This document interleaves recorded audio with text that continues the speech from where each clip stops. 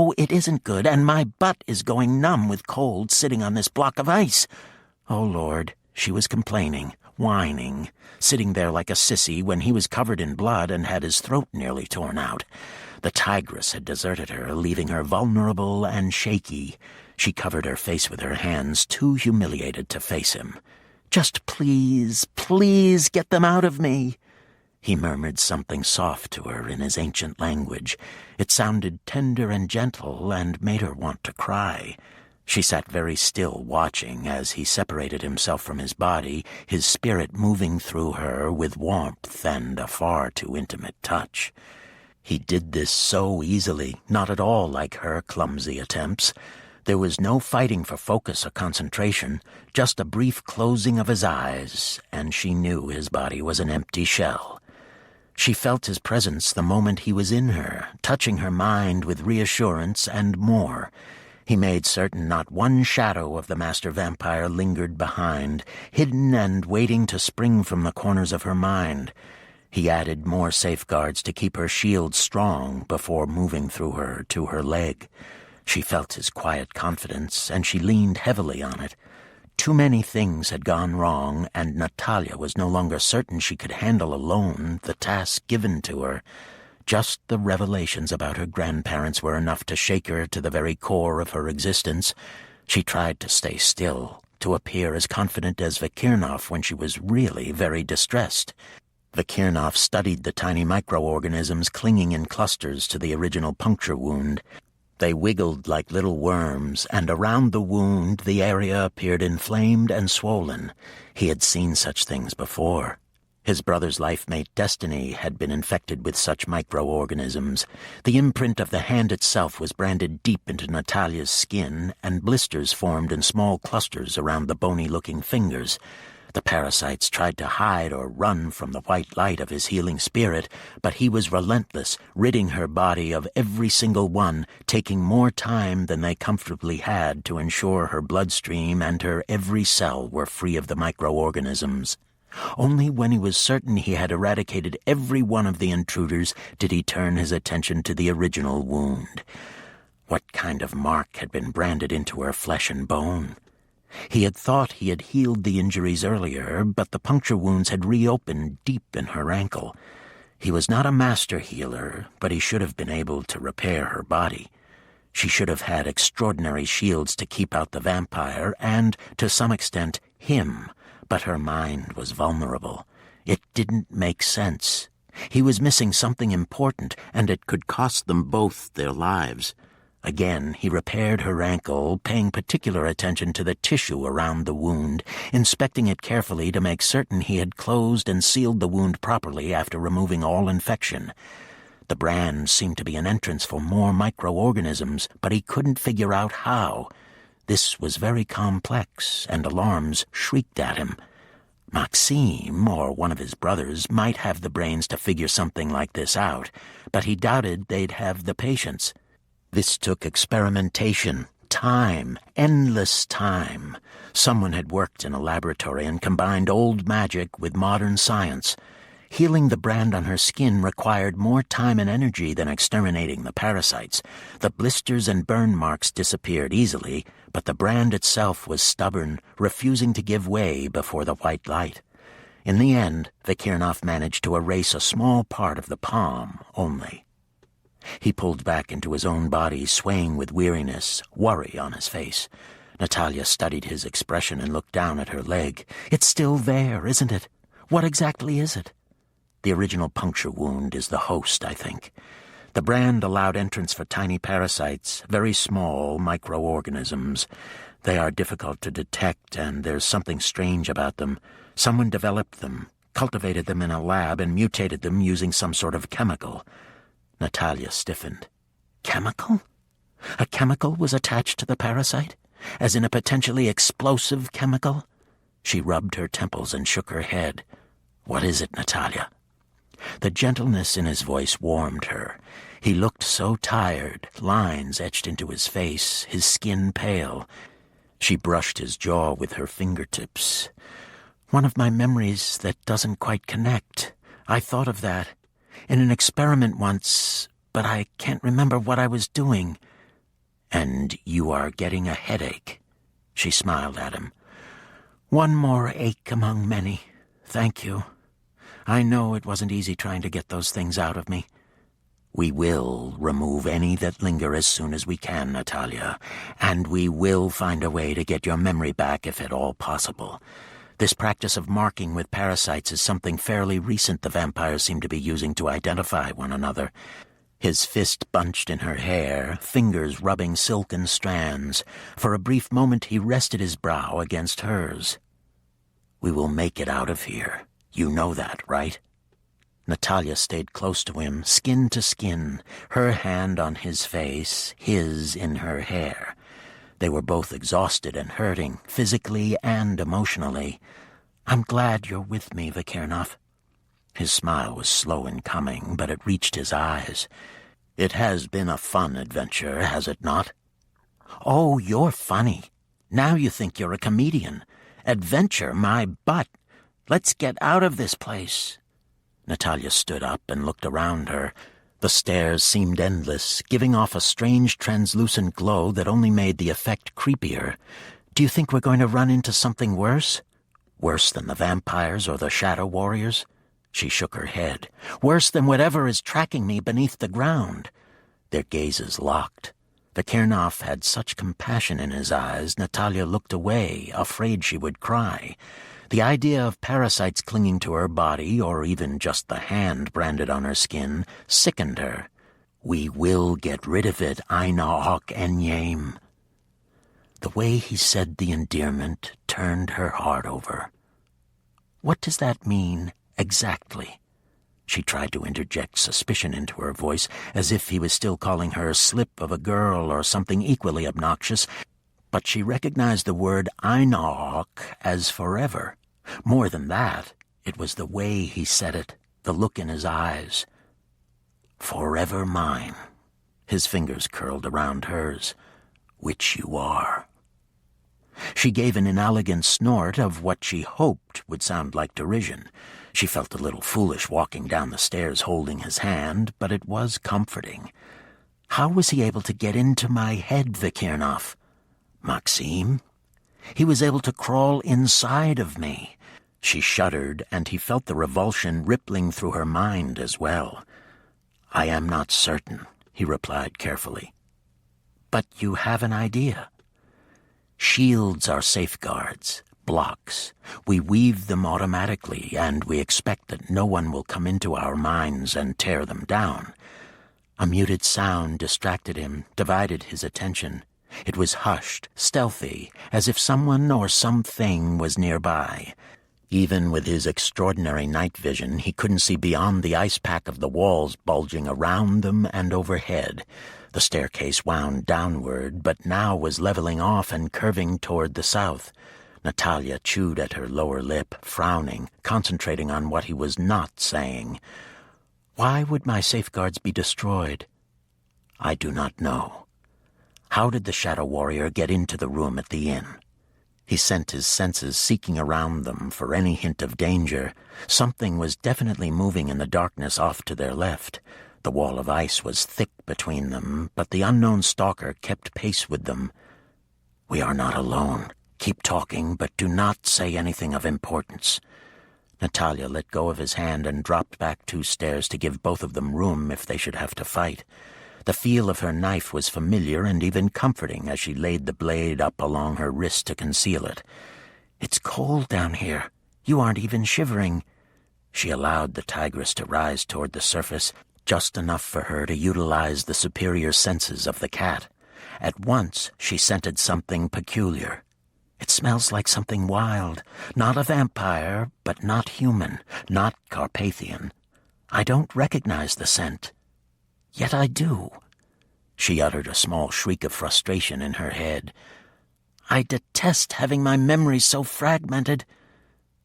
I can regulate my body temperature, Vikirnov responded aloud. You can, too. Does it smell the same as the creature that caught your ankle and tried to drag you beneath the ground? At once he heard her heart begin to accelerate wildly, but she was game enough, snorting derisively. If I could regulate my temperature, Vic, She smirked at him when he threw her a warning glance over his shoulder. "I'd be doing it." "Keep an eye on the walls." He gave her the warning as he searched the wide expanse of ice. "Not the walls." She stared at the steps below her feet frantically. "He's below us now. Vikirnov, we have to get off the steps." "No, he's pacing along beside us." "I'm telling you, he's below us." Vikirnov simply turned and dragged her into his arms, taking to the air to get her feet off the stairs. He was certain he was right. The creature was not below them, but instead was stalking alongside them, obviously aware of some break in the wall they had no knowledge of. He moved fast, using preternatural speed, racing through the twisting narrow hall, staying as far from the left wall as possible. Even using his supernatural speed, the creature kept pace with them, and then suddenly it was ahead. He is moving into position to strike. "My ankles are burning." "Which side?" She gripped the knife. "Left." Natalia shifted closer to Vikirnov's left shoulder, knowing her knee was digging into the wound on his chest, and her elbow had to be hitting his neck. He didn't wince, but she felt his pain, not in her mind, but in her body. "I'm sorry." Vikirnov heard the soft whisper in his mind, felt her lips brush his temple. His gut clenched, a curious roll that was unfamiliar to him. She was combat-ready. A part of him admired her, thought her extraordinary, and another part of him was outraged that he was allowing her to be in harm's way. She growled a warning. He had no idea whether it was meant for him or for the creature stalking them, but the knife flashed as the opening yawned to their left, and the narrow cavern erupted with a wild howl of pain and rage. Blood splattered across Vikirnov's face and Natalia's arm. It burned like acid. Natalia swore in his ear. "I can't make it out. Did you see it?" He glanced behind them, momentarily slowing down. Natalia gasped and jerked on his hair. "Don't you dare! I mean it. We're getting the hell out of Dodge this time. I'm not tackling that thing when you're hurt and Shadow Warriors could be on us at any moment. Kick it up a gear, Speed Racer, and get us out of here." He knew he was too badly injured to fight anything with the kind of speed and strength the creature displayed, but he wanted to get a look at it. "We are not in Dodge, nor am I Speed Racer. Is your Troll King a vampire?" Natalia had excellent night vision as well as olfactory senses. Even the tiny hairs in her body acted like radar, much like a cat's whiskers, yet she couldn't identify the creature through scent or sight. She had tried to look at it, but her impression was of something tall and very muscular, like a very blurry Godzilla, and it smells familiar, yet not. I can't explain it. It's very frustrating. And she was getting dizzy as they hurtled around narrow corners, just barely missing crashing into the walls. "He stopped following us and is throwing a bit of a tantrum, digging in the ice. I think I scored a really good hit on him. There was a lot of blood." Vikirnov had no idea what or who Godzilla was, but it didn't matter. She couldn't identify the creature as vampire, and it was going to come after her again and again until he destroyed the threat to her. He wasn't at all certain the creature was that injured. It was very possible he was trying to bring tons of ice down on top of them. They needed to get out of the cavern immediately. The hall encasing the stairs widened, and Vikirnov increased his speed, moving so fast he nearly missed the small tunnel that seemed to lead upward. "Wait!" Natalia tugged at his hair again. "That's it! The hidden entrance! I know it is! I feel it!" "You are certain?" He was already backtracking, feeling her certainty. She had mage blood in her, and it had to be directing her. Vikirnov allowed her feet to touch the ice floor. At once she looked down, her eyes searching the floor around her. "I no longer feel his presence. Do you?" Vikirnov didn't believe she had felt his presence. Whatever was beneath them coming down the stairs had been no more than an illusion, and one she shouldn't have fallen for. Natalia shook her head. "The entrance is here, Vikirnov. We just have to find it." "What happened to Vic?" She glanced up at his droll tone, a small grin hovering around her mouth. "I wouldn't want you to think it was endearing or anything like that." "I doubt there is reason to fear. He stood directly behind her, his body shielding hers, his hands reaching around her, caging her in as he pointed out faint marks in the ice. What are those? Ancient symbols. Can you read them? It had been long since he had seen such things, and his memory wasn't to be trusted unless it was necessary. Of course. She moved her hands with confidence, touching various symbols to arrange a pattern. He loves patterns. Vakirnov dropped his hands on her shoulders. Who loves patterns? Natalia tilted her head back to look at him with a frown. What?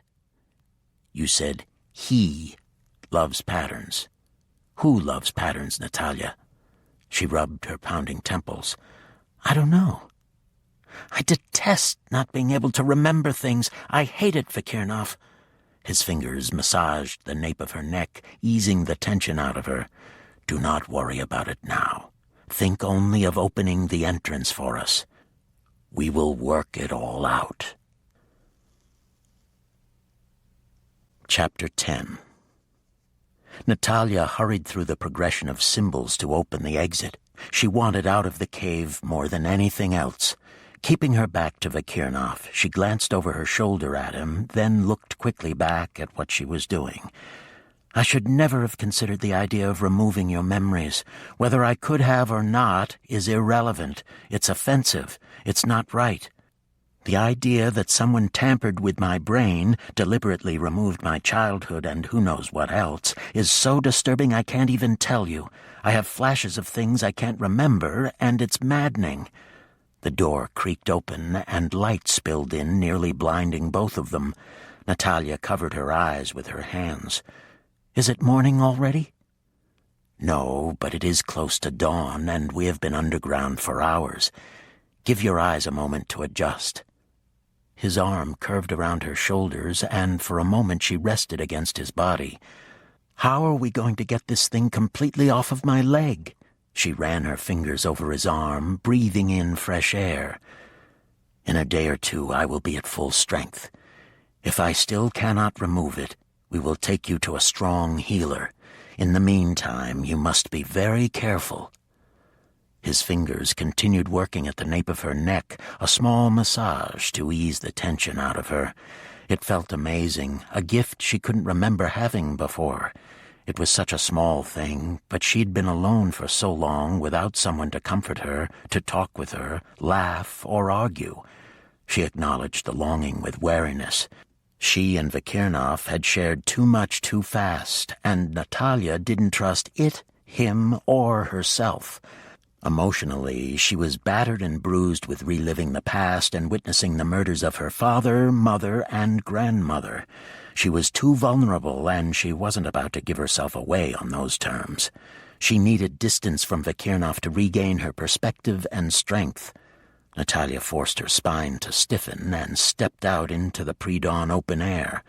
They were on the mountain, but nowhere near the peak, and certainly nowhere near the entrance they'd used. The breeze ruffled her hair and touched her face as she drew the fresh air into her lungs.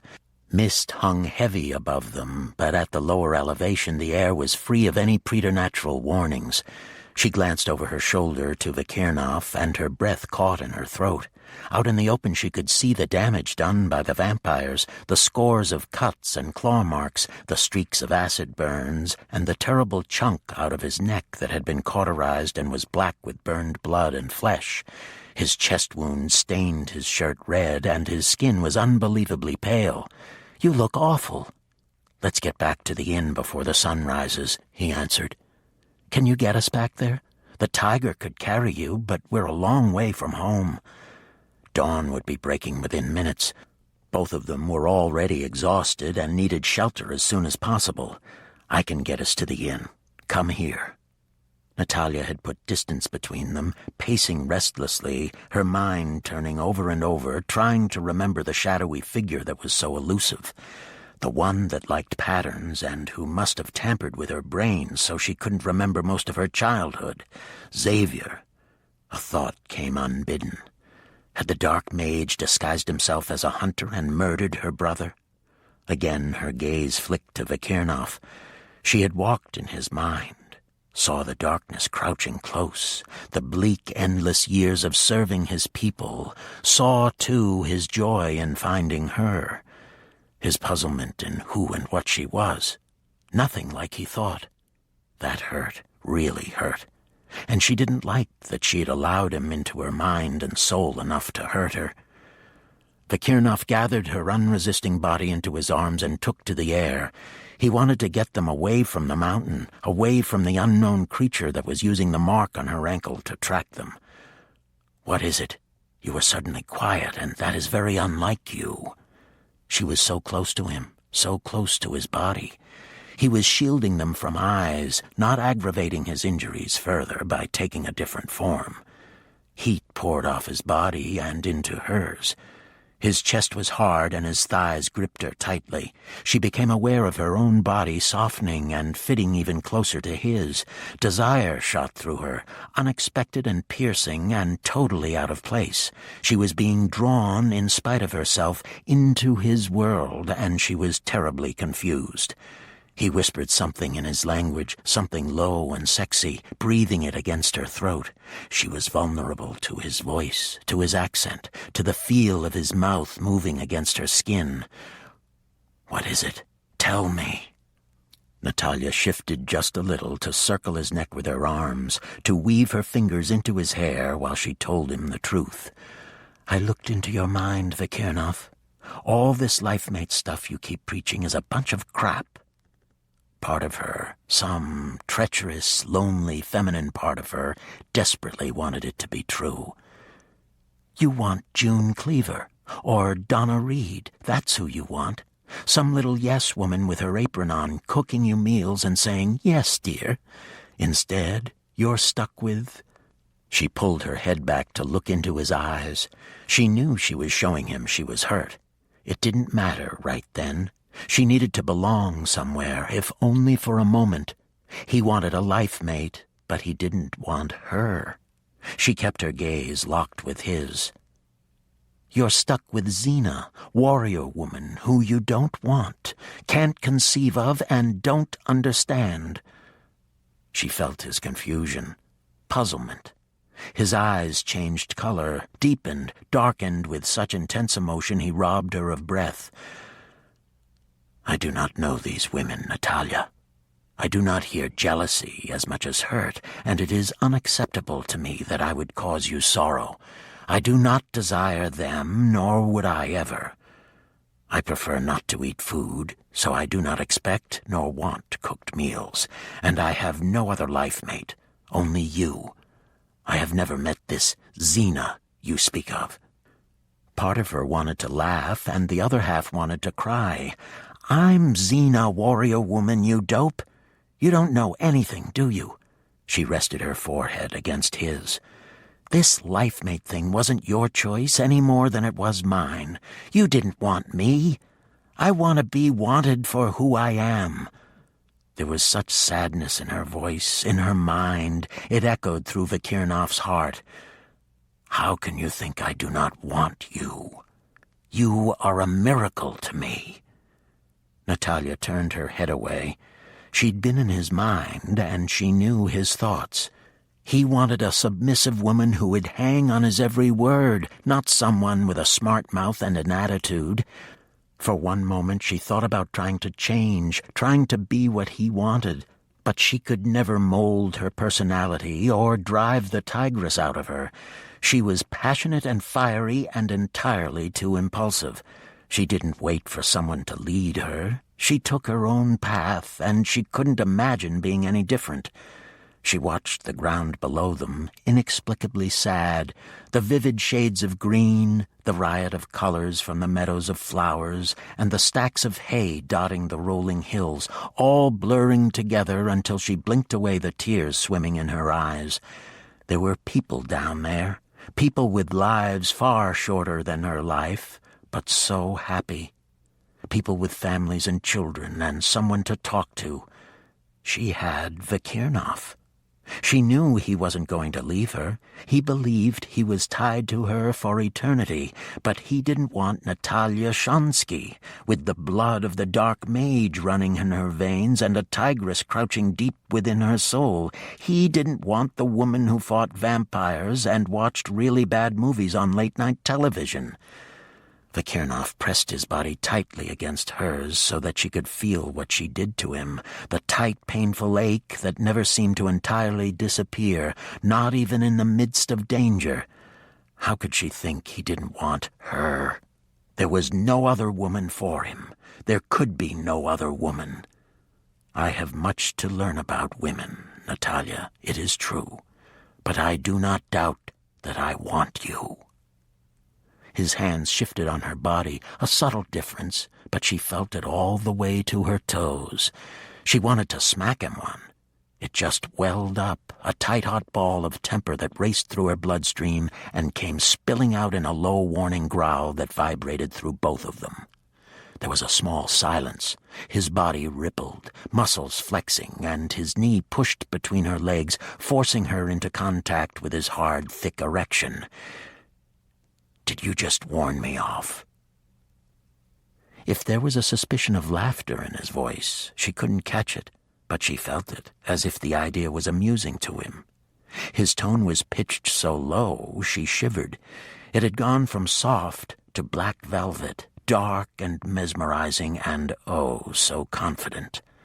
He knew she was drawn to him, that her body ached for his. He was in her mind, and he could glimpse her fantasies.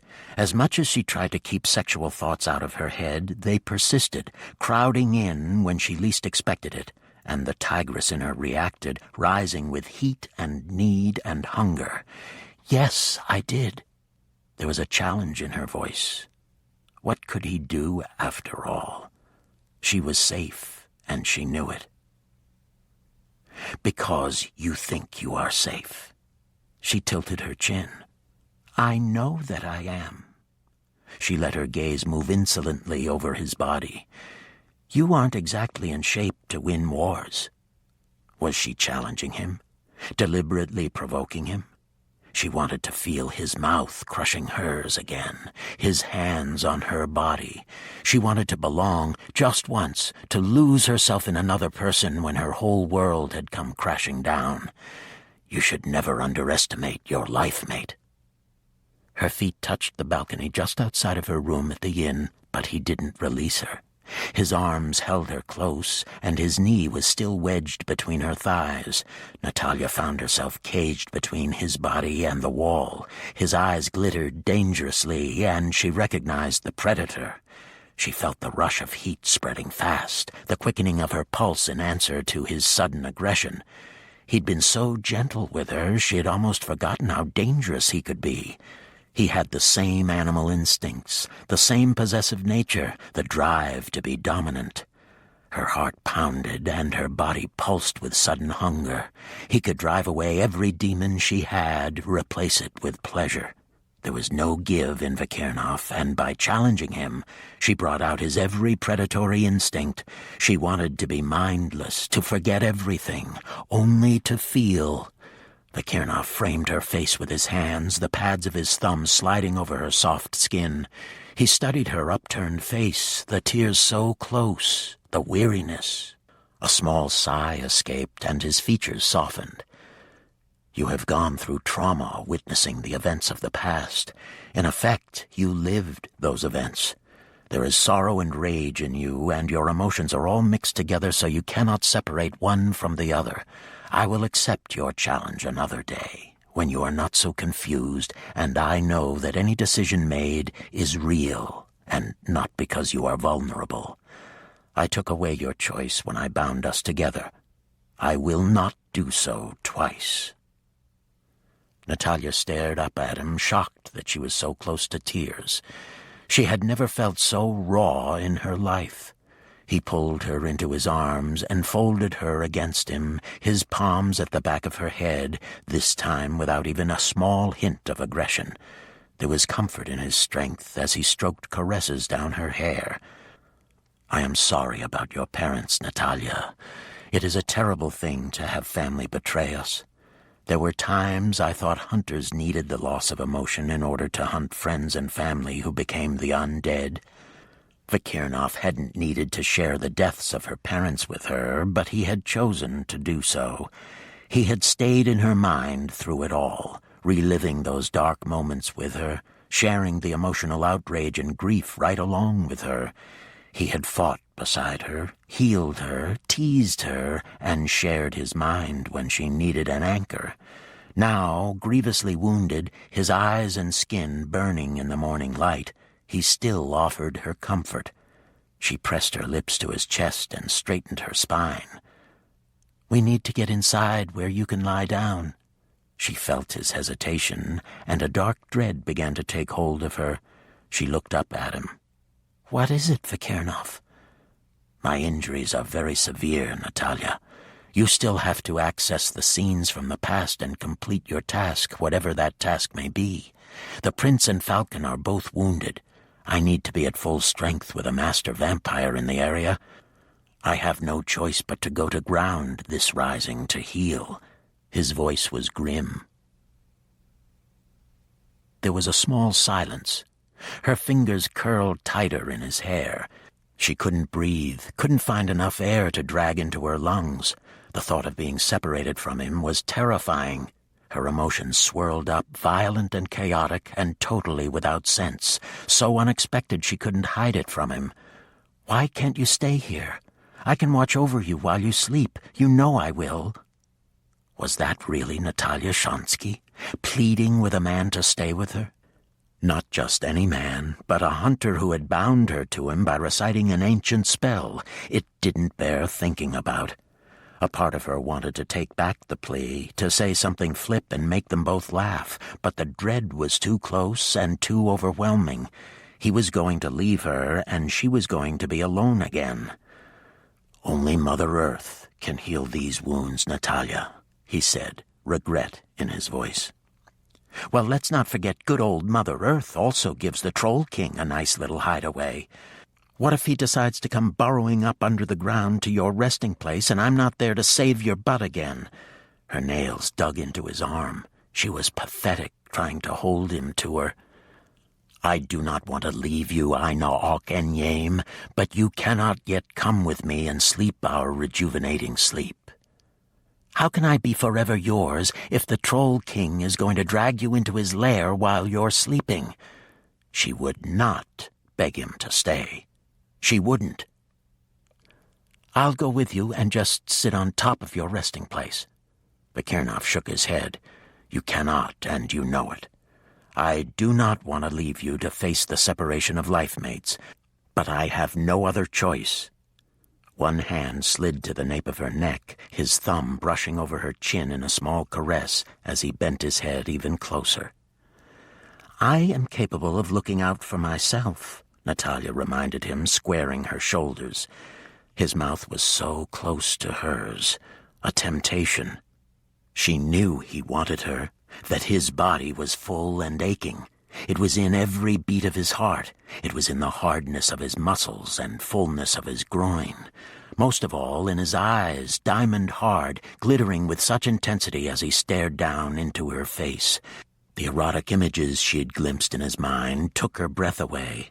He was no shy lover, but everything the tigress in her craved, needed, dreamt of, and fantasized about.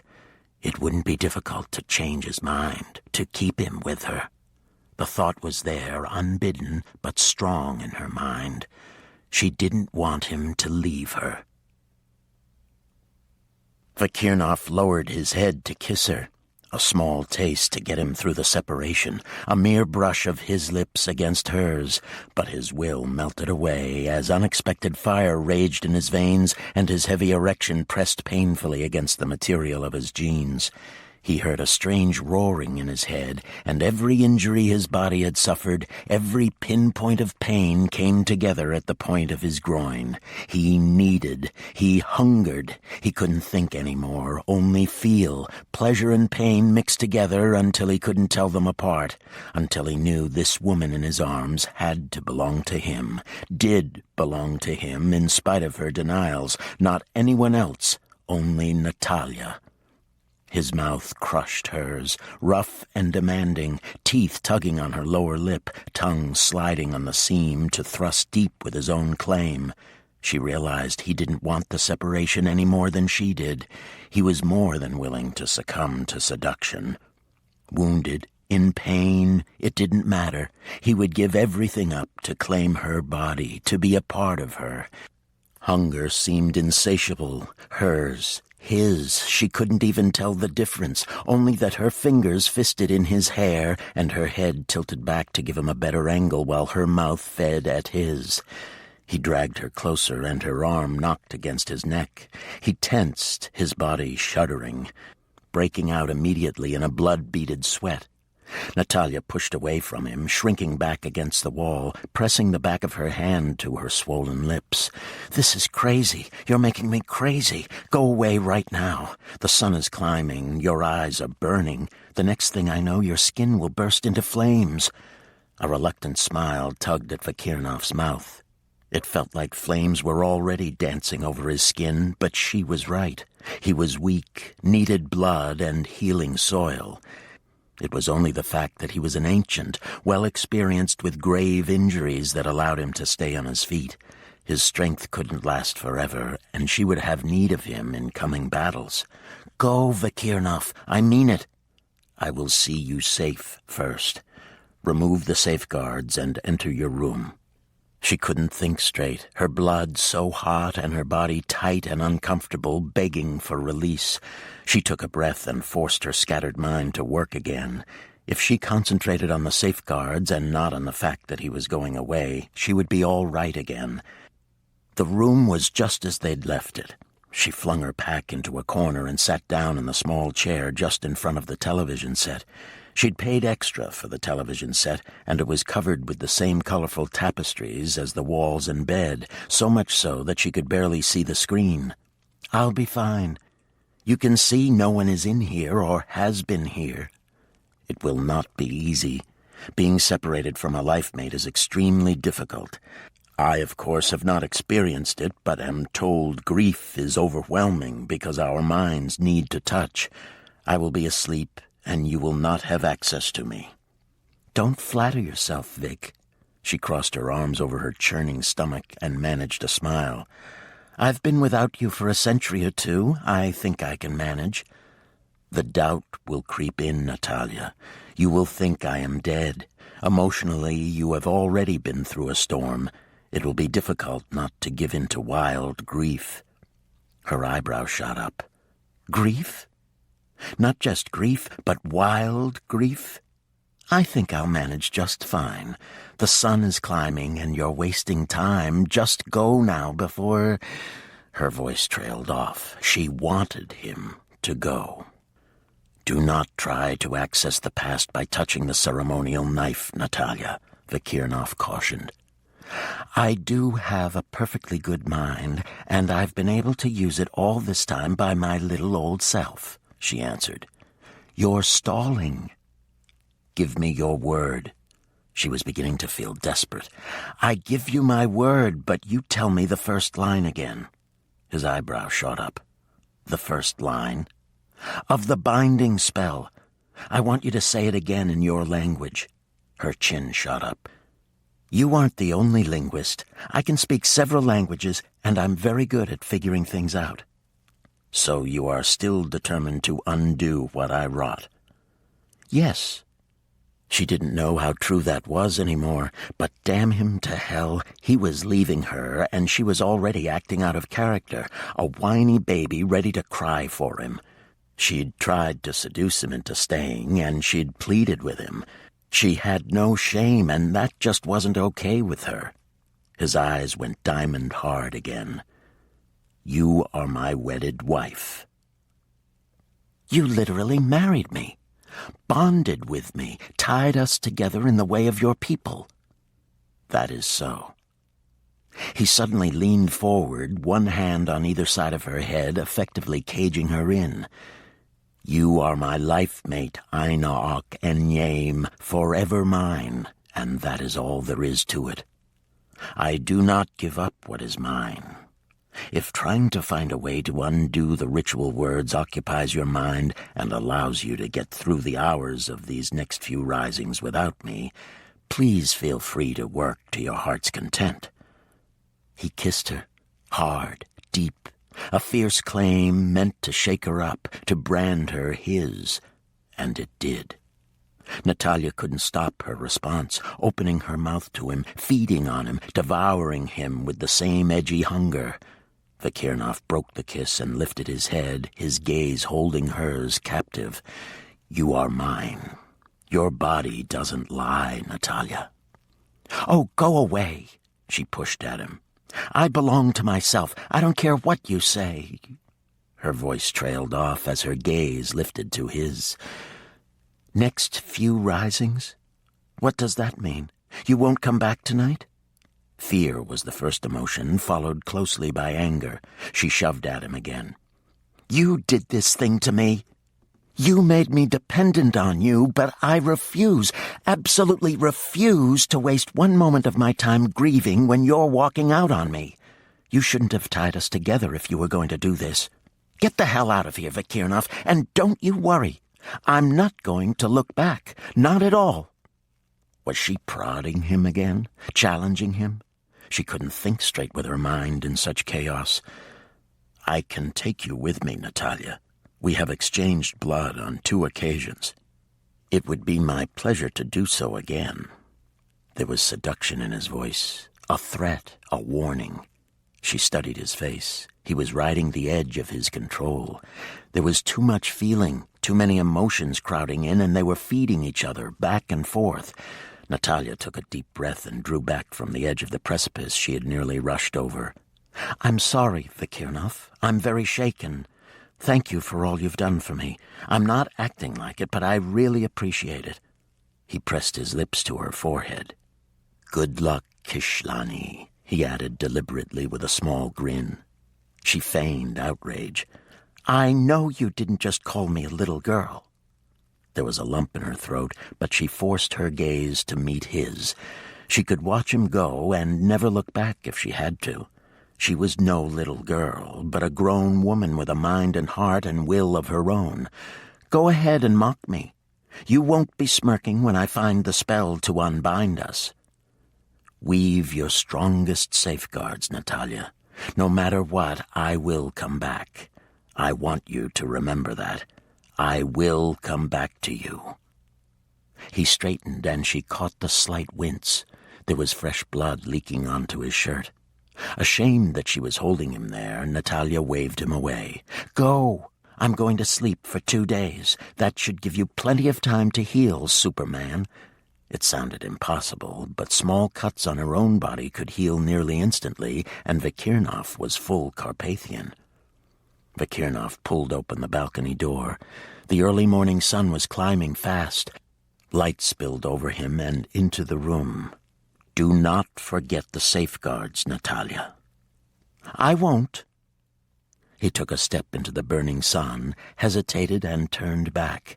He hated leaving her. It hurt. A bone-wrenching, gut-churning pain that persisted in spite of the fact that he knew he would find a way to make her safe. She wasn't the only one to deal with separation. He had been alone too many centuries, and the idea of being apart from her, unable to protect her or hold her when she was so upset, bothered him more than he cared to admit. She had crawled under his skin and was entwined around his heart in spite of the fact that she was bold and flip and knew little of respect. He still didn't know if he approved of her. She didn't act anything like the woman he had envisioned for himself, or at all, for that matter. When he'd thought about women, they were all gentle and peaceful and sweet. He turned back to her. She looked small and vulnerable, nothing like the little tigress out on the battlefield. Her knees were drawn up, and she rested her chin on them, arms drawn tightly around her legs. She looked utterly alone. His heart stuttered. Swearing, he turned back to her, closing the doors firmly. "We are going to need the heavy tapestry." "What are you doing?" She kept her gaze fixed on his face. She could look at his face forever. There were lines that shouldn't have been there, but it was a strong face, beautifully male, sculpted with clean, firm edges. Her heart was doing crazy little somersaults at his words. Staying. I am staying. Natalia took a deep breath, let it out, and crossed the distance between them, taking his hand. No, you're not. It's enough that you want to stay for me. Not for you, Natalia, he said. For me. Where will you be? Tell me where. Show me where, and I won't worry. His palm cupped the back of her head, brought her to him for a long, searing kiss. Her mouth scorched his, every bit as hungry, her body melting into his, fitting to his form so that he slid his hands down her back to her bottom and lifted, pressing her pulsing core tight against his heavy erection. He felt desperate, not wanting to let her go. They were both too raw with the emotions they'd relived through the past, with the newness of feeling emotion. He didn't just want to bury his body deep inside hers and stay there. He wanted to hold her forever, just stay merged, inhale her, share her skin as well as her body. It was a fierce, intense desire that shook him to the core of his being.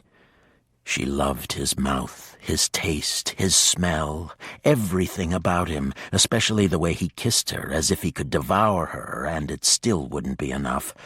She could have kissed him forever, but the sun was climbing and he was feeling it. In a short time it would be too late. They would have no choices left to them. Maybe that was what he was banking on, but Natalia wasn't willing to allow him to sacrifice his strength and energy. She pulled away from him. Go! Show me where you plan to rest, and go. It's best for both of us, and you know it is. I'll double my safeguards and wait for you. She knew it was necessary to reassure him, and she looked him in the eye, opened her mind to him so he could see she meant it. He showed the cave with mineral-rich soil that he remembered from his childhood. It had been a favorite place, although quite remote. Sharing the coordinates was easy enough with their mind merged. He caught her face in his hands, leaned his head onto hers. Do not let anything happen to you. Just look out for yourself, and remember the Troll King. He's freaky. I'll be really, really mad at you if you get one more scratch on you. She stroked his cheek. Her hand was trembling, so she put it behind her back. Please go, Vakirnov, for me. Take off now. Because if he didn't, she was going to cry, and then he'd stay, and she'd feel guilty and angry with herself. Please, for me. Vakirnov turned abruptly and launched himself into the air, shifting into the form of a bird, uncaring that it ripped his wounds and droplets of blood dripped from the sky. Mikhail, I have need of you. He sent the call, imperative, demanding. I am here. I go to ground to heal. I felt the wounds. I will send aid to your life-mate. The brother and sister of Trajan's life-mate are here. I will send them, and they will make certain she survives the separation. Let her know to expect them. Vakirnov sent Natalia the information. Immediately he received the impression of a snarl. I do not need a babysitter. Nevertheless. Vakirnov broke the connection between them, unwilling to argue with her. It served no purpose when he intended to send her help regardless of her posturing. He didn't want her to be alone. Natalia had the mistaken idea that the ritual words were a binding spell. Both Carpathians and the wizards, those schooled in the power of the elements, were used to using what others deemed magic, but the ritual binding words were so much more elemental.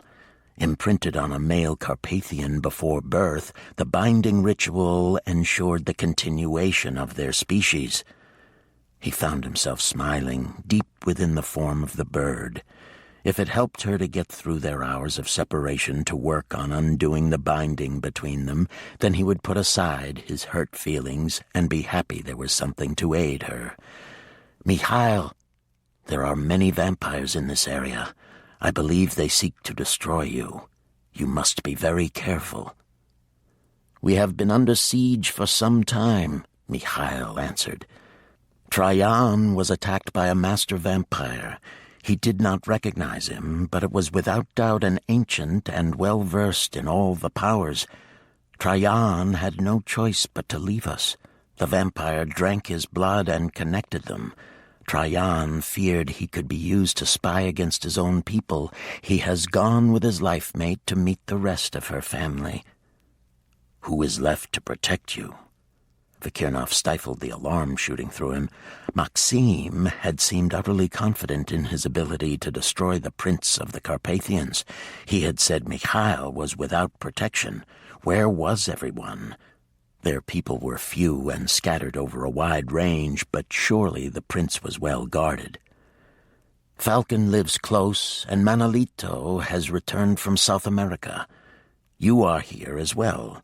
In any case, I am capable of protecting myself. Vikirnov was silent, mulling it over as he winged his way toward the old cave. I think there is a well-orchestrated plot against you. How is it all of the hunters are gone? My brother and Grigori have been in the States.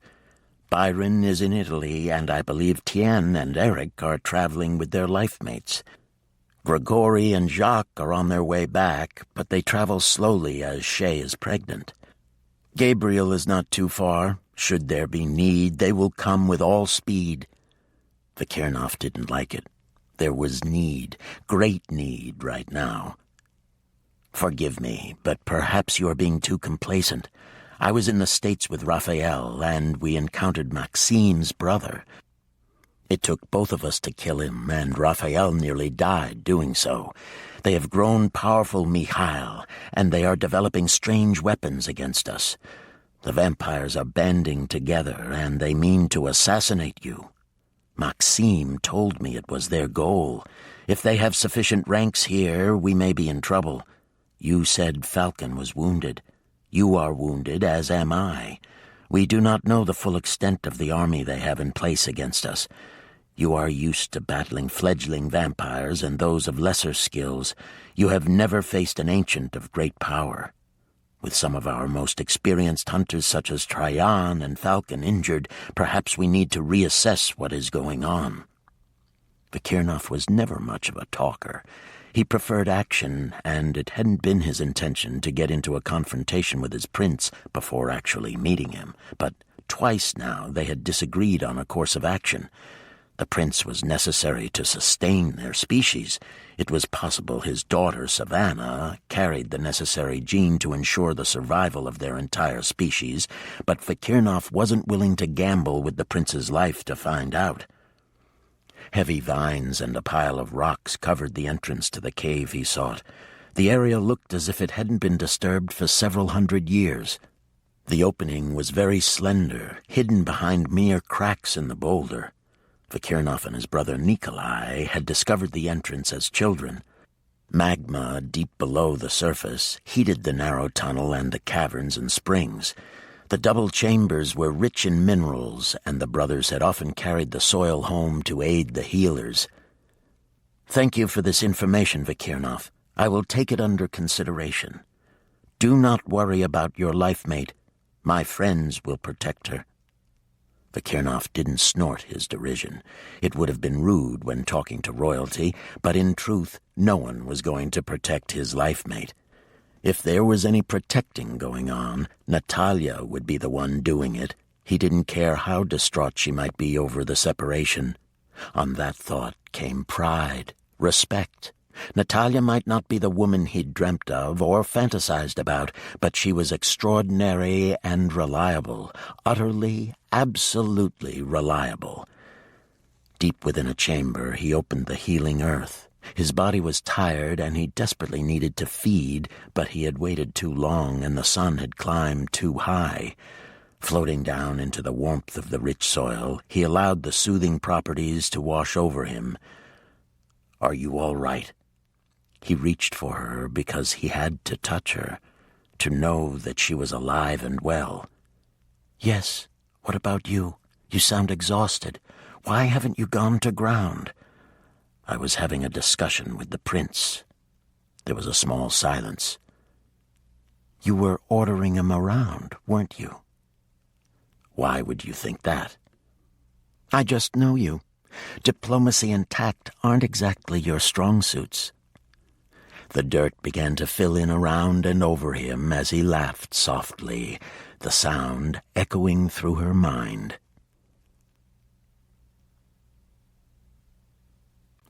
Chapter 11. I love the way you laugh, Razvan, but it isn't going to get you the spell. You were supposed to study. I did study. Razvan grinned at her, his hair falling into his eyes the way it always did. Natalia knew he believed all the girls thought he looked intriguing that way. She thought he looked like he needed a haircut, but she refrained from saying so. Just not spells. You know I think they're archaic. What's the point? No one believes in magic, and I don't have the affinity for it that you do. Besides, you always tell me in the end, so stop stalling. Natalia put her hands on her hips. Of course she was going to tell him. She always did, but she wasn't going to give it up that easy. What do you have for me in return? You're supposed to give it to me because you adore me, her twin pointed out. Adoration went out the window a long time ago when I realized I had to do all the studying. Safeguards are important, Razvan. What happens if I'm not around and you need to be safe? I can always reach you, Natalia. He hugged her to him. It's never made sense for both of us to study the same thing. We share information. But you aren't retaining the spells, Natalia argued, the smile fading from her face. That worries me, Razvan. What happens if you need safeguards and you can't reach me? You protect me all the time. The only real thing I have to give you in return is knowledge, and you don't take it seriously. Believe me, Natalia, I take it very seriously, Razvan corrected. He ruffled her hair affectionately. You're so much smarter than I am, and maybe I take advantage of that by not studying as hard as I should, but never think I'm not aware of how much you help me. I'm proud of you. Did he hurt you this time, or did the safeguards hold against him? Natalia lowered her voice and looked around them. A shadow fell between them. Razvan's arm slipped from her shoulders, and all at once he was a good distance away from her. He seemed to fade, and Natalia reached out a hand to him, but she couldn't touch him, and she dropped her arm. He was very angry. I think you're stronger than he is. If you keep working and learning things like you are, he can't touch us. Maybe his power is diminished, I don't know, but it worries me that you may be in danger. He doesn't like that he can't control you. If he can't hurt me, he can't get to you. For a moment, Natalia's hair and skin banded with stripes, and her eyes glowed a stormy opaque. He was able to get through the safeguards, and he hurt you, didn't he? To punish me because I won't come to him when he insists. Show me the new one. Show me what you are using now. Razvan was fading from her, and Natalia couldn't stop him. Grief intruded, not for her brother, but for Vikirnov. Her need to touch Vikirnov's mind, just to know he was alive, was safe. She ached for him, her mind reaching. But he wasn't there. Only a dark, pitiless void she seemed to be tumbling into. Natalia, the safeguards! There was desperation in Razvan's voice. I told you to take them. She was so distracted. She needed Vikirnov. Where was he? Why wasn't he answering her call? Could he be dead? No, I'm dead. The hunters killed me, and you haven't made me safe. Why won't you make me safe, Natalia? I need the safeguard. Natalia woke with a start. Her head was pounding, and she looked around trying to remember where she was and what she was doing. Past and present always seemed to come together with a vengeance in her dreams. It was disorienting. She sat in the middle of the floor, knees drawn up, rocking back and forth, with tears streaming down her face. The television was on, but she had no idea what she'd been watching. She didn't remember summoning a dream of her childhood, but she must have just before she'd succumbed to exhaustion. Swearing under her breath, annoyed by her lack of control, she forced herself to look around the room. She should have remained alert, not given in to sleep when enemies surrounded her.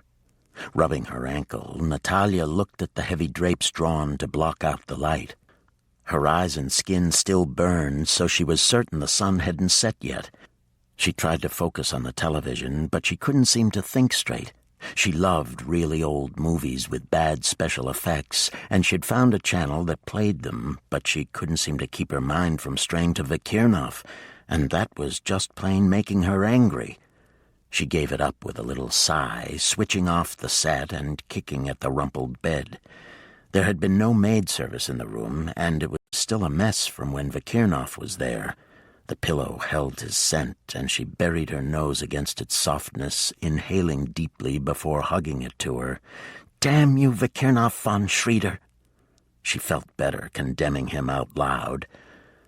Usually dreams of her childhood with Razvan soothed her, but grief was inches from her, clawing at her, threatening to choke her.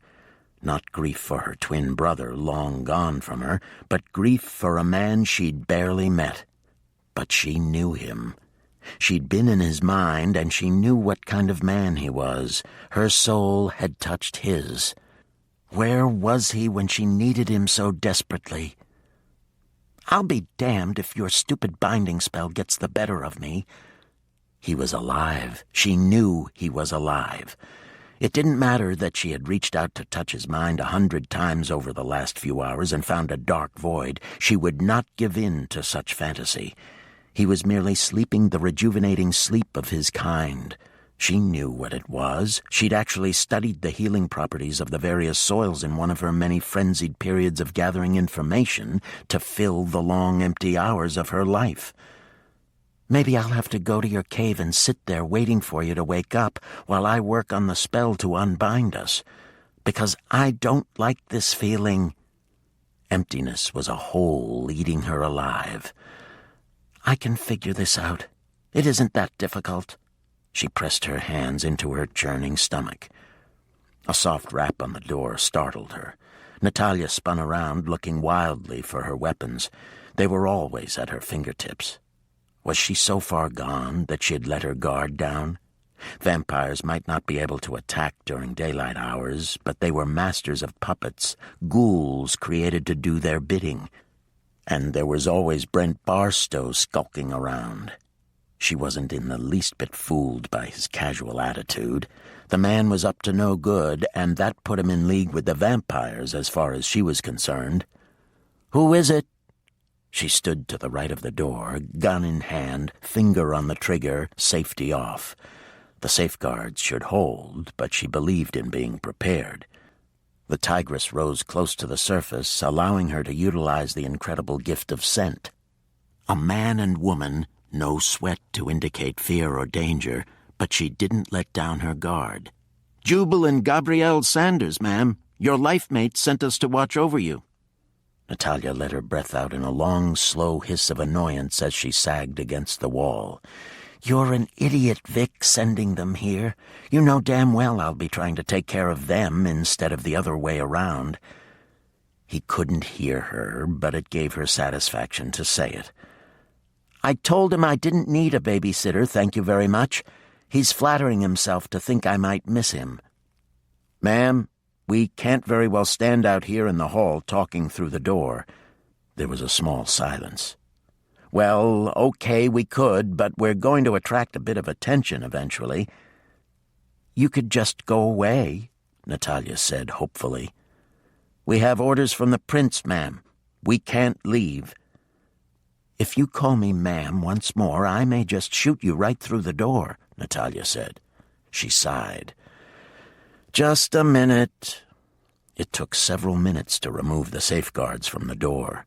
Staying to the side, gun rock steady, she took careful aim at the entrance. "Come on in." The man entered first. He was tall and stocky, with wide shoulders and dark, wavy hair. He grinned at her and raised his hands into the air, stepping aside for the woman to enter. Natalia noted he stepped to place his body between the gun and his sister. "This is my sister, Gabrielle.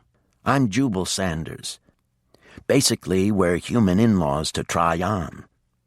Gabrielle closed the door and slid the bolt into place. Slavica, the innkeeper, and her husband can vouch for us. Slavica and her daughter sometime help us watch Falcon and Sarah's children. The children are human and can't go to ground, so they need caretakers during the daylight hours.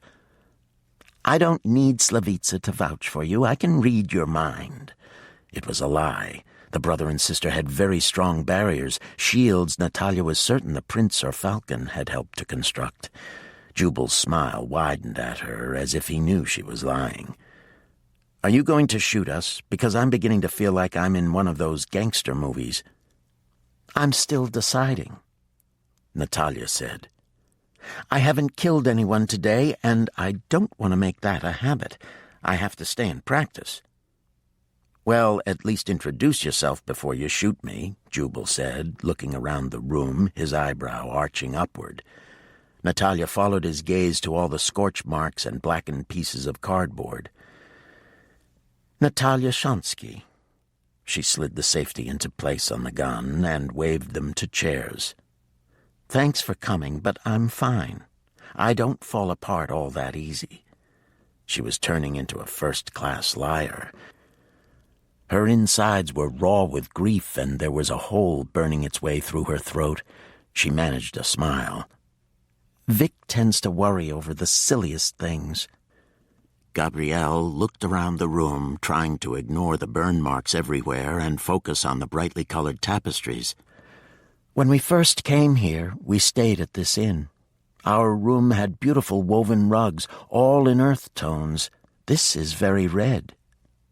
Isn't it, though? I wanted the television in the bathroom, so I went with bright, Natalia explained. I really feel uncomfortable with putting the two of you out by making you stay with me. Jubal shrugged. You're much easier than the kids. Sarah has 1 million of them. They run me ragged. Okay, the question has to be asked. I'm sorry if this isn't considered polite, but what have you been doing in here? She tried to look innocent. I have no idea what you're talking about. It looks like you're the world's worst smoker, leaving old stogies burning while you fall asleep. Or you're a closet pyromaniac and we'll have to be shot after all for discovering your secret. What gives? Natalia made a face. I was working on a project, not smoking. She shrugged when he kept looking at her. I was experimenting. I don't have a flamethrower, so I was making one. I needed to see how close I'd have to be to use it effectively. Jubal and Gabrielle exchanged a long stare. Gabrielle cleared her throat. You were practicing in this room with a flamethrower? Natalia looked at all the blackened marks. Well, yes, I was careful. I burned paper and old clothes and things. I kept water handy, so if the fires were bigger than I expected, I could put them out immediately. You were burning objects here in the room? Jubal repeated. Natalia scowled at him. Don't be such a prig. I was experimenting. It's not like I was trying to set the building on fire. Do you think I can just go out and buy a flamethrower? They aren't that easy to come by. Jubal cleared his throat. Why the obsession with a flamethrower? Vic informed me I have to incinerate the heart of the vampire to kill it. I killed Freddy the vamp like 20 times, but he wouldn't die. He just kept getting back up again and again. It was downright annoying and spooky, and when I complained, Vic said I needed a flamethrower. Well, she hedged.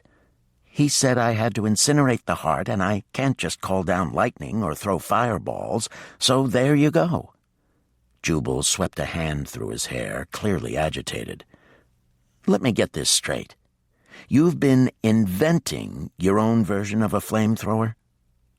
What the heck did you expect me to do? It isn't like I can go down to the local market and pick one up cheap. A can of hairspray and a lighter works, although I have to be way closer than I'd like. The good news is, it's easy to carry. Do you have any idea how dangerous that is? Jubal demanded. It was actually fun. Gabrielle burst out laughing at the expression on her brother's face. Go, Natalia. You and my sister Joy will get along just fine. Don't encourage her, Gabrielle, Jubal chastised. What does, Vic have to say about all this? Natalia's eyebrow shot up. Vic doesn't say anything, because it isn't his business how I choose to kill vamps. She shrugged carelessly. Whatever works. He has his methods of dealing with the undead, and I have mine. You don't think it's just a little bit weird that you're in your hotel room burning things up? Jubal asked. The burning things up is a byproduct of testing. I was testing out distances. And, by the way, you can't hold down the trigger because the flame comes back to the can and the can will blow up. I'm surprised you didn't blow out a window. Natalia gave him a cool look. I'm very good at what I do. I only blow up things I want to blow up. She was becoming distracted again, unable to focus on the conversation. She turned away from her visitors, wanting to pull on her hair. Claws were dangerously close, and she flexed her fingers several times to ease the aching. The need to reach out and touch Vakirnoff's mind shook her with intensity. She could feel her heart pounding, and sweat broke out on her body. He wasn't dead. He was asleep, just asleep, and when he woke up she was going to make him dead. She wanted to strangle him slowly for putting her through hell. Do you blow things up often? Jubal, Gabrielle objected. I'm just curious. She's just like Joy. I swear I'm always surrounded by females who think they can take on King Kong.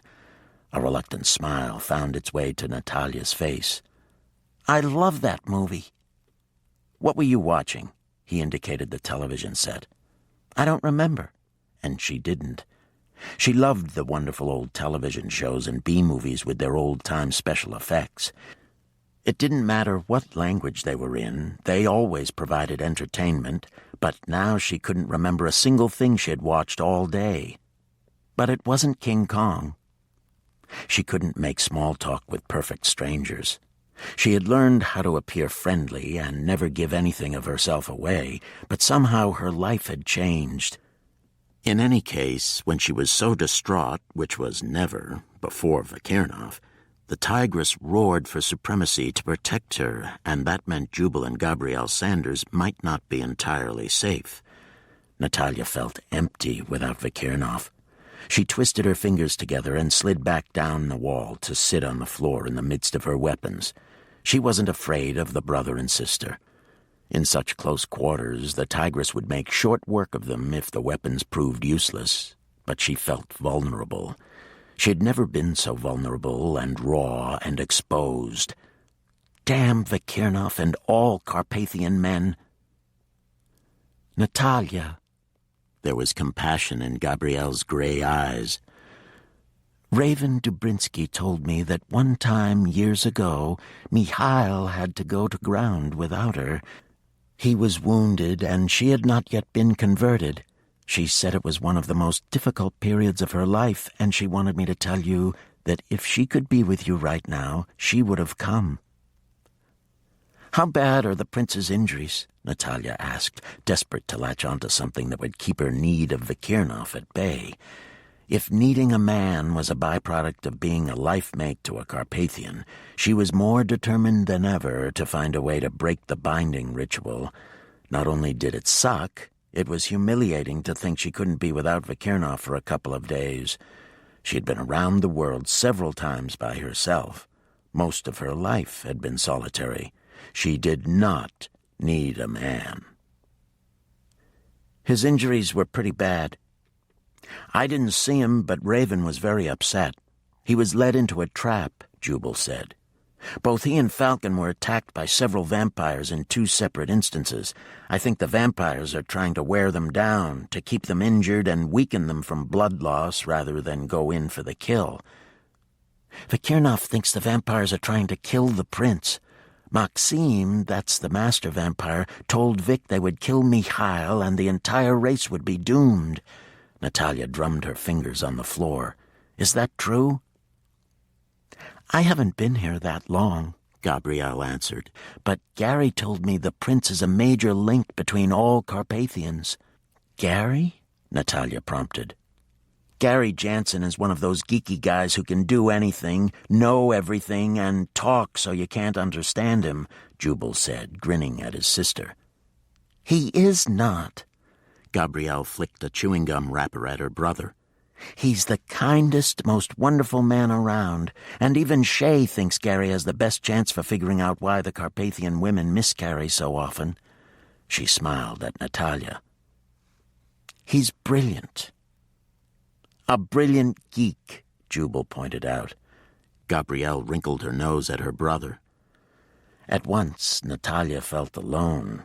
She used to joke and tease with Razvan. The closeness between the Sanders siblings reminded her of how much she'd lost. I had a brother once. She leaned her head back against the wall. We were twins. He was handsome, Gabrielle, much like your brother, and a terrible flirt. Women chased after him all the time, and he liked it. Jubal likes women, just not his sisters, Gabrielle said. I like my sisters, especially when they don't talk. And you have to admit, they both are crazy. Jubal grinned at her. Like you. Did you make your brother crazy all the time? Natalia thought it over. Probably, yes. I only remember bits and pieces of my childhood with him, and we had to separate when we were older. After that, we met at night in dreams and exchanged information. Gabrielle frowned. Why would you have to separate? We all live different lives, but we see each other all the time. Natalia fought for the memories. More and more she was having flashbacks and piecing together bits of information. It wasn't safe. We went opposite ways. He didn't know we could communicate in dreams. Your brother? I'm confused, Jubal said. Natalia shook her head, frowning. Not my brother. A man. I think he may have been my grandfather. In any case, Razvan and I were apart out of necessity. He was different toward the end. He wanted children. It was a big deal to him, more than having a wife. He was with a woman in California, and later I found out there was a child. Of course, she's grown now. He also had a woman in Texas and one in France. Before either of them could comment, she looked up. Not at the same time. He was a wanderer, and he never could stay in one place with one person. I have no idea if he had any more children. He never told me, but he wanted a child so much it wouldn't surprise me. He was killed before he ever saw his child in California. She didn't even know who he was. I'm sorry, Natalia. That must have been terrible for you to lose him. I wonder why he wanted children if he couldn't stay in one place. That would have been hard on children to have their father leave them all the time, Gabrielle said. Are your parents still alive? Natalia asked. Oh, yeah, Jubal said with a grin. Very much alive, and I imagine they are grilling Joy and Tryon about why they didn't wait to be married with the parents in attendance. Mom will be really upset, won't she, Gabrielle? That's a nice way of putting it. Tryon's in for a little surprise. I wish I was home this time, just to be a fly on the wall. Natalia liked the way they teased one another. It was obvious they were very close, and it made her long for a family again. Even though she felt close to Razvan, she had been unable to spend time with him. Their hugs were in their dreams rather than in flesh and blood real time. They had spent their very long lives in fear of the dark shadow stalking them. Razvan had deliberately taken the brunt of it in order to free Natalia, but she had been alone. You look so sad, Gabrielle said. I miss my brother. Natalia rubbed her chin on her knees. And that lunkhead Vic. She was used to being without Razvan, but Vikirnov had wound his way into her heart, and she seemed stuck with him. Gabrielle exchanged another amused look with her brother. They had spent time with the Carpathian males, and the idea of one being labeled a lunkhead or even using a nickname such as Vic was humorous to them. You're really angry with him, aren't you? Gabrielle asked. Joy talks like that when she wants to throttle Tryon. If he's anything like Vikirnov, he probably deserves throttling, and Vic's so serious all the time, and all about the orders. He can't just say something in a pleasant voice. He has to give me the big order. He's really a throwback to the Dark Ages. You know what I'm talking about, the big caveman pounding his chest. He didn't like you fighting vampires, did he? Jubal guessed. Natalia rolled her eyes. That's putting it mildly, but at least I know when to run and fight another day. He just wants to take on the world. A slow grin spread over Jubal's face. This is good. Too bad Gary isn't here to witness this one. He loves watching the interplay between the Carpathian male and their women. Where is he? Natalia asked. She wanted to weep, to claw at the walls and floor. She was not going to fall apart in front of strangers. Gary's in the States at the moment, but he's returning soon, Gabrielle said. Natalia was beginning to feel desperate. She had to work at staying focused on the conversation. Does he fight vampires too? In his way, but not physically, Jubal said. The Society, he frowned. You have heard of them, haven't you? Humans dedicated to destroying all vampires, but they don't seem to be able to discern the difference between a vampire and a Carpathian. Anyway, the Society hates Gary. He's on their hit list. Do you fight vampires? Natalia asked curiously. Jubal spread his hands out in front of him. I'm not the best at fighting vampires, but I'm learning. I didn't know they existed until a short time ago. Do you use a flamethrower? Natalia asked. Do you have one? If I could get my hands on carburetor cleaner, I bet that would work better than hairspray. You're obsessed with flamethrowers. Do you have to kill a vamp 100 times before he stays dead? She flexed her aching fingers again. Her muscles were beginning to contract painfully. Jubal noticed Natalia's eyes changing color, going from a beautiful sea green to a strange cloudy opaque. Her tawny hair darkened to a deep black with strange bands beginning to appear through it. He nudged Gabrielle with his foot. She nodded. She'd already seen the signs of agitation and felt the growing danger in the room. Since most of the locals use horse carts, I think the chances of you finding a good supply of carburetor cleaner is practically nil, Jubal said. That's such a bummer, Natalia said with a small sigh. But I did call Slavica earlier and asked her if she'd find me several cans of aerosol hairspray, so I should have a good supply. Has Vikirnov seen your invention? Jubal asked. Natalia sent him a look promising retribution. Make fun all you want, but if you're in a battle with the undead and they get up 37 times after you've put them down, a can of hairspray and a lighter are going to be looking really good to you. He groaned. Unfortunately, that might be true. I don't want to have anything to do with those creatures. In fact, I don't even want to know about them. Natalia smiled wearily. Neither do I. Natalia, Gabrielle said, you keep rubbing your ankle. Are you hurt? I could take a look at it for you. I've actually gone through med school, so I might be able to help if you're injured. Natalia glanced down at her ankle. She hadn't even realized she was rubbing it. She pulled her leg closer to her. Unfortunately, we couldn't heal it all the way. I don't know how dangerous it would be for you to touch it. I've dealt with hot viruses, Natalia, Gabrielle assured. Why are you worried about it being dangerous to me? She sank down onto the floor beside Natalia, gingerly pushing aside a gun and a very sharp knife. Let me see. This is really an entry wound. I was punctured first, all the way to the bone, and then this happened. Vikirnov said parasites were able to enter my system through this. Natalia pulled up the cotton pants and showed Gabrielle and Jubal what was left of the handprint branding her leg. He went in and removed what he could.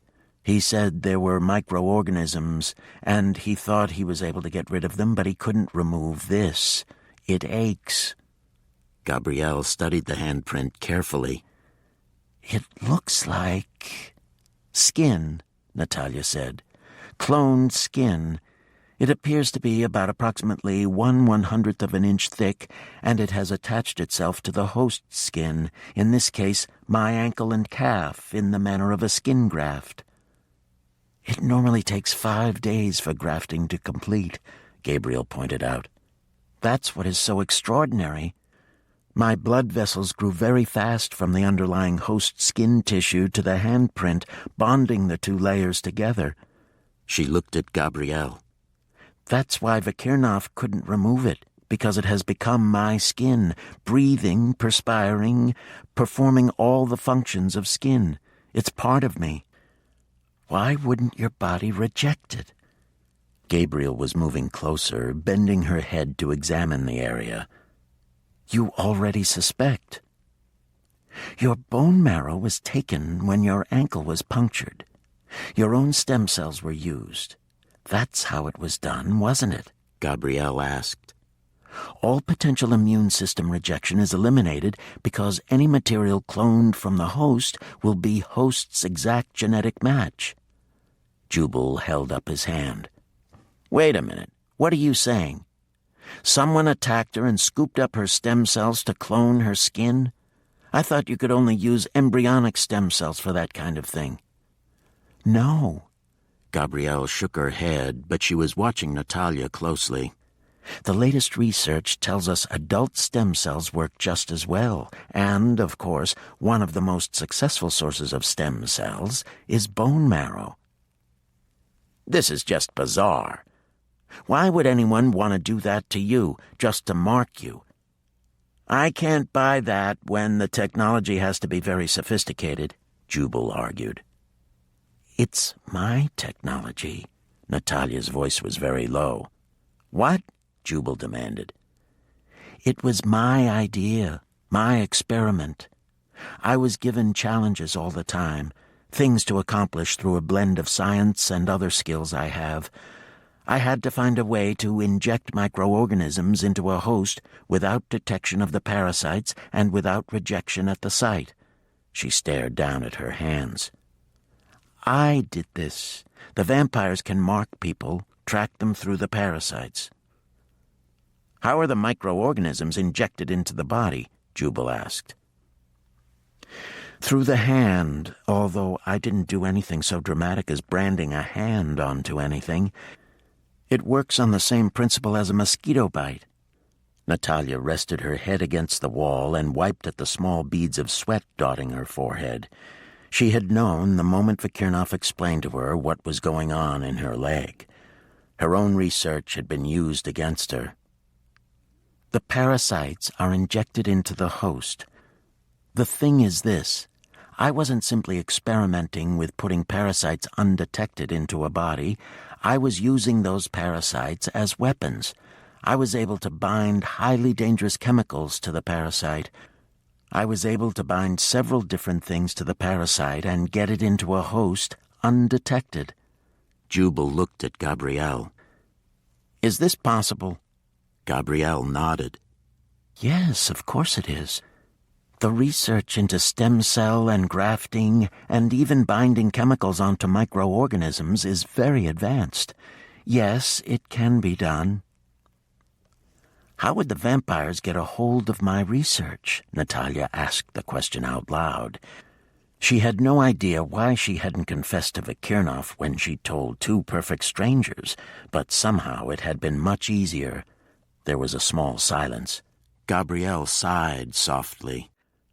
"Where did you do your research, Natalia, and why haven't I heard of you? This is a field I'm very interested in, and I keep up with all the latest." Natalia hesitated. Her body was rocking back and forth without her knowledge again, and when she became aware of it, she wrapped her arms around her knees tightly in an effort to regain control. "I don't remember a lot of things about my past. There are gaps, but I love knowledge, and when told to do challenges, I couldn't resist. especially if it meant Razvan wouldn't be harmed. How could she explain her life? It didn't make sense to her, and with the gaps in her memory, she couldn't figure it all out. Who knew about your research? I don't know. There was another silence. Natalia read the suspicion in their eyes and couldn't blame them. Obviously, someone who betrayed me to the vampires, which means someone I know is in league with them. Her grandfather. It had to be Xavier.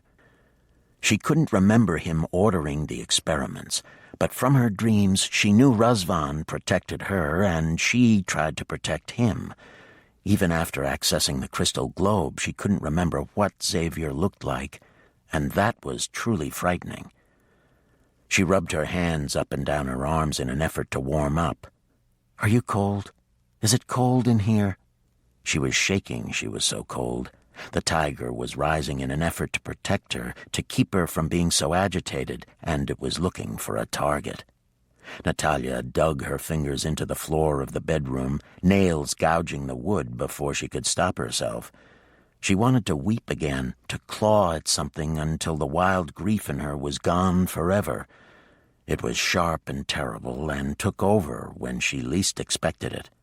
Even the tigress was weeping deep inside, a stark loneliness that seemed to eat her from the inside out. The wood came off the floor in long, narrow strips. She looked down at the slender splinters with horror. Maybe you should go. I'm not certain it's safe anymore. I seem to be having a very difficult time. She swallowed the lump in her throat that was threatening to choke her. This life-mate business is very uncomfortable. Jubal nodded. So I've heard. He's really asleep, healing in the ground. He isn't dead, you know. Intellectually, I know he's not dead, and right now I don't even like him all that much, but my mind needs to touch his for reassurance. He said some words like a binding spell, and I could feel the difference immediately. Even if you don't believe in that sort of thing, which I do, the binding works. I'm working on a way to reverse it. Gabrielle's eyebrow shot up. You think there's a way to reverse it? I thought life mates wanted to be together. You don't want to be with Vikirnov? Natalia opened her mouth to emphatically deny it. Of course she didn't want to be with him, and he certainly didn't want to be with her. It was a chemistry thing. Lust, maybe. She loved kissing him. But to spend her life with him for eternity? Did she want that? With a man who wanted June Cleaver? She was so distracted by her fears for Vikirnov, she nearly missed the footsteps stopping outside her door. Natalia held up her hand for silence and inched her gun closer to her. Jubal took the knife. The knock on the door was tentative. Natalia? It's Slavica with your nightly chocolate. Not cans of hairspray. Chocolate. Natalia didn't order chocolate on a nightly basis. She signaled Gabrielle to go into the bathroom and Jubal to stand to the left of the door. She took the right, gun rock steady, and every trace of agitation gone. Chapter 12. Please come in, Slavica, Natalia called out. Can you get the door? Yes, I have my key, which was unusual. Slavica would never enter a guest's room uninvited. She would knock and expect the guest to open the door. Natalia inhaled. Brent Barstow. She'd known all along he was something other than a guest. He was too observant, and he'd visited her room once, which meant he was either a very creepy pervert or he was up to no good. The key turned in the lock, and Slavica pushed the door open. Heavy drapes covered the windows and doors, and night was falling. Natalia knew it would take a moment or two for eyes to adjust from the brightly lit hall to the dark of her room. Slavica stepped into the room carrying a tray with a steaming mug on it. Her eyes were red-rimmed, and there was a faint bruise on her cheek. Anger flashed through Natalia, and she pushed down the tigress before it could rise and wreak vengeance. Directly behind Slavica, Brent Barstow followed her, matching pace for pace, the muzzle of his gun pressed tightly against her neck. Natalia swung the door closed and pressed the muzzle of her gun against his neck. "Here's the thing, my man. I've had a really bad day. You don't even want to know about my day, and I think I'm PMSing on top of everything else. That's just wrong, you know? I'm betting that you care more about your own life than I do about a total stranger's life. What do you think?" "You're not gonna pull that trigger," Brent said. "Actually, I want to pull the trigger. You threatened the innkeeper. It's not like I'm going to get in a lot of trouble. Take a look around my room, darling. Do I look like a sane chick to you?" She jammed the muzzle harder into his neck. "'Cause I'm not. Quite sane, that is. I like blowing things up. I've got her family downstairs, and if anything happens to me, they're all dead. All the more reason to cap your ass and go take care of the problem downstairs." Brent lowered his gun, and Jubal pulled Slavica to safety behind him. "They hit Mirko several times in the head. They wouldn't let me take care of him, and they have Angelina." Slavica set the tray down and pressed trembling fingers against her mouth. "There are 3 of them downstairs." Natalia slammed the barrel of her gun against the back of Brent's head, staggering him. "That's for being such a jackass. You kidnapped a little girl. I swear, if there are any stray vamps hanging around, I'm going to offer them you for dinner." "Don't kill him, Natalia," Jubal said. "We need to know what he's doing here." Gabrielle poked her head out of the bathroom. "I remember him from when we stayed here before, Jubal. He was hanging around in the bar. He had a peculiar look on his face when he saw us come in, and I noticed him because of it." "So you are in league with vampires," Brent said. His features twisted with fanatical hatred. "Sorry, pal, you got that wrong. I kill vamps. I don't run with them. They're freaky little devils and damned hard to kill. You have to have the right technique." "Don't start on the flamethrowers, Natalia," Jubal warned. "You're obsessed with the subject." "That's impossible. We've had you pegged as a vampire for a long while now." "What a shocker. You can't even get your information straight. You're not very bright, are you?" Natalia asked. "Back off, Natalia," Jubal warned. She was shaking again, and he noticed her fingers curling into the shape of claws. "Go breathe for a while. I can't let you shoot him until we get more information from him."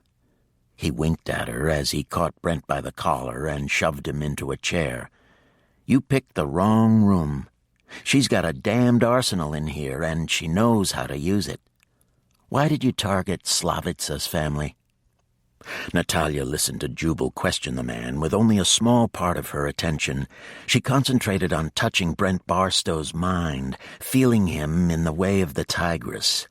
He stank of fanaticism. "Vikirnov, wake up." She used every ounce of telepathy she possessed to reach him. "Can this situation get any freaking worse? I've got vampires and troll kings, and now some nutcase kidnapping little girls and threatening innkeepers. I'd let you stay in your comfy little bed to get your beauty sleep, but you sent these people to babysit me, and now they're all in danger. Get your butt up and come help me sort this out." She held her breath, waiting for anything from him to indicate he was alive and well. She needed his response, even if he just yawned and went back to sleep. Natalia felt him first. He said nothing, but his awareness was in her mind, and then his warmth began to spread through her cold body. She felt him accessing her memories and thoughts so that he knew everything that had happened. He stretched, a great predator, unsheathing his claws and flexing his muscles. The impression was strong in her mind. Relief swept through her. Not just relief, tremendous relief, and on the heels of that, anger. While she'd been suffering, he'd been snoring away without a single thought for her. "I appreciate the loving greeting, Ainahak and Yame, and it is good to know you have not found a way to separate us. What have you been doing?" "Saving the world while you're sleeping. What do you think?" "I am getting the distinct impression of fire, over and over. Clothes burning, your room filled with smoke so that you had to open the windows and balcony door for a short while." There was a definite reprimand in his voice and the sensation of exposed fangs. "Try to focus on what's important here. This idiot thinks I'm a vampire, and he and the Three Stooges have kidnapped Slavitsa's family." "Half the time you talk in riddles. I will be there shortly. Do not burn down the inn while you are waiting for me." "Who said anything about waiting? I'm not leaving that child down there unprotected. As it is, Slavitsa is beside herself, and I feel somewhat responsible. And you should too. If I hadn't been so distraught, I would have heard the whisper of conspiracy, and I could have prevented it." "Ah." There was a moment of silence. "I see now." "You see what?" She was suspicious of his gentle tone. "Xena, warrior woman. You are Xena, warrior woman. She must be in the movies, and you are identifying with her." "Shut up. Sheesh.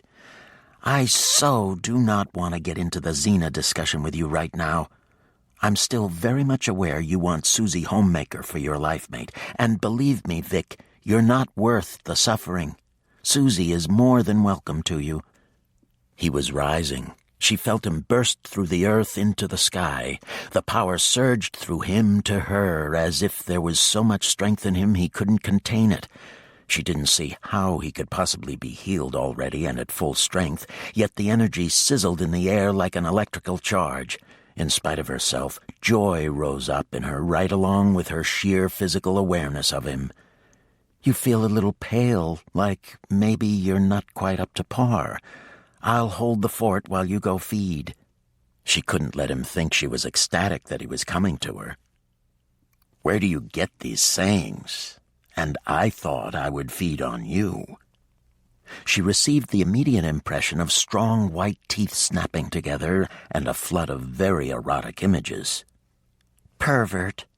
She was not going to admit to the excitement racing through her or the heat in her bloodstream.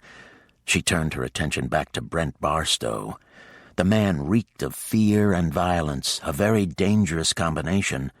He kept shaking his head and insisting that Slavitsa and her family consorted with vampires, enabling them to acquire victims to fill their ranks.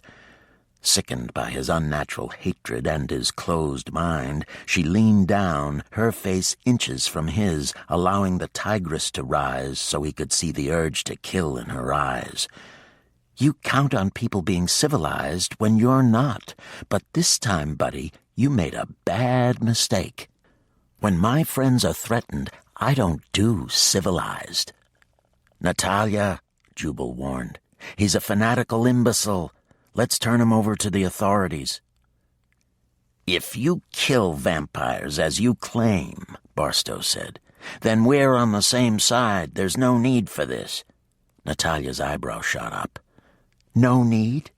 When you have Slavitsa's husband and daughter, a young, innocent girl who couldn't possibly have anything to do with vampires, tied up in their own home? I'm not on your side, and I never will be. In any war there are sacrifices, and we are at war," Barstow declared.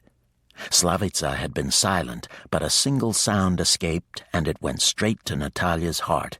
She wanted to rip the man to shreds. She could feel her hands curling into claws, and a wildness rose up in her. Gabrielle slipped between them and put a gentle, restraining hand on Natalia's arm. "This man isn't the problem right now. His friends are. The most important thing to do is to figure out how to get Slavitsa's family back safely." "They are in league with the vampires," Barstow reiterated, glaring at Slavitsa. "Her entire family hangs out with vampires." "Hangs out? You just said hangs out," Natalia repeated. Do you have any idea how utterly stupid you sound? Vampires do not hang out. They tear your throat out and drain every drop of blood from your body.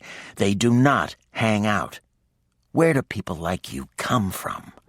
She turned away from him, unable to stomach looking at him. She could feel Vikirnov. He was close, feeding, his manner respectful, even gentle, as he ensured he didn't take enough blood to make the farmer dizzy. She liked that trait in him, that old-world courtesy and the care he seemed to take with others. With her, she ached to see him. She told herself it was only because he could read minds and extract information as well as becoming invisible. "He's got a knife!" Jubal yelled. Slavica screamed. Gabrielle gasped. It was that sound, so telltale in Natalia's world, that small breathless gasp of utter shock that had her whirling around. Gabrielle stared at her, eyes wide, the blood draining from her face. She reached out to Natalia, her hand trembling. Natalia caught her, felt her collapsing, and tried to ease her to the floor. "Vikirnov!" she screamed for him. This couldn't be happening.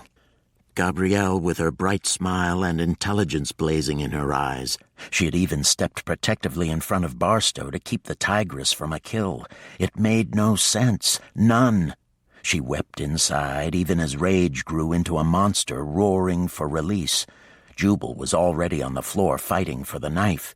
He took a slash across his chest before pinning Brent's wrist and slamming his hand repeatedly against the floor, forcing him to drop the knife.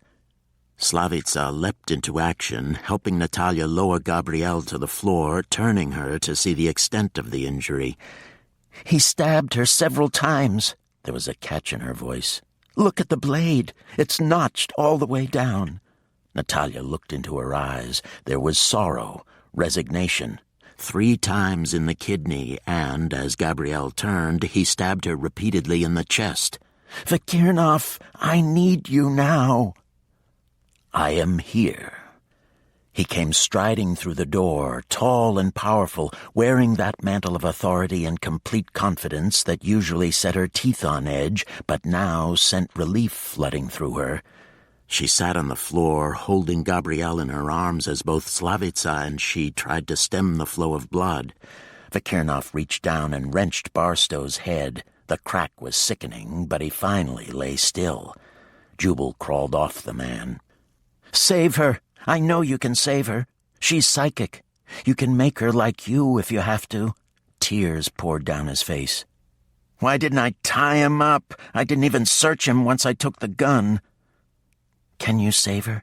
Please, please, Vikirnov, say you can save her. I was careless. This is my fault. She is so sweet and innocent. She doesn't deserve this. Please save her." Natalia couldn't look at him, couldn't look at the others. Gabrielle lay on the floor with blood running in streams from her body because Natalia had been too confident. Another voice broke into their minds. "You must save her if possible." Vikirnov recognized the voice of the prince. "I will do what I can." He bent over Gabrielle and looked into her eyes. Her spirit was fading away. There was no way, even with their healing skills, they could save her as a human. "Hear me, kin to one of my kind. If you wish me to attempt a conversion, I will do so. It is your decision. Can you live as one of us?" "Gabby, please!" Jubal's voice broke. Gabrielle nodded and closed her eyes, the breath leaving her body in a long, rattling sigh. Blood bubbled around her lips. Natalia heard Vikirnov swear softly to himself. She touched his arm. "Please do this. I know it seems impossible, but she is special." "I will be tied to this woman for all time, Natalia." She met his gaze, knew he was asking permission, was warning her of things she couldn't know. She didn't fully comprehend what he was trying to say, nor could she grasp the explanation from his mind, but it didn't matter. It couldn't matter. "Please do this." "For you, although not because you are responsible, you are not, but because you asked me. Others come. Keep them off of us." He had to surround her spirit, her soul, and leash it to his to keep her from sliding away from them. Vakirnov took a deep cleansing breath and sent himself seeking outside his body to enter Gabrielle's, leaving himself vulnerable to attack. There would be no healing Gabrielle fast and easy. Natalia swallowed fear and guilt and shoved her guns into her holsters, added knives to the loops on her belt and extra clips. She stepped over Brent's body. "Slavica, take care of Jubal's chest wounds while I cover us." She had no idea why, but Vakirnov's absolute faith in her ability to guard his back left her glowing inside. Jubal held out his hand. "Give me a gun. I can shoot." "I think Mikhail is on his way, Slavica," Natalia reassured her as she handed her spare gun to Jubal. "Once he gets a hold of these idiots, you'll have your husband and daughter back." She glanced at Vakirnov. He was attempting to repair the wounds enough to give him time for the first blood exchange. She knew it would be important to get his ancient blood into Gabrielle's body to speed healing. It took a moment to sink in that ever since Vakirnov had risen, she had been touching his mind, living in it as a light shadow, afraid to let go of him. Now she could feel his sense of urgency, his concern that he could not do what was asked of him when the time was so short, the task so large. She could hear the soft whispers of other Carpathians, a woman's voice, "Joy! Please, please!" A man's voice, "Try on. I offer freely whatever you need, whenever you need. Keep her alive for us." There was so much pressure. Why didn't they leave him alone? She wanted to put her arms around him and keep him safe from the demand of so many others, but she had been the one to put him in the position. She had been the one to ask him. She swept her hand down the back of his head, a light brush, before taking aim at the door. Vakirnov sealed off the wounds in an effort to stem the flow of blood. The heart was in bad shape. Blood was pumping through several deep tears in the left ventricle. The artery leading to the chamber was severed, and blood filled the chest and lungs. The kidney and heart were nearly destroyed by the twisting motion her attacker had used and the jagged, notched edges on the blade of the knife. To try to work fast and efficiently in so many areas was nearly impossible. He couldn't allow doubt to enter his mind, but the problem was so vast, so complex, he was finding it difficult to know which direction to turn first. Mikhail Dubrinsky, Prince of the Carpathian people, strode into the room. Immediately, a second white light of energy entered Gabrielle's body. Vakirnov recognized the immense power instantly. "I have the heart, you take the lungs," Vakirnov directed, grateful for the other's swift presence. "Falcon is here. He will join us when he has helped your life-mate dispose of the enemy. Raven and Sarah are on their way. Tell them to hurry. We need someone working on her kidney." Vakirnov reached out immediately to include Natalia in the circle of information. He didn't need her trying to cut off Falcon's head with her sword. "He will come up behind them and they will not see him. Neither will you, but he will be there to assist you." "If I can't see him, it isn't likely I'm going to chop off his head. Don't worry about me. I know what I'm doing." "Take care of Gabrielle." Vakirnov worked meticulously to repair the damage done to the heart. This was a human woman, not a Carpathian. He didn't see how her body could go through the rigorous process of conversion when her heart was so badly damaged. She was barely alive. Mikhail was breathing for her as he drove the blood from her lungs. Vakirnov contained her fading spirit, speaking softly, soothingly, whispering for her to stay with them. From afar, a woman's voice joined with his, begging her sister to stay with them. It was heartbreaking. He had felt nothing for so long that now, when he needed to be strong, emotions choked him. This could have been Natalia. "Be careful, Natalia." Natalia allowed her gaze to rest briefly on Vakirnov. There were lines of strain etched on his face. Whatever was taking place in the fight for Gabrielle's life was difficult, and Vakirnov was identifying, worried something might happen to her. Deliberately, she brushed her mind against his in reassurance, and then turned her attention back to protecting him. The door handle twisted with infinite slowness. Natalia resisted the urge to fire through the door, fearing the intruders might have a hostage as a shield. She inhaled in an effort to catch the scents of anyone out in the hall. With the blood and so much fear and adrenaline, it was more difficult to distinguish individual scents, but far from impossible. There were 4 men and 1 woman, one very scared man and woman. It had to be the 3 accomplices and Slavitsa's husband and daughter. Signaling Jubal to stand to the left of the door, she took the right side and waved Slavitsa into the relative safety of the bathroom. The idiots were coming in, and they had to suspect that she had either taken Brent prisoner or killed him. "They are coming," she sent the warning to Vikirnov. He didn't even flinch or turn around, certain she would hold them off. The door burst open. Shots exploded into the room, reverberating loudly, the sound deafening in the small space. The only people exposed to danger were Mikhail and Vikirnov, but at her warning, Vikirnov had obviously thrown a barrier around them to protect the prince and Gabrielle. The attackers remained in the hall, shielded by the hostages. Mirko held his daughter's hand as they stood side by side, forced to obstruct the doorway and ensure the safety of their captors. Natalia didn't want to risk hitting them and signaled to Jubal. He reacted instantly, throwing Slavitsa's daughter, Angelina, to the floor as Natalia yanked Mirko down. Even as she dragged him down, she embraced the change, clothes ripping into tatters and falling away from the fur-covered body. The tigress rose, roaring with rage, exploding from a crouch to full attack, leaping over the top of the innkeeper's husband and knocking the 3 gunmen backward. Teeth buried deep into one throat, while claws raked and tore at the other 2 bodies. The tigress ripped and mauled with relentless fury until there was no sound but the satisfactory death rattle in throats. Natalia gave one last swipe of her paw to the man closest to her, the one who had held Angelina, and she turned and went back into the room, ignoring the way Jubal raised his eyebrow, and the Ostoyi family cringed a little as she padded back to the bathroom. Neither Mikhail nor Vikirnov looked up from their work as she brushed past them. Natalia dressed hurriedly. She had to get back out in the hall and clean up the mess before the inn emptied of the guests.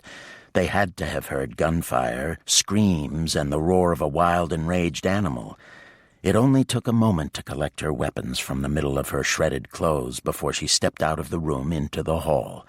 A tall man with a wealth of black hair stood in the hall surveying the damage. "There was very little for me to do," Falcon said. "You seem to have everything under control, so I just directed the guests elsewhere and held down the volume." Natalia gave him a small shrug. "I was really pissed at them. I'm Natalia." "Falcon, I understand you are of the Dragon Seeker line. You have Rhiannon's eyes. She was well respected and much loved. It is an honor to meet you." 2 women materialized just to the left of Falcon. One had dark hair and incredibly blue eyes. She smiled at Natalia. "Thank you for your help. I'm Raven Dobrinsky."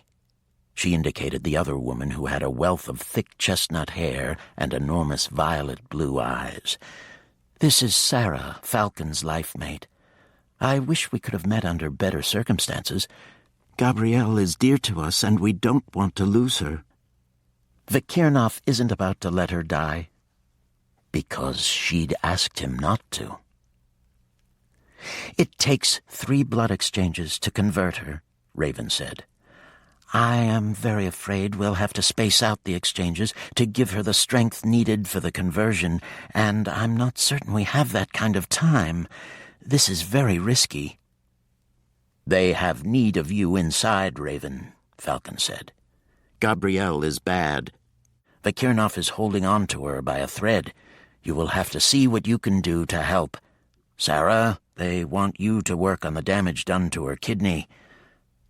"What about the mess?" Sarah looked around the blood-spattered hall. "We can't just leave it. Mirko and Slavitsa will lose all of their business." "I will take care of this," Falcon assured her. Perhaps, Natalia, you and Jubal would be willing to escort the Ostoyi family to their residence and make certain they are safe. I will remove the memory from the daughter and distance the trauma of it for Mirko and Slavica. Mikhail will want to speak with them after he has finished with his task. Sure, no problem, Natalia said. She waved the Ostoyi family past the carnage on the floor. Jubal led the way down the stairs while she guarded them from the rear. Is everyone all right? She asked. Angelina bit back a sob and nodded, her eyes enormous. I'm just scared. They didn't hurt me. Slavica kept her arm firmly wrapped around her only child. They beat Mirko, but he told them nothing. Anger crept into her voice. They put a gun to our Angelina's head. Falcon will make certain she doesn't experience any permanent trauma, Jubal said. You know they can do that. I'm so sorry this happened, Slavica. It is not the fault of our friends, or you. These people are madmen, and they came to our inn to spy. Natalia reached out to rub Angelina's arm, distressed by her quiet weeping. She hesitated, patted the girl, and dropped her hand abruptly. You were very brave. We have to walk downstairs and go through the big hall to get to your residence. Can you act like nothing is wrong?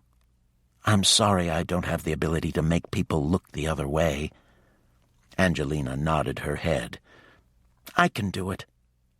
Jubal glanced over his shoulder at the girl's silent father. Mirko, are you all right? I am very angry. I'm angry too, Jubal agreed. I'm sorry about Gabrielle. I hope they can save her life. I'm sorry about what they did to Angelina, Jubal replied. I hate that we all have to worry every minute of every day that some psycho is going to try to kill us because Mikhail and Raven are our friends and Joy and Tryon our family. We accepted the risk when Mikhail gave us a choice to know him for what he is, Mirko said. I still cannot believe they threatened my daughter. His fingers curled tightly into fists. They threatened my family. Well, they're dead now, Natalia said cheerfully.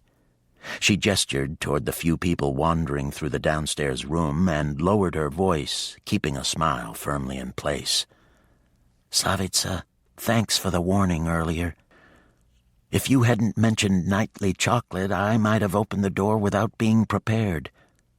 I was about to take the hairspray to your room, and just as I opened the door to go into the hall, they shoved me back inside. Fortunately, they didn't realize the package was for you, and I could tell them I was about to go to the kitchen for your chocolate. You got my hairspray for me? Thank you. I hope you got as many cans as you could find. I bought out the store just as you instructed. You can't wait to play with that stuff, can you? Jubal laughed. She grinned at him. Well, okay, maybe that's true. I want to see if it really works. It isn't like I'm going to go looking for trouble. That's exactly what you're going to do, Jubal objected. What are you planning to use the hairspray for, Natalia? Mirko asked. She's developing flamethrowers to use on vampires, Jubal said. Can you believe that? Natalia abruptly moved past Slavica and Angelina to touch Jubal's arm, the smile fading from her face. I need to make certain there aren't any nasty surprises waiting for us. Why don't you take them to the kitchen and let Slavica tend to Mirko's face? I don't want you to go into their quarters alone. Vikernov will kill me, literally, she snorted. He won't do any such thing, Jubal. Take them to the kitchen now. Jubal's brows rose in sudden comprehension. Because you think someone's in there. Slavica, take Angelina to the kitchen, Mirko ordered, his voice hard. We are going with Natalia. Natalia snapped her teeth together, irritated at the men's manly egos. She couldn't very well tell them they were going to be in the way. She preferred to fight by herself. Besides, something was in that residence, not someone. The birthmark of the dragon burned hot on her body, and she knew Nosferatu waited inside. "Please explain to me what you think is in my home," Mirko said. Natalia exchanged a glance with Jubal and shrugged. "I believe the undead, the vampire, is waiting inside for you and your family to return." He stared at her face for a long moment. "And you were planning to go in alone, unaided, to fight this thing?" "I've fought them before." She patted her weapons and the single can of hairspray she had left in her bag. "I'm prepared." "And this is what you use the flamethrower for? To kill the vampire?" Jubal groaned and shook his head. "Do you have any idea how crazy this sounds? Have you seen a vampire? You're not going to kill one with a can of hairspray." "I plan on bringing them down and then incinerating their hearts with the can of hairspray," she explained. Jubal shook his head. "No vampire would dare come to the inn with so many hunters here. That's crazy." Natalia shrugged. She was not about to argue when she was totally sure of herself. Something was in that residence, and she was beginning to think that vampires weren't only in the Ostoyi home, but perhaps in other parts of the inn as well. She touched Vakirnov's mind. The battle for Gabrielle's life raged on, but it wasn't going well. Vakirnov was literally forcing her heart to beat while Mikhail breathed for her. She could hear the ancient healing chant, the voices swelling as Carpathians joined from a distance. She could hear a woman, most likely Joy, Gabrielle's sister, weeping as she tried to join the others in the chant. For a moment Natalia was there with Vakirnov, seeing the overwhelming task, the terrible damage done to Gabriel, her body torn and drained of blood. Vakirnov never faltered, never gave up. She could feel his determination, the endless strength and power he poured into Gabriel's failing body. Vakirnov was a man of steel and compassion. There was something in him that drew her, in spite of her every determination to hold him at bay, to be angry with him for binding them together, for making her so aware of him as a man and herself as a woman. The task she had asked of him was enormous and required every ounce of his will to keep Gabrielle alive, but he was doing it for her, and she was going into that room filled with vampires for him. She didn't exactly believe in putting herself in danger unless it was for a great cause. Keeping vampires off of Vakirnov was an excellent cause. She blew a kiss toward the stairs. "Natalia," Jubal demanded, "let's get this over with. I'm getting nervous thinking about going in there. Let's just do it." "That's a vampire in there, Jubal," Natalia said. "You'd better be very sure you want to do this." "I said I was going in." "I just said be sure." She didn't wait for his comment, but pushed open the door with caution. The lights were out. A lamp was overturned and lay on the floor, the bulb broken. Cans of hairspray were strewn across the floor and over by the window. A vase with wild flowers lay on its side, water forming a small puddle. Natalia drew her sword and stepped into the room, gliding in silence, her senses flaring out to feel the room. She signaled the two humans to stay back as she went farther into the residence. She knew something was there. She couldn't find the telltale blank spots that might indicate the presence of the vampire, but she knew it was there. "Vakirnov!" It was a terrible thing to disturb him when he was working so hard to save a life, but she was beginning to feel a trap had been sprung. Real fear was intruding. Why had Brent Barstow attacked Gabrielle? It made no sense. Not even a fanatic would think she was in any way a threat to him. There was only one reason. Barstow had to be under compulsion. There are vampires here, and they must be after the prince. She felt the jolt of awareness that sent him back into his own body. "Natalia, get out of there!" He didn't question her judgment, although he scanned the building and surrounding areas and found nothing to indicate the presence of the undead. "They could be after you." "It is the prince. They drew him to the inn, and with all of the hunters wounded, I'm betting they think this is the perfect time to strike. Get the prince out of there." He will not go.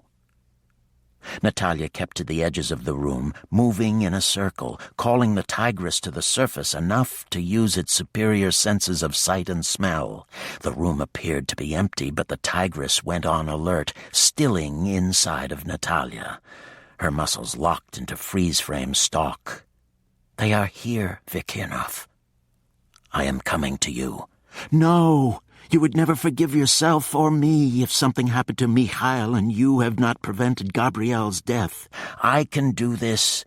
Trust me as I'll be trusting you to keep everyone there alive." Vikirnov swore in 3 languages. She could feel his frantic need to get to her, to see to her protection. In truth, she was frightened. The adrenaline was already pumping through her body with her heightened alertness, but she could deal with fear.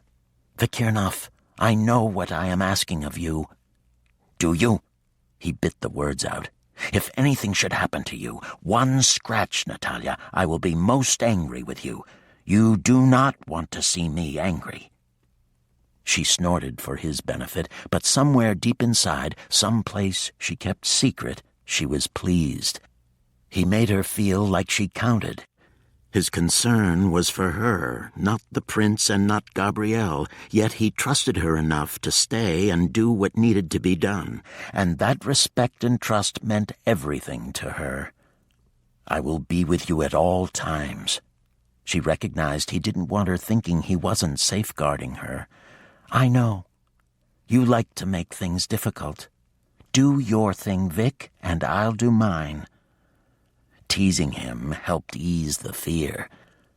She stilled near a long, low-slung couch, listening, waiting for information she knew was there. And then she heard it. Air moving in and out of lungs, not one set, but several. She looked around her and saw multiple pairs of eyes staring back. They had ringed her as best they could with her staying against the wall. The eyes glowed red in the dark. It took a moment to make them out, the long muscular bodies and powerful jaws of the wolves. This time the vampires were using the animal form rather than using the animals. She faced a pack of the undead.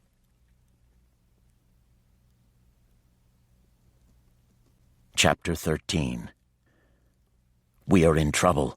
Natalia is certain vampires are inside the building. She believes they are coming to kill the prince, and she does not make mistakes.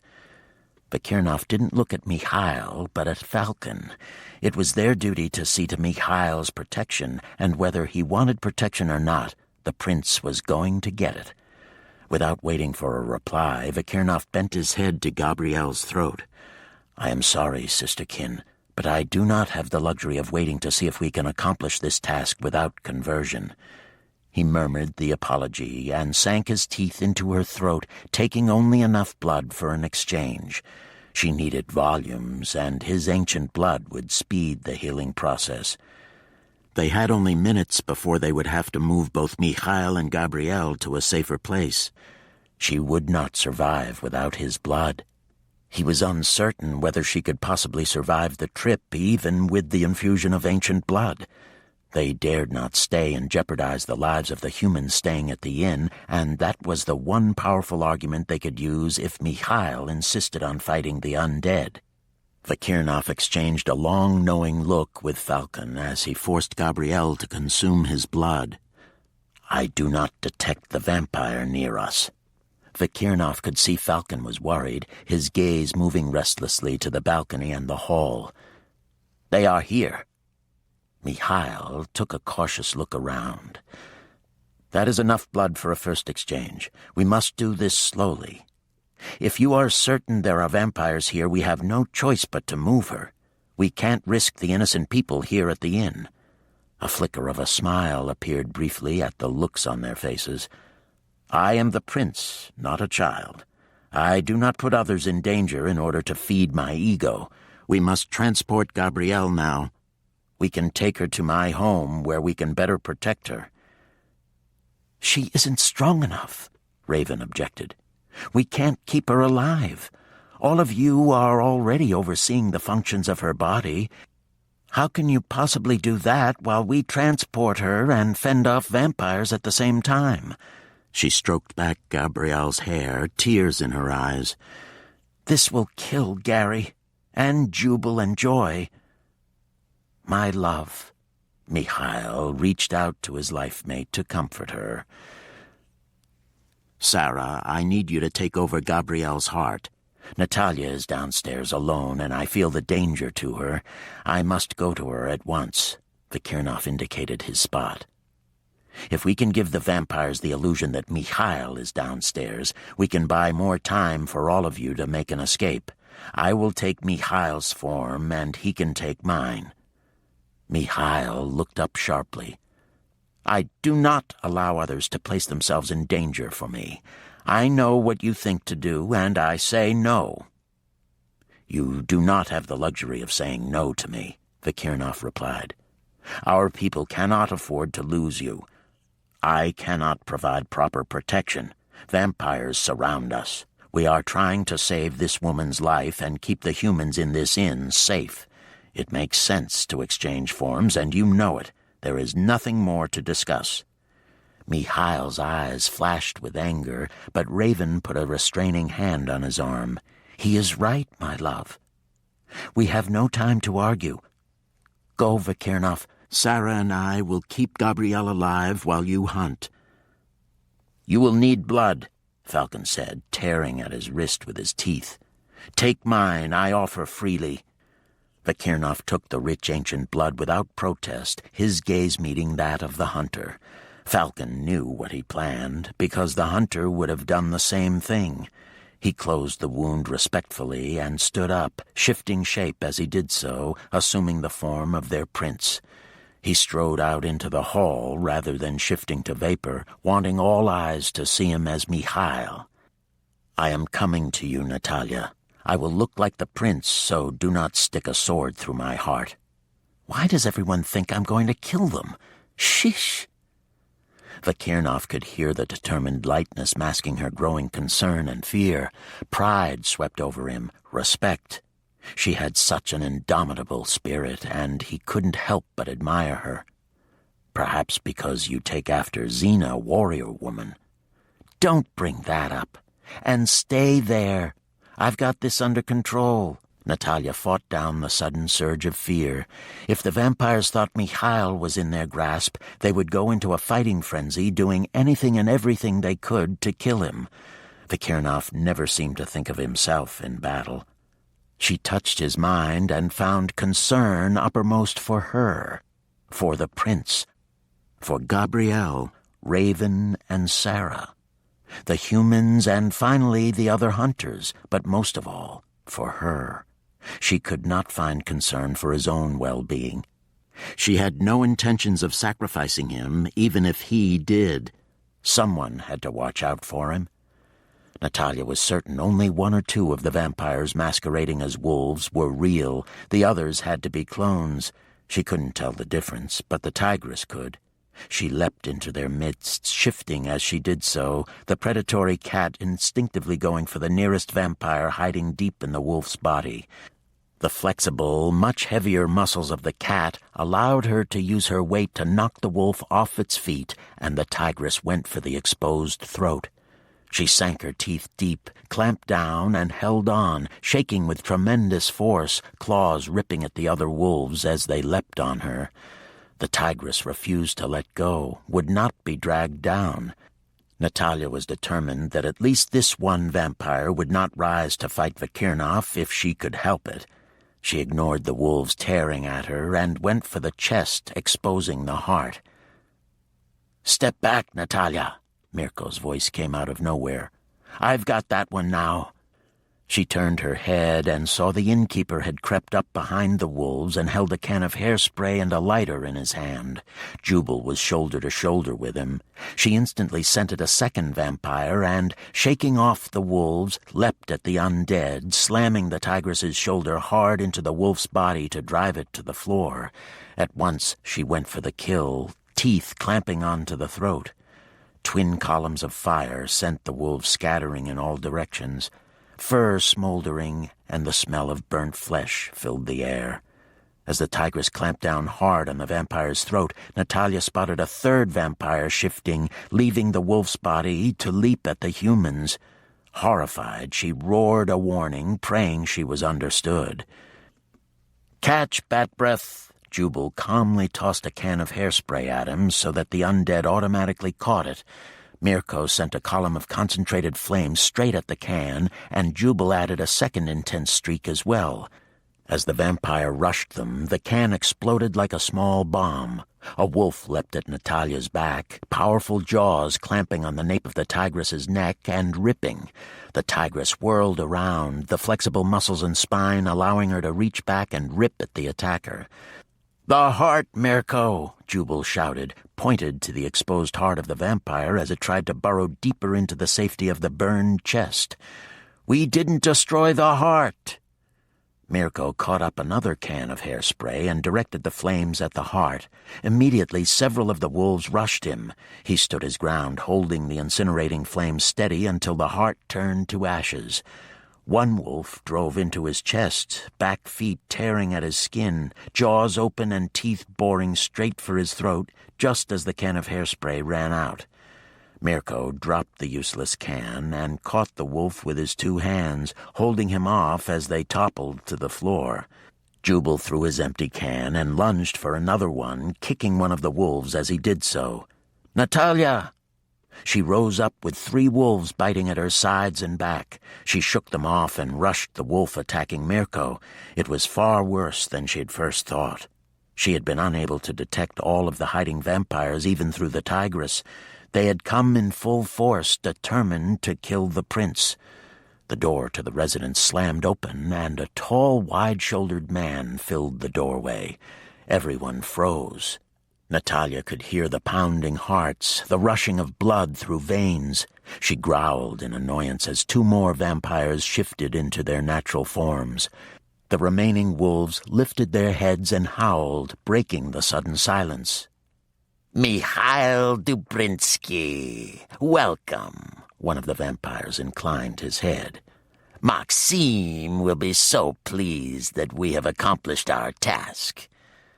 Natalia, bleeding from 6 wounds, turned her head, her opaque eyes glittering as she met Mikhail's gaze. "Behind you," Jubal warned. The beat of wings, the thunder of feet, the brush of paws sounded overly loud on the wooden floor as the vampires and their clones attacked.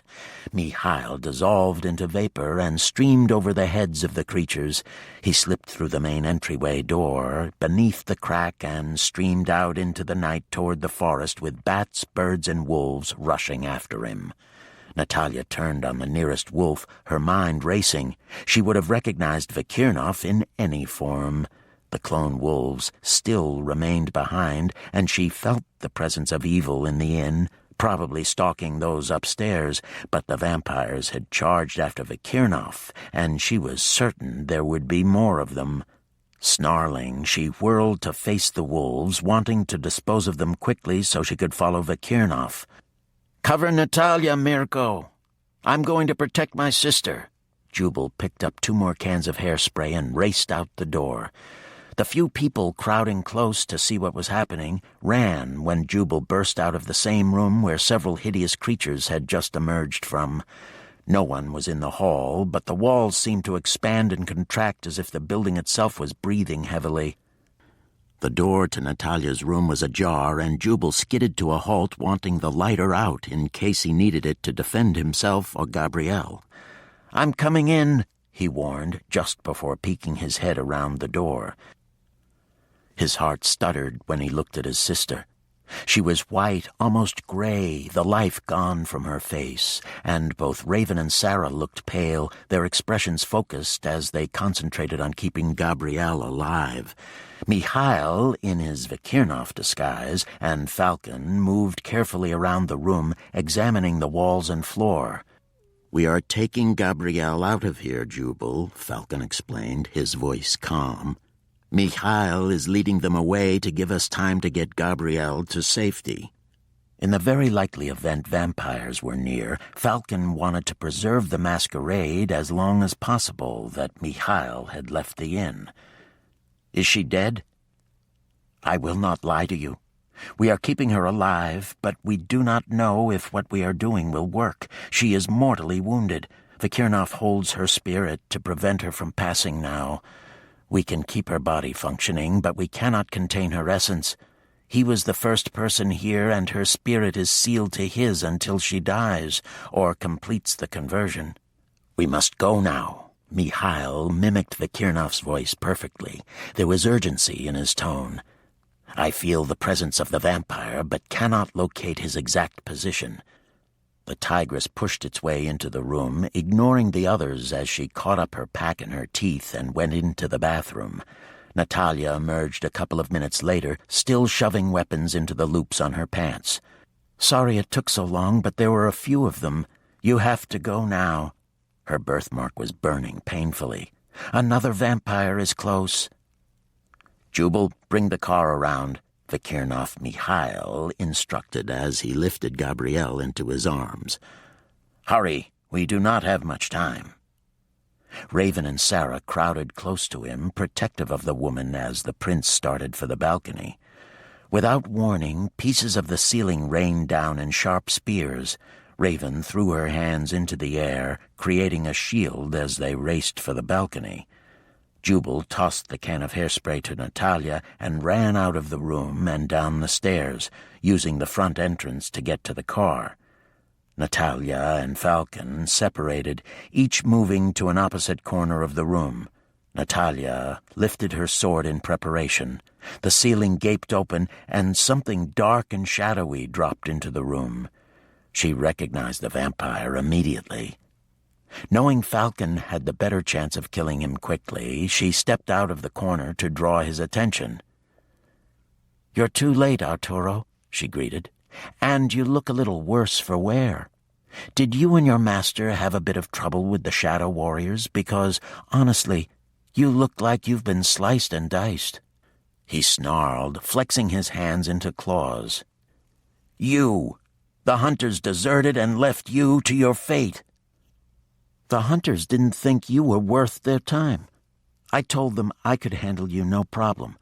I've already killed you. Sheesh, let me think." She tilted her head to study his face, lined now with hideous scars. "At least 4 times, maybe more. The battles with you seem to blur together." Falcon glided in silence to stand directly behind the vampire. "I'm really going to miss you, Arturo, but all good things must come to an end," Natalia said, and took a step toward him, sword at the ready. Falcon struck from behind, driving his fist through skin and sinew and bone, grasping the heart and wrenching it from Arturo's body. Lightning forked across the sky and slammed through the hole in the roof, hitting the heart as Falcon dropped it, incinerating it immediately. "Nice work," Natalia said. "You don't fool around. I hope you can repair the place for Slavica and Mirko," she added. "I'm going after Vikirnov. He is an experienced hunter. He will not want his life-mate to place herself in jeopardy." Falcon directed the lightning to the body. "He expects me to guard the prince." It was the only apology he could give her. "I am well aware of what he expects." Natalia raced for the bathroom again. She'd changed her clothes so many times in one day she was beginning to get annoyed with the whole thing. "Go! You do what you have to do, and I'll do what I have to do." "Good hunting." "Same to you." Vikirnov had drawn off a pack of vampires, and he might lead them in circles just to buy the prince and Gabrielle time, but eventually he would have to fight them. She was damned if he was going to do it alone. Natalia undressed once again. It took seconds to shove weapons, ammunition, and clothes in her pack before slinging it around her neck and shifting back to her animal form. She could always put out the rumor of an escaped circus animal or let the Carpathians worry about a cover story. The roof was repaired and Falcon already gone when she re-entered the bedroom.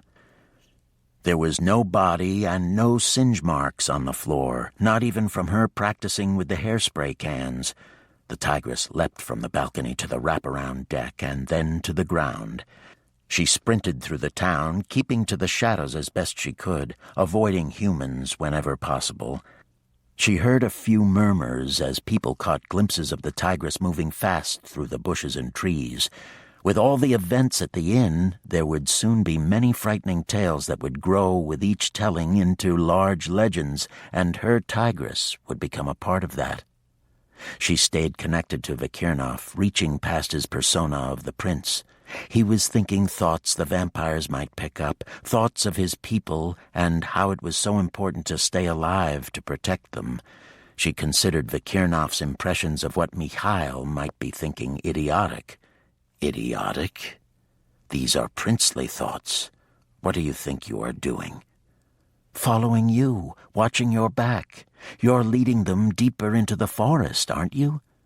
Where he would have to deal with them alone. Natalia wasn't about to let that happen, whether he wanted help or not. Yes, I want them away from the inn, but in a place of my choosing to fight. Far away from where his life mate would be in danger. Arturo is dead. Falcon killed him, and he's guarding the prince. He said it's what you'd expect of him. Of course. Natalia sighed at the perfect calm in his voice. He had gone into his battle mode and put aside his feelings, relying on centuries-old warrior instincts. They said only you could keep Gabrielle alive. What did they mean? I am the keeper of her spirit. They will continue to try to heal her body, and Falcon will give her blood next. They will try to heal her again, and Mikhail will give her blood. She will go through the conversion at that time. If she is strong enough, if my will and her will are strong enough, we will see that she lives. Natalia increased her speed, cutting through a meadow and bounding over a hill. She took every shortcut she could find as she raced to find his chosen battleground. Can you do that and fight, too? Of course. Of course, she repeated it sarcastically. Why did I bother to ask? You're invincible. How many do we face? We? Yes, we, and don't argue with me. You're already in enough trouble with me. She received the brief impression of his teeth snapping together. 5, but not Maxime. At the name, Natalia's heart gave a jump of fear. That's a relief, but I'd like to know why. If he went to the trouble of springing a trap, why isn't he here with his little minions? You might be heading into an ambush. Field to the north. There is a battle taking place. The night sky is alive with lightning, and the earth is groaning. I believe Maxime was on his way and ran into a hunter of great skill. Look to the sky. There was something in his voice, expectation, caution. She couldn't put her finger on it, but she paused as she loped up the hill and looked toward the north. In the distance, lightning forked across the sky, not in long, jagged whips, but in the shape of a glowing dragon breathing fire. Her breath caught in her throat, and she felt the birthmark throb on her body, even beneath the thick pelt of the tigress. That is the mark of the dragon seeker.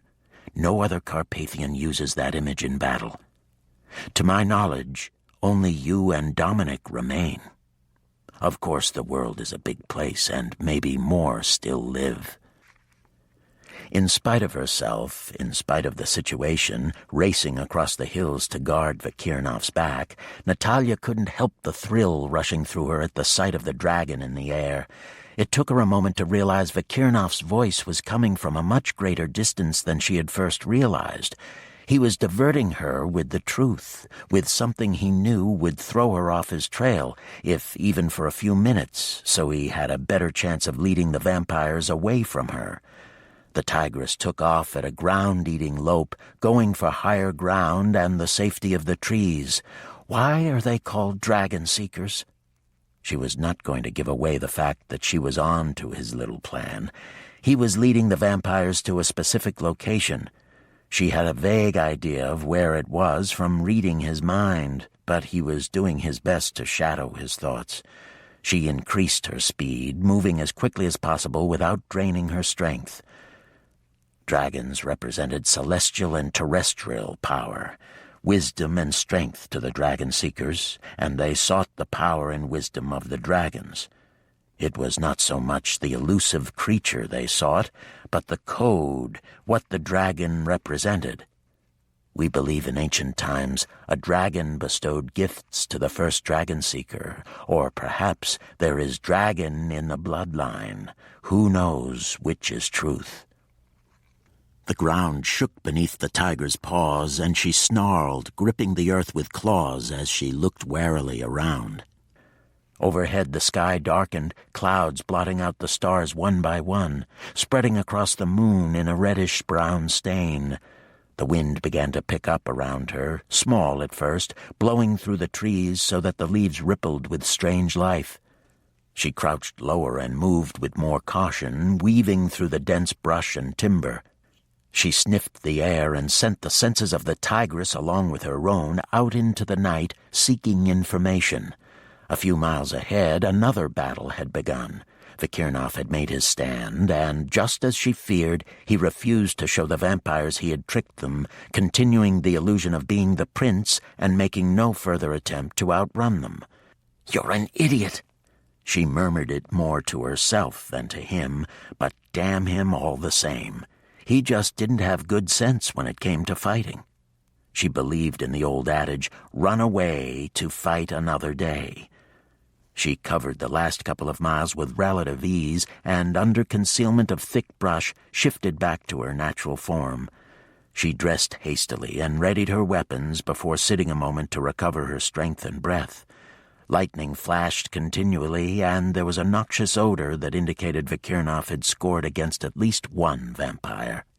Natalia crept stealthily through the thick foliage to get a better view of what was happening. She pushed aside leaves, and her breath caught in her throat. Vikirnov glided with grace and power, his body as graceful as any dancer's, his features hard-edged and free of all emotion, sculpted in masculine lines and set with intense concentration. She could see him clearly beneath the illusion, his determination, his focus. He moved with blurring speed in the circle of vampires, striking fast at one, retreating before they could touch him, only to strike at another. Natalia stared at him, utterly mesmerized by him, by his masculine beauty as he fought a battle against so many. She had never seen such a demonstration of power or skill. He flowed like water around them, always moving in a circular pattern, his feet barely skimming the ground. Admiration and respect welled up and spread through her. Natalia crouched there, unable to take her eyes off of him, fascinated by him, proud of him. Muscles rippled beneath his shirt, and he looked both elegant and a warrior. His long hair swung with each motion, looking like fluid silk. She could barely see Mikhail superimposed over Vikirnov. He was that strong to her. The tigress moved inside of her, recognizing its mate. The dragon, her birthmark, burned from the close proximity to the vampires, but it throbbed with a different kind of heat as she watched him fight. She would never forget that moment, that sight of him blazing with power and energy, moving with fluid grace and absolute merciless resolve. "You are my life mate." She whispered it aloud, awed by the fact that her body knew him long before her mind made the acknowledgement. She watched in amazement as he literally ripped the heart from a chest while two vampires collided in the air where he had been a split second earlier. She felt she was watching a choreographed battle, every move prearranged and rehearsed. Vikirnov kept the vampires off-center, using his blurring speed, not wanting them to realize he was not the prince. These were fledgling vampires, pawns Maxim used as fodder to inflict as much damage as possible to weaken the lines of defense. Vikirnov was certain Maxim had sent the fledglings to the inn to fight and hopefully wound the hunters guarding Mikhail. Maxim would have planned to be right behind them for the kill, but he had not calculated or considered that chance would bring another experienced hunter into the fray. As Vikirnov dissolved into vapor to keep from being split in two by the most experienced of the undead, he glanced toward the north. By the look of the sky in that direction, the dragon seeker had Maxim on the run. The master vampire would never be foolish enough to fight such an experienced hunter without a clear advantage. At least the trap had been broken up before there were too many losses. In the form of vapor, Vikirnov streamed behind a dark-haired vampire and reached out, shifting back into his form at the last second, catching the head between his hands and wrenching hard to break the neck. It wasn't a killing blow, but each wound served to weaken the enemy. He immediately was on the move again, running up the side of a tree to backflip over the top of the same vampire, kicking him as he did so to knock him to the ground. He had successfully destroyed 2 of the 5 vampires, and so far had only minor scratches to show for it. The vampires pulled back, dragging their injured comrade with them. As Vikirnov approached them, they threw up a barrier between them. Vikirnov settled to earth and studied their faces. "I do not recognize any of you. How is that?" "You do not recognize a childhood friend, Mikhail?" The one with the broken neck snarled. Spittle ran down his face and he wrenched at his neck, settling his head more carefully on his shoulders. "I am Borak, and you must remember Valentine and Jean. We ran with you in these very forests, yet you cannot even remember who we are." Vikirnov bowed, a simple courtly gesture from the waist. "Forgive me, Borak. It must have been that the years have changed you. I remember your youth and unmarked face, not the vision of evil you have chosen to become." He held up his hands, and for a moment crystal-clear water swirled in his palms, reflecting back the faces of the 3 vampires. They shrieked and hissed as they swirled long capes over their faces to hide from their repulsive images. Vikirnov dropped his hands to his side. "You see why I do not remember old childhood friends?" "You have no friends," Valentine snapped. "Even Grigori has deserted you. All of them. They deliberately left you alone, knowing there would be an attack. Your own people have decided your fate. They want you dead." The flutter of wings filled the air. The sky darkened overhead as a migration of large vampire bats flooded the area. They began to settle in the trees, ringing the battleground, hundreds of them, more even, folding wings and gripping with tiny claws. There were so many on some of the branches that the limbs drooped with the weight. "Come and kill me, Valentine. I await your pleasure." Valentine snarled, exposing his jagged teeth. He glared at Mikhail. "You mock me, but it matters little when I know you have no way out." Vikirnov spread his arms. "You are welcome to try, Valentine. You are stalling in the hopes that your master will tell you what to do." Natalia could see a difference growing in the vampires. Where before they had been cowering behind the shield they had erected, now they were standing taller, eyes beginning to glow, taking on more strength of purpose. She was certain their master had begun to pour power into them, as well as a battle strategy. She looked toward the north. The lightning dragon was gone, and once more the skies in that direction were calm. Over her own head, dark clouds spun and twisted, and a light rain had begun to fall. She couldn't tell if it was natural or not, or who might be controlling the weather. The vampires spread out, their bodies glowing with a ghostly light. Borak looked grotesque, with his head skewed to one side. His head flopped continually, and he muttered threats and spit curses as he readjusted it on his shoulders. The bats fluttered and began to spread their wings. Some took to the air, while others dropped to the ground. The way the creatures stalked Vikirnov across the ground, using their wings in a stilted, crab-like walk, was so creepy Natalia shivered, goosebumps rising on her arms and legs. The bats formed 2 circles around Vikirnov and the vampires, the inner circle moving clockwise, the outer circle moving counterclockwise. Her heart began to beat faster, and she took several deep breaths to slow it, not wanting to give her presence away. She had to trust him. She did trust him, yet it took tremendous self-control to keep from shouting out a warning. Natalia shoved her hand into her mouth and bit down hard. Borak shimmered, was nearly transparent. The other 2 vampires followed his example. The forms shortened, contorted, took on the shape of a woman. a smaller woman with long dark hair. Vakirnov found himself facing 3 ravens. He knew it was to throw Mikhail off, that they counted on him hesitating before striking at her. Already the vampires were rapidly cloning their forms so that 100 ravens stood across from him looking vulnerable and innocent. It wasn't difficult to distinguish which of the shapes were Borak, as his head didn't stay in place, but the others were perfect replicas of Raven. Some were weeping, others pleading. All of them held out their arms to him as they began to walk toward him. Vakirnov's own form shimmered, dissolved, streaked into the army of ravens, and contorted into the same image so that it was impossible to tell who was vampire, who was clone, and who was the hunter. Vakirnov moved with the other clones, working his way slowly toward Borak. He was positive he had located the vampire in the midst of so many. The clone heads were slightly tilted, but one kept flopping to one side or the other as the vampire focused on the hunt and not on his image. Vakirnov moved within striking distance, and at once the bats in the air began to dart at him, and those on the ground made small noises. The rain increased and the wind picked up, blowing through the leaves on the trees so that they once again shuddered and twisted, dancing madly overhead.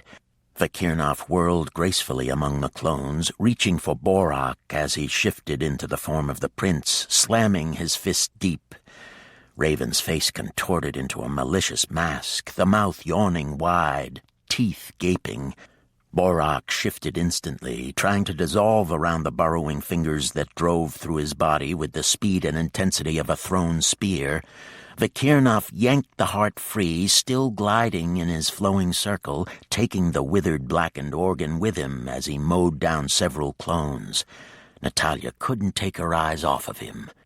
She wanted to move, wanted to at least get rid of the bats moving so dangerously close to him, closing their circles down to make the battlefield smaller, but she felt in a trance, unable even to blink or take her eyes off of Vakirnov. She saw him so clearly beneath the image of the prince, moving in his warrior's dance, his hands strong, his face etched in lines of determination, of resolve. Her heart quickened to match his beat. Her feet felt the same graceful rhythm. Borak shrieked, his voice hideous as he raced after Vakirnov, his clones of Raven's image falling to earth and disintegrating as if they'd never been. Dark acid blood withered the vegetation as Borak toppled to the ground. Lightning forked in the sky, lighting the gruesome scene before the bolt incinerated the heart the hunter flung to the ground.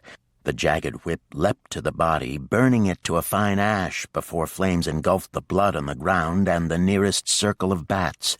The second circle of bats took to the air to escape the intense heat. Natalia blinked rapidly as she watched the battle unfolding, feeling as if she were climbing out of a strange trance.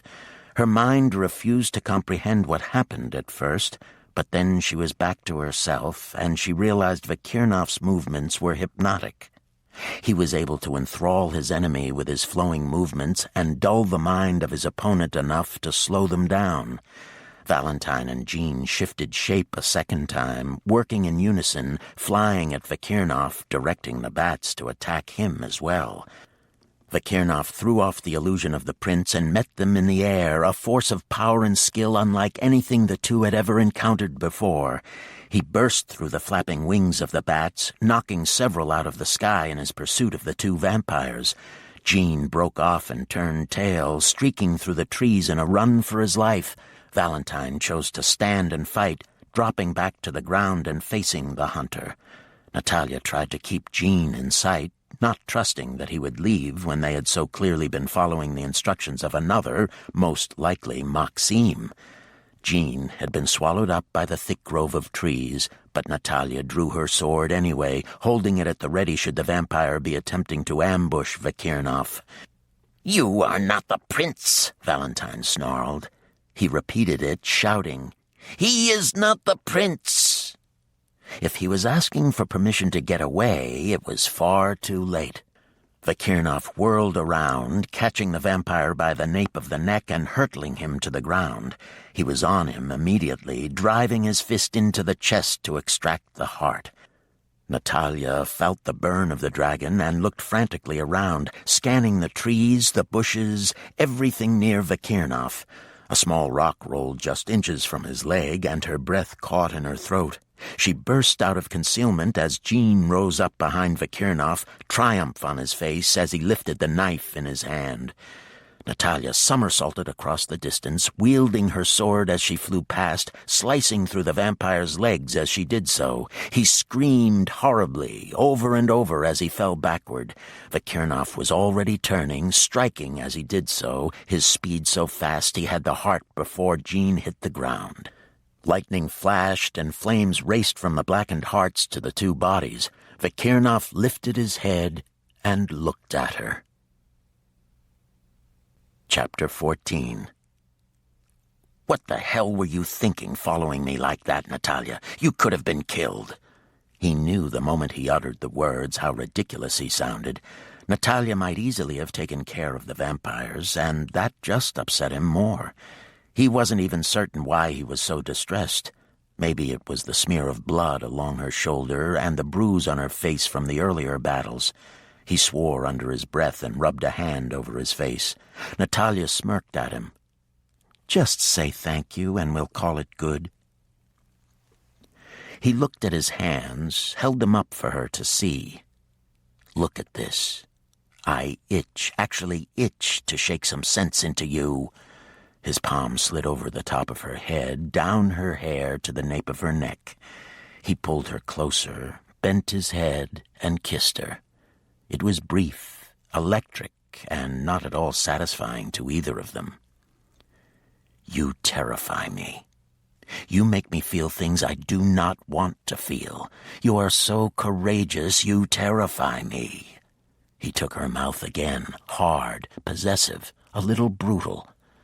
She tasted his terror. She tasted his need. There was so much hunger, so much resolve. Vakirnov could be gentle, but he wasn't feeling gentle. She had scared him, and that wasn't a good thing. "Let's get out of here, Vakirnov. This place gives me the creeps. Can't we go somewhere and talk?" "I do not feel much like talking." She took a deep breath, let it out slowly, and looked him directly in the eye. "Neither do I."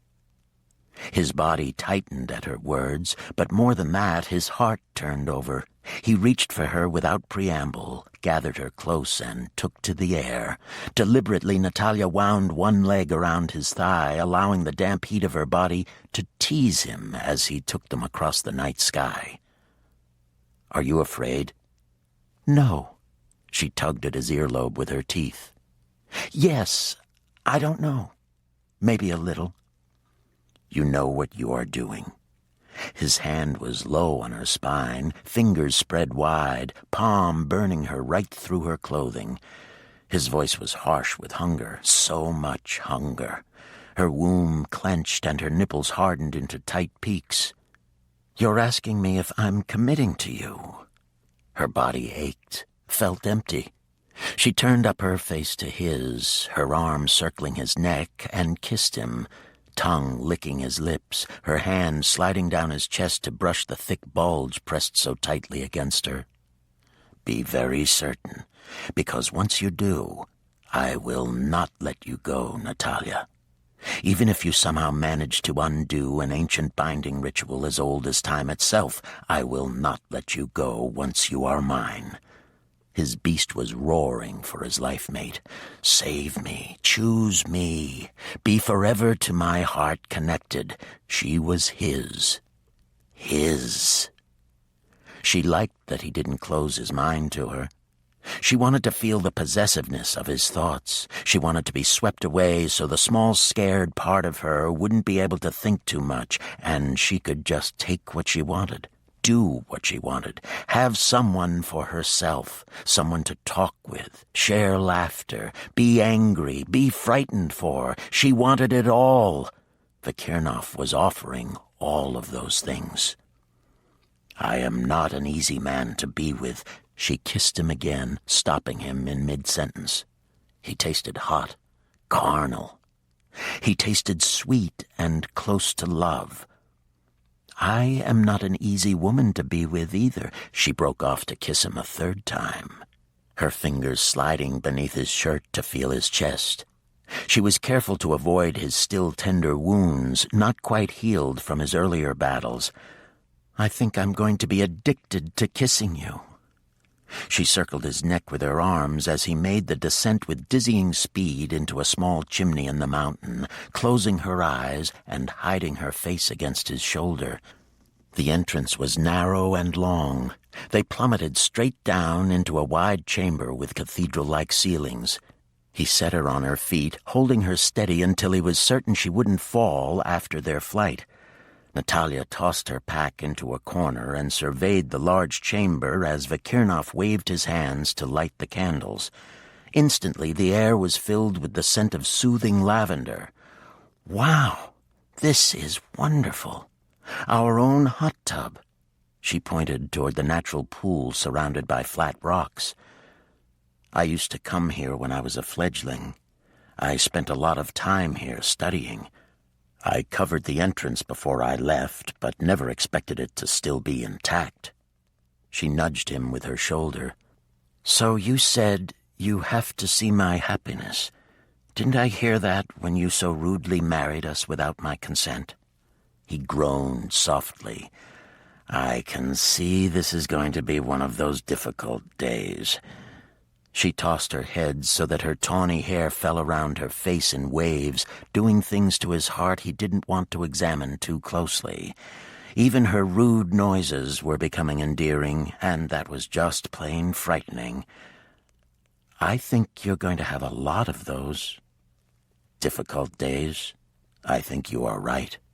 So answer the question. You have to make me happy, right?" "I can do no other," he agreed. A slow, wicked grin curved her mouth and set her eyes sparkling. "I need lots of things to make me happy and keep me happy. I'm that kind of girl." "What kind of girl?" Suspicion crept into his voice.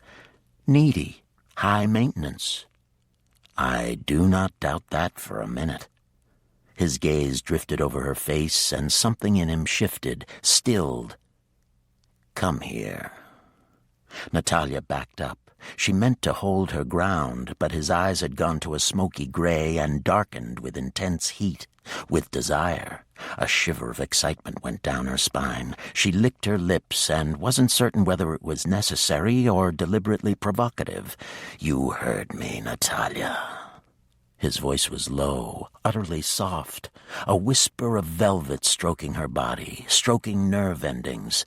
"Come here to me." Excitement surged through her. He looked grim and forbidding, his face etched with lines from the battle, his hair flowing like silk and his body so hard with his need of her. But it was his eyes, the deep hunger, the way he looked as if he were starving for her body that set her pulse pounding, the way he looked as if nothing could or would stop his possession of her. She needed that look. She craved a man who wanted her so much nothing could stand in his way. She didn't care if that made her strange. It was who she was, who the tigress was. She wanted that implacable resolve. She wanted that possessive mouth commanding hers, his hands rough and his body hard and painfully full. She stepped closer, just out of reach, tantalizingly out of reach. She wanted to prolong the moment, heighten his desire. She wanted to see his eyes glaze with the same brutal hunger clawing at her. Vikirnov felt lust rising sharply, mingling with something far more potent. He caught her arm, pulled her, the scant feet separating them so that her body fell against his. Her heat nearly melted him. Her skin was satin soft. Her breasts pushed into his chest so that he felt her hard nipples rise and fall against him with each breath she took. His fingers fisted in her hair, pulling her head back so his mouth fused with hers. Natalia was certain electricity crackled in the air around them. Liquid heat poured through her body, through veins and muscles, nearly catching her on fire. She felt the harsh tug on her hair, his mouth crushing hers, eating at hers with a wild abandon, and she needed more, demanded more. She caught at his shirt, tore at it, desperate to get at his skin.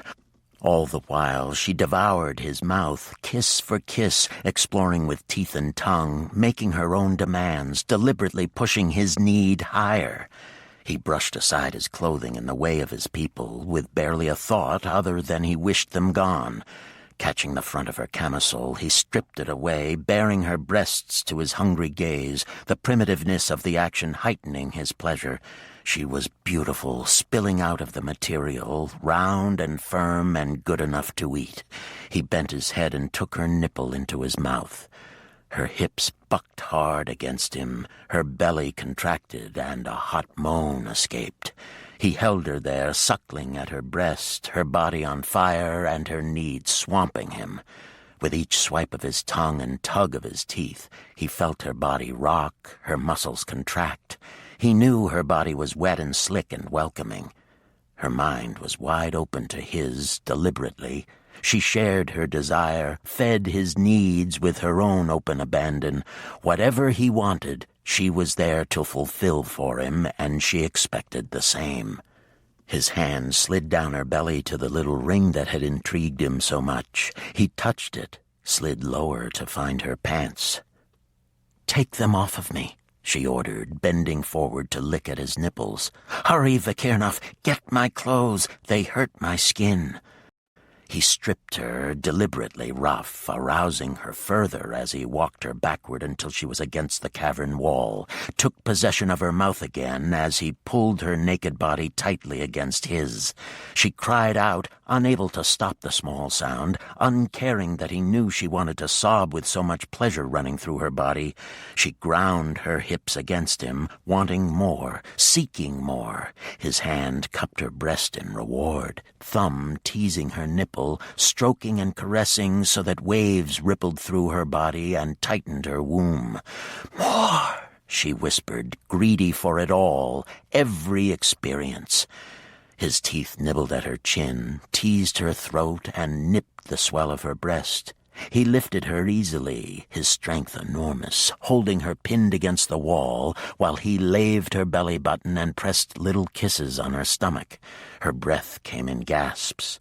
She tried to wrap her legs around him, so hot and wet she needed relief, but he lifted her to a ledge so that her bottom sank into a groove there. His hands were hard on her knees, jerking her thighs apart. The cool air hit her hot core, but nothing could cool her, nothing could make the ache stop. She heard her own heart beat. She heard the sound of her ragged breathing. Then his breath was on her. His peculiar brand, a claiming that would never go away. She felt it deep inside, and her entire body tightened to the point of pain. She was nearly sobbing for him. His hand cupped her mound, pressed into her heat. She jerked, twisting with hunger. Her pulse pounded in her ears, throbbed in her womb. His fingers slid through her heat, pressed deeper into her. That easy, she came, shattering into fragments, her body so responsive she couldn't hide her reaction if she wanted to. Her eyes met his. She loved his face, the masculine lines etched so deep there, a warrior's face, a lover's face.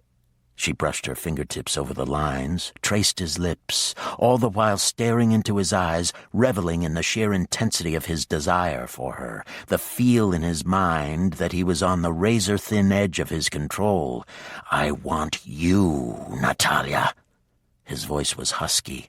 His fingers pushed deep so that she couldn't stop the way her hips rode him, every muscle contracting with heart-stopping pleasure. "I know you do, Vakirnov. I want you, too." She could barely manage to get the words out, gasping as his fingers retreated and plunged deep again. He shook his head. "I mean you. I want you to understand I do not want any other woman. Only you." She cried out as his fingers withdrew. He caught her hips in his hands, his thighs wedging between hers. "Look at me. I want you to know who you are with." She met his gaze steadily. I know exactly who I'm with." His erection was painfully hard, almost an agony he could no longer bear. He needed to be deep inside of her where he belonged, where they would be connected for all time. He pressed against her feminine channel, so wet and slick and hot with hunger for him. Natalia moaned, and the sound was almost too much for him, vibrating through his body until it felt like fingers on his too tight skin stroked and caressed up and down the length of his erection. He kept her gaze captive as he pressed into her, a slow, long stroke that pushed through her feminine folds so that she gripped him like a tight fist. His breath escaped in a long rush of air as he waited for her body to accept him, waited to push a little deeper, again, and then again. He wanted to be so deep she would never get him out. She shuddered with pleasure. His fingers dug deep into her hips, holding her into the seat in the ledge. He began to move, withdrawing, a long, excruciatingly slow movement that robbed her of her ability to think. She could only feel, could only dig her nails deep into his arm and hang on as he plunged into her, thrusting hard and deep, driving through her velvet folds while she screamed his name. He didn't stop, but kept surging powerfully into her, thick and hard, pushing through her tight folds, tilting her to get a better angle, holding her on the edge of release until she sobbed for relief. The loss of control shattered her when she had always had so much control. It was frightening to need so much, to feel helpless under the pounding beat of sexual hunger. Vakirnov. Just that. His name. His name.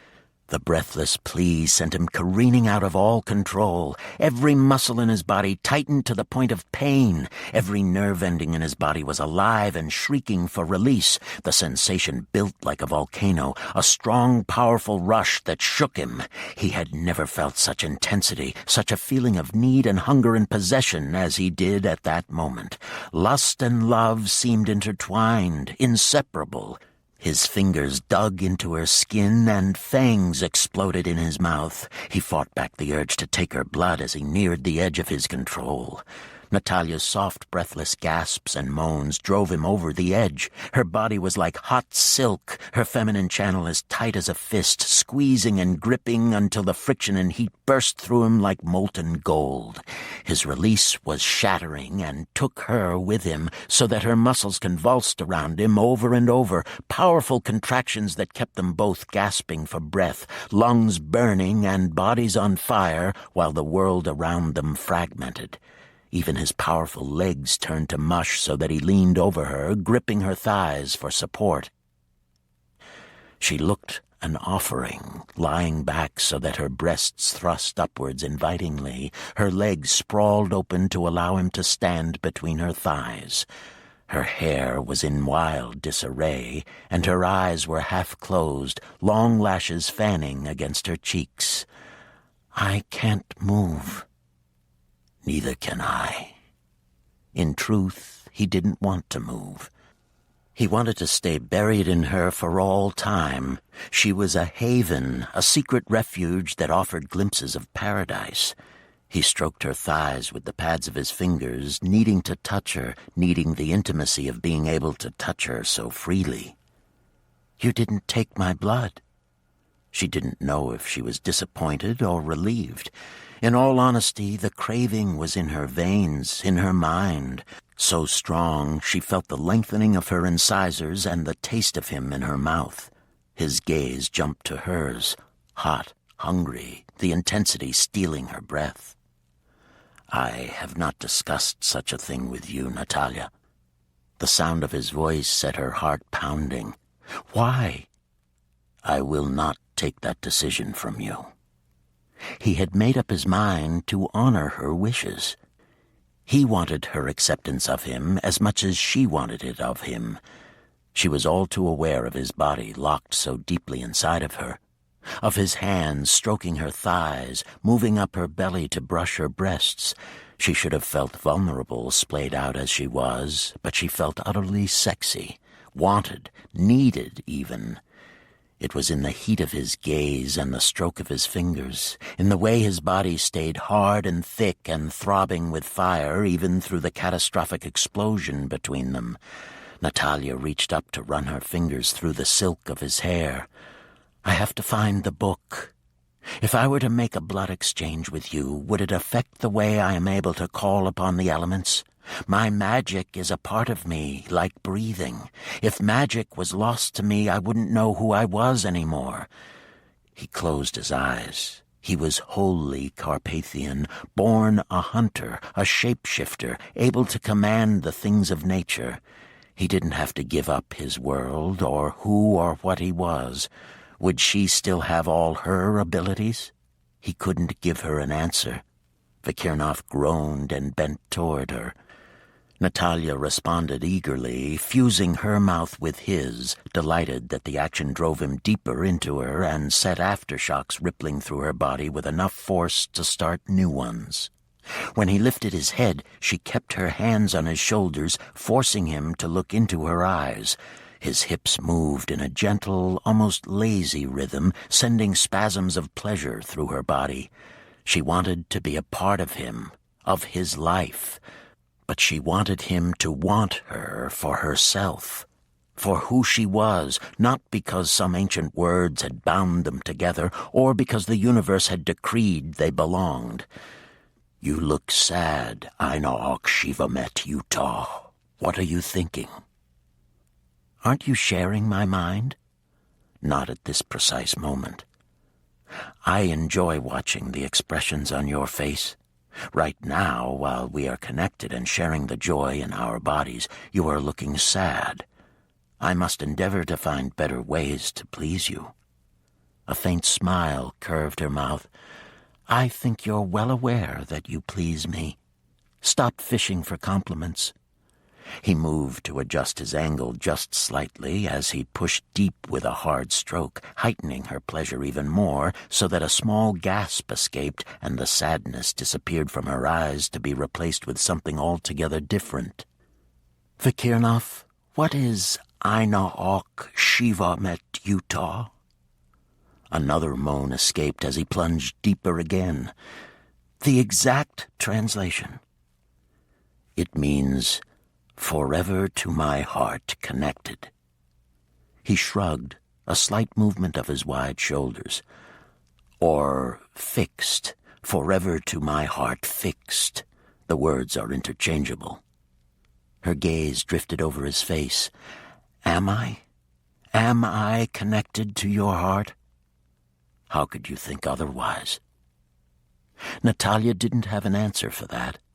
She had confidence in her intelligence, her courage, and her abilities in most areas, but not that of a woman, of a partner.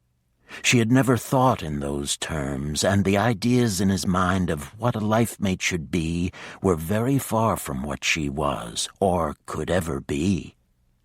She wanted to be his Aina Shiva Met Utah. But she had doubts he was seeing her realistically. She closed her eyes and gave herself up to the ecstasy of his love-making, unwilling to think too much about the future. She lost herself in his body, in the absolute magic they created together. She craved the feel of his hands on her body, the feel of his skin and muscles, the power of him as he took her. There was an edge to him, as if he could be ruthless in his love-making, pushing her beyond any limit she had ever thought she had, all the while heightening her pleasure, keeping her wanting more, always more. Time slipped away from her. There was only Vikirnov and his hands and mouth and body. Each time she thought it was over and they would rest, he was there again, demanding again, wanting her, hungry for her. She felt the scrape of his teeth and swirl of his tongue. There wasn't an inch of her that didn't go untouched, untasted, unused, but all the while he was wringing gasps of pleasure, moans and pleas for more. He carried her to the hot springs and settled her on his lap where he could bathe her. Limp with fatigue, deliciously sore, she buried her face in his neck.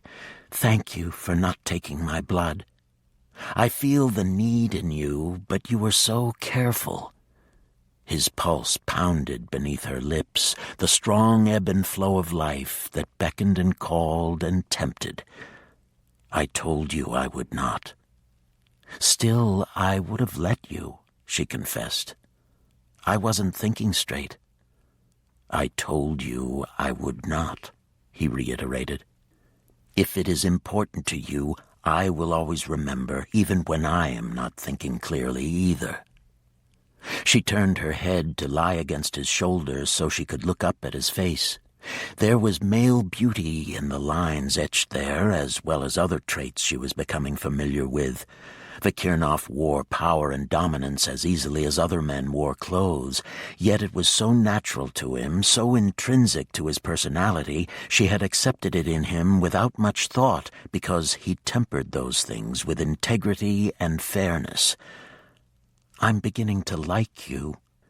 His smile was brief, but it flared in his eyes, and her heart, as tired as she was, responded with a quick beat. She smoothed her fingertip across his lips. That is a start. He tugged on her wet hair. You could be hard on a man's ego if he allowed it. She laughed. She couldn't help it. She wanted to spend all night making love every way they could and feasting on each other's body. I doubt anything could dent your ego, Vikirnov. The water feels so good.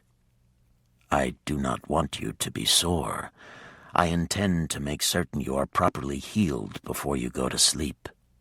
There was a note in his voice, husky, sexy, a promise of something sinfully wonderful that sent heat spreading through her veins.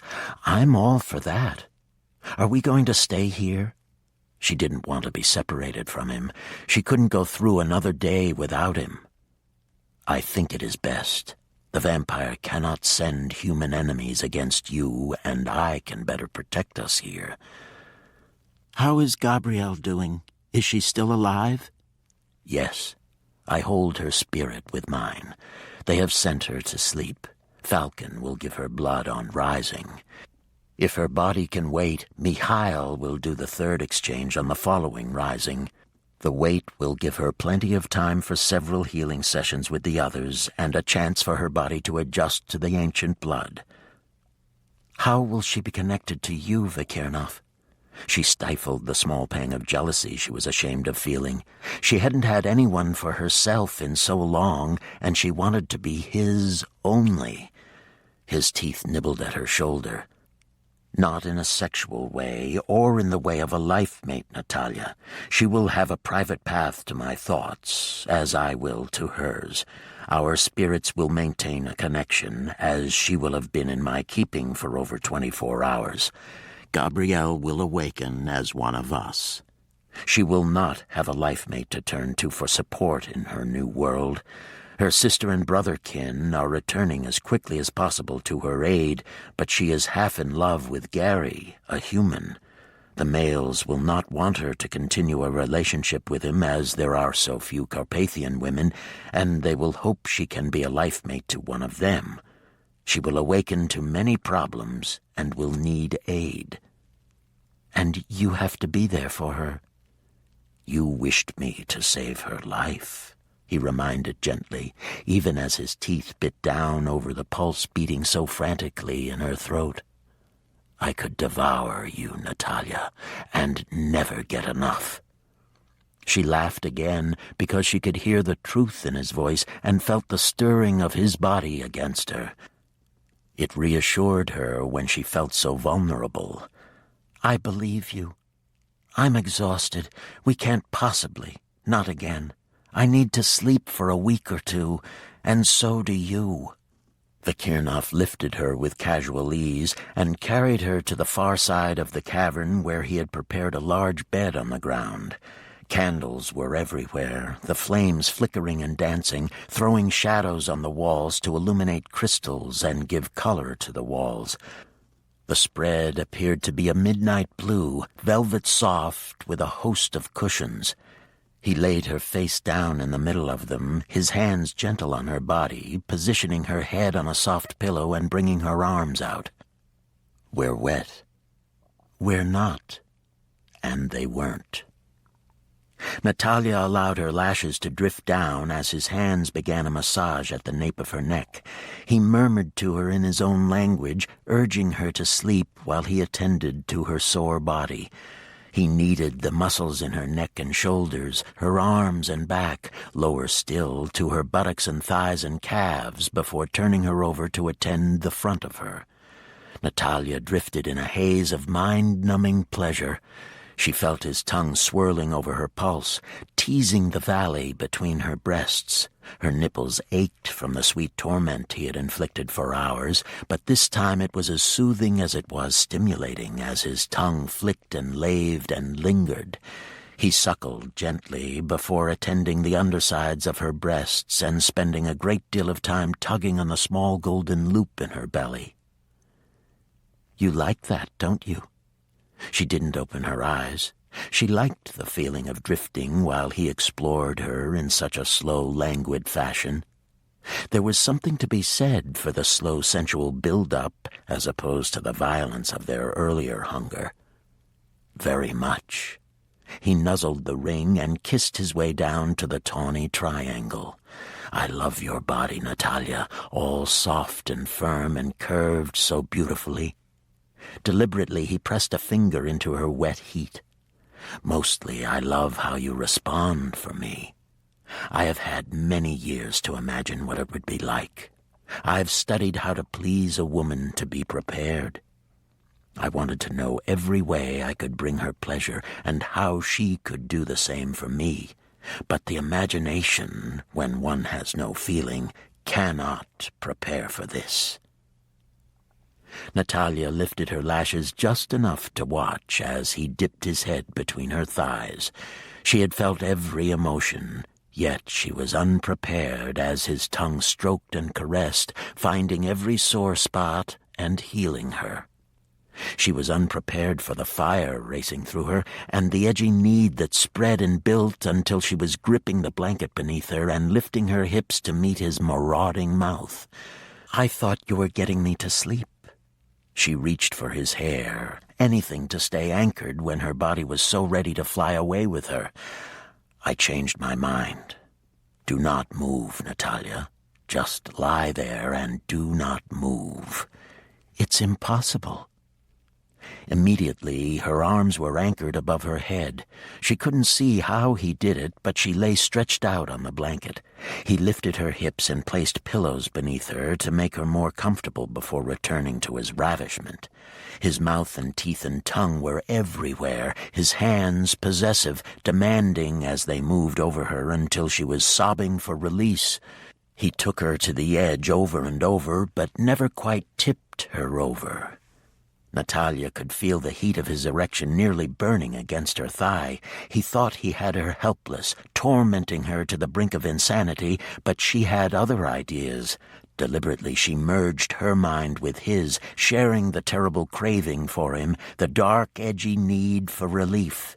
She built a picture in her mind of him kneeling above her, her mouth engulfing him, suckling and stroking and driving him to the same fever pitch. All the while she moved her thigh subtly, like a great cat, rubbing back and forth to create a friction against his most sensitive skin. She heard his soft groan, felt the response as he grew harder and thicker, and jumped in anticipation and need. He might think he could dominate, and she would be submissive.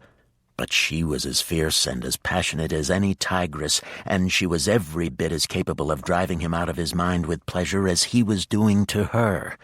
Vikirnov kissed his way back up her body, rubbing his face against her soft skin, unable to get enough of her.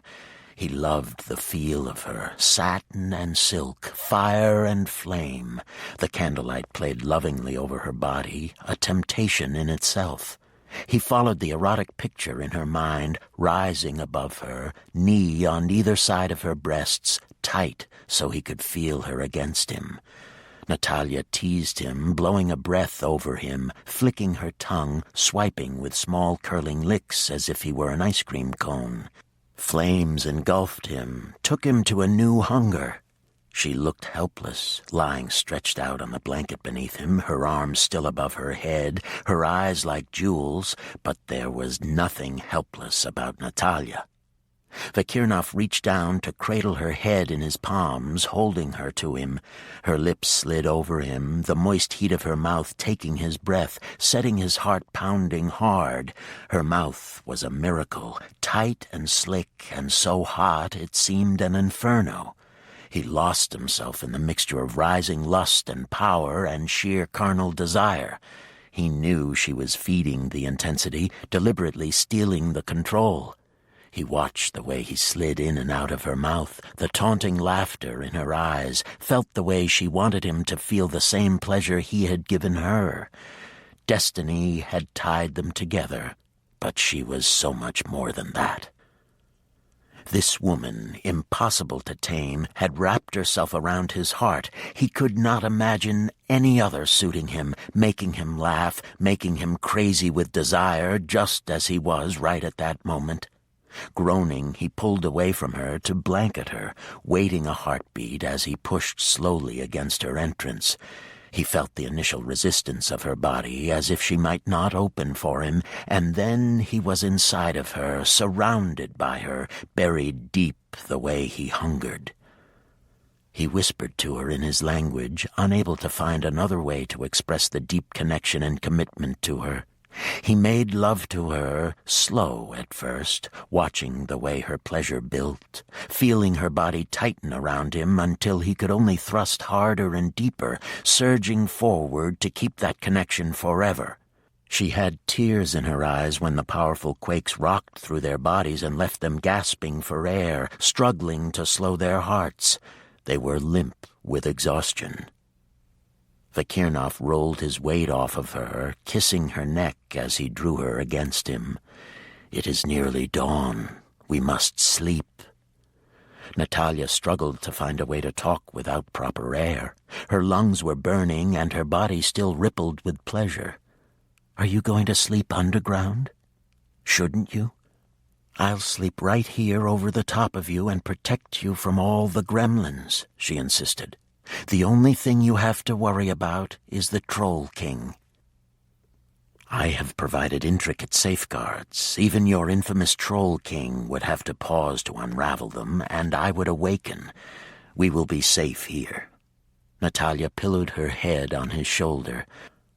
"I really don't mind if you need to go to ground, Vakirnov.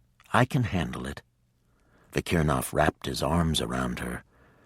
"I prefer to sleep right here beside you," he said. "I like holding you. If you should wake and I appear dead—" I know, she interrupted. "You're really asleep. Stop flattering yourself. I'm perfectly fine without you." "You get into trouble without me." "Every morning when I finally am tired enough to go to bed after watching television all night alone, I call up a dream of my childhood with my brother Razvan. I've been doing it for years.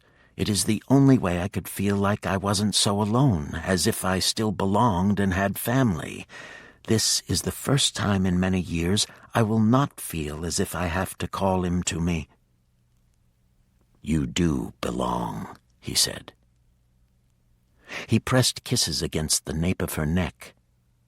"You belong with me, thanks to those binding words you disliked so much."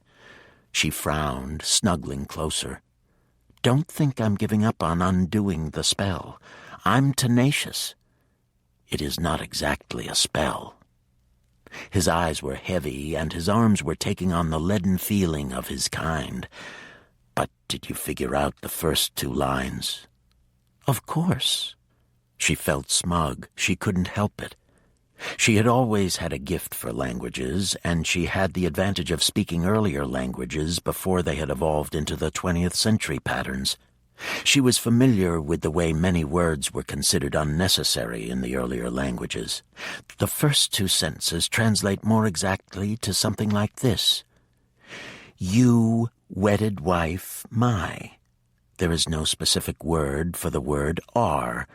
The second line comes out something close to me you belong, wedded wife my." I'm not certain of the exact phrasing, but it is far closer than the more modern form. A slow smile lit his eyes. "Really?" He arched his brows at her. "Yes, really," she said, undeterred. "I know you think it's funny, but I refuse to be trapped into something whether I want it or not. It's not good for you to think you've got me tied to you. I'm not a passive person, and I wouldn't want you to think I am." His laughter was soft, his breath warm against the nape of her neck. "Passive? You? I cannot imagine anyone, least of all me, making that mistake." She grinned, closing her eyes. "Razvan said I needed to curb my tongue, and that if Shakespeare had met me, Kate wouldn't be the famous shrew. Natalia would." "He said that, did he?" Vikirnov was wise enough not to agree aloud, not when her body nestled so comfortably next to his. What else did Razvan have to say? "He said I needed to learn how to sew, to be more restful and soothing, and to censor most of what I say."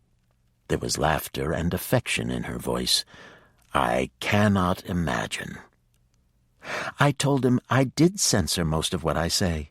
If he could read my mind—" Her voice trailed off, her lashes lifting so she could meet the amusement in his gaze. "Lucky you.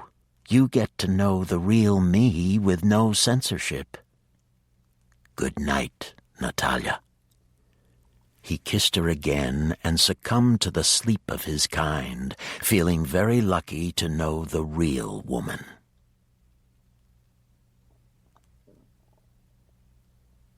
Chapter 15. "Razvan, where are you? I'm so happy. Come to me tonight. Where are you? Why won't you answer me?" Natalia hurried down the cobblestone steps leading to the great garden. They always met in the garden if they'd been separated for the day, but she couldn't find her brother anywhere. "Why are you so happy?" The voice came from a distance, and Natalia spotted her twin seated on the slabs of slate overlooking the fountain. He looked glum, his legs drawn up, his elbows on his knees, chin propped in hand. "Where have you been, Natalia? Do you even realize you deserted me? I didn't know the safeguards, and I had to see grandfather." That brought her up short. They never referred to him as grandfather. Xavier was supposed to be dead. If they talked about him, he would punish them, and his punishments were terrible. Xavier, their grandfather. They were forced to live with him after their father had disappeared. Natalia frowned. Why couldn't she remember Xavier when she was awake? She knew exactly what he looked like when she conjured up her dreams of her childhood, but not when she was in present time awake. How did that happen? "Don't call him that. We are to call him Uncle. He might hear you." "Why didn't you give me the safeguards, Natalia? How could you ever leave me wide open like that?" Razvan stood up slowly, turning as he did so, lifting his shirt. "Look what he did to me." Natalia halted instantly. "Oh, no! Razvan, why does he take it out on you when I make a mistake? I hate that. I hate that we're so afraid to be together we have to meet like this. Did he take your blood?" "He always takes my blood. If not mine, then he would take yours. You know that. I don't care if he punishes me. He isn't going to get your blood." "Why do we stay? Why are we allowing him to dictate to us and keep us small children? I have power. He can't control me. He wants me to believe he can, but he can't. You have the same power in you, Razvan. You've resisted him for years. Together we can break free of him." "We have different strengths, Natalia. You're good at commanding the elements. You have a quick mind and can figure things out." "You come up with the ideas in the first place, Razvan. Without you, we would have been dead a long time ago." The words caught at Natalia. She looked down at her hands. They weren't the hands of a child, but those of a grown woman. Shock spread through her. She looked up at Razvan. "What happened to us?" The form of the teenage boy shimmered, became translucent, and a man's image superimposed itself over the child. "You betrayed me. You chose the hunter, my enemy." Natalia shook her head, reaching out toward her brother. I chose happiness, Razvan. That was something our grandfather didn't understand, could never understand. What was the point of longevity? I've watched people die over and over, but they led happy lives while I just lived on and on alone with no one to share anything with, neither sorrow nor joy. Her arms dropped back to her side, empty. We have power beyond imagination. No, we don't. I've seen power beyond imagination, but it doesn't matter to me. Those people who are born live their lives together as a family and die surrounded by family. They know how to live. What do we do? What does he do? He hides from the world with his malevolent schemes, drinking blood to stay alive. For what? Why live so long without happiness? I choose to be happy, to share my life. I will not apologize or feel guilty for that. Look at us, Natalia. You took our world and changed it. I'm no longer a boy, and I'm fading. Would you really choose him over your brother, your twin? I will not leave him. Why would you think I'm trading one for the other? You're in my dreams, Razvan. I will never forget you, never. Her heart pounding, she studied the fading image of her twin, the harshness in the face of the man. You don't need me. You have him. Natalia refused to sound as if she were pleading or asking permission. He is alive, and I am alive. I cannot sustain my life on dreams of a brother long gone from me. My love for him is different. Razvan's face twisted with anger. I forbid this. He is a hunter, hated by our family. Choose another. This is a dream, only a silly dream. I choose Vikernov. I choose happiness, Natalia said, determined to wake up. She would not allow her dreams to take on the twisted nightmares that sometimes invaded them. Razvan would want her happy. He wouldn't be so angry with her over choosing to be involved in a relationship with someone who made her happy. Whatever occasionally crept into her dreams and corrupted them, she wasn't going to put up with it anymore. Wait! Razvan called frantically. The safeguards! You didn't give me the safeguards. I can't weave them myself. Natalia turned back to him, frowning as she murmured the spell to him. He smiled at her, beloved Razvan, already repeating the words to ensure he didn't forget them. Pain flashed unexpectedly through her head, a terrible pressure that increased without mercy, and then, just as abruptly, disappeared, leaving her shaken. He shook his head. It isn't right. That's not right. You aren't telling me the truth. Natalia stared at her brother in sudden shock and dawning horror. My God, Razvan, it's you. It's been you all along. She gave a low, tormented cry. Her heart felt as if he had literally torn it from her chest. She jolted into full consciousness with the sound of her cry still echoing in her ears. Tears spilled from her eyes, and her breath came in great anguished sobs. This can't be happening. This can't be happening. She pressed the back of her hand against her trembling mouth. Her stomach lurched, and she crawled away from Vikernov on her hands and knees and was sick in the corner of the cave. He woke instantly, moving with his preternatural speed, kneeling beside her, hand on her back, his body pressed against hers. What is it? Tell me what has caused this distress. Only an hour or so had passed, and the lethargy did not have him in its grip. A dream. She sank into him, shivering with cold, wanting his arms around her. Only it wasn't my dream. It hasn't been my dream for a long time, only I didn't know. I didn't understand. Vikernov wrapped his arms around her tightly, pulling her into the shelter of his body. He rocked her gently, feeling her pain, a terrible hurt that couldn't be comforted. Tell me, Aina Ok Enyem. His voice was infinitely gentle. Natalia was grateful he didn't probe into her mind. She felt raw, betrayed, ashamed. Was it the legacy of her mage blood? Was it possible her whole family was so tainted? A small sob escaped before she could choke it back. She huddled closer to Vikirnov while he rocked her, stroking her hair and holding her close to him. "He's alive." "Xavier, we knew that." She shook her head, tightened her fingers around his wrist, needing to hold onto his solid strength while her world shattered around her. "Not Xavier. Razvan. He's alive. He's the Troll King." Her hand crept down to rub her ankle. "And that means he's in league with Xavier and Maxime. He's in league with vampires." Vikirnov brushed the top of her hair with a kiss and rubbed his cheek against the back of her head in an effort to soothe her. "How do you know this?" "Remember when we were in the cave and Maxime attacked me, was able to get into my head so easily? My safeguards were gone. You replaced them, not me.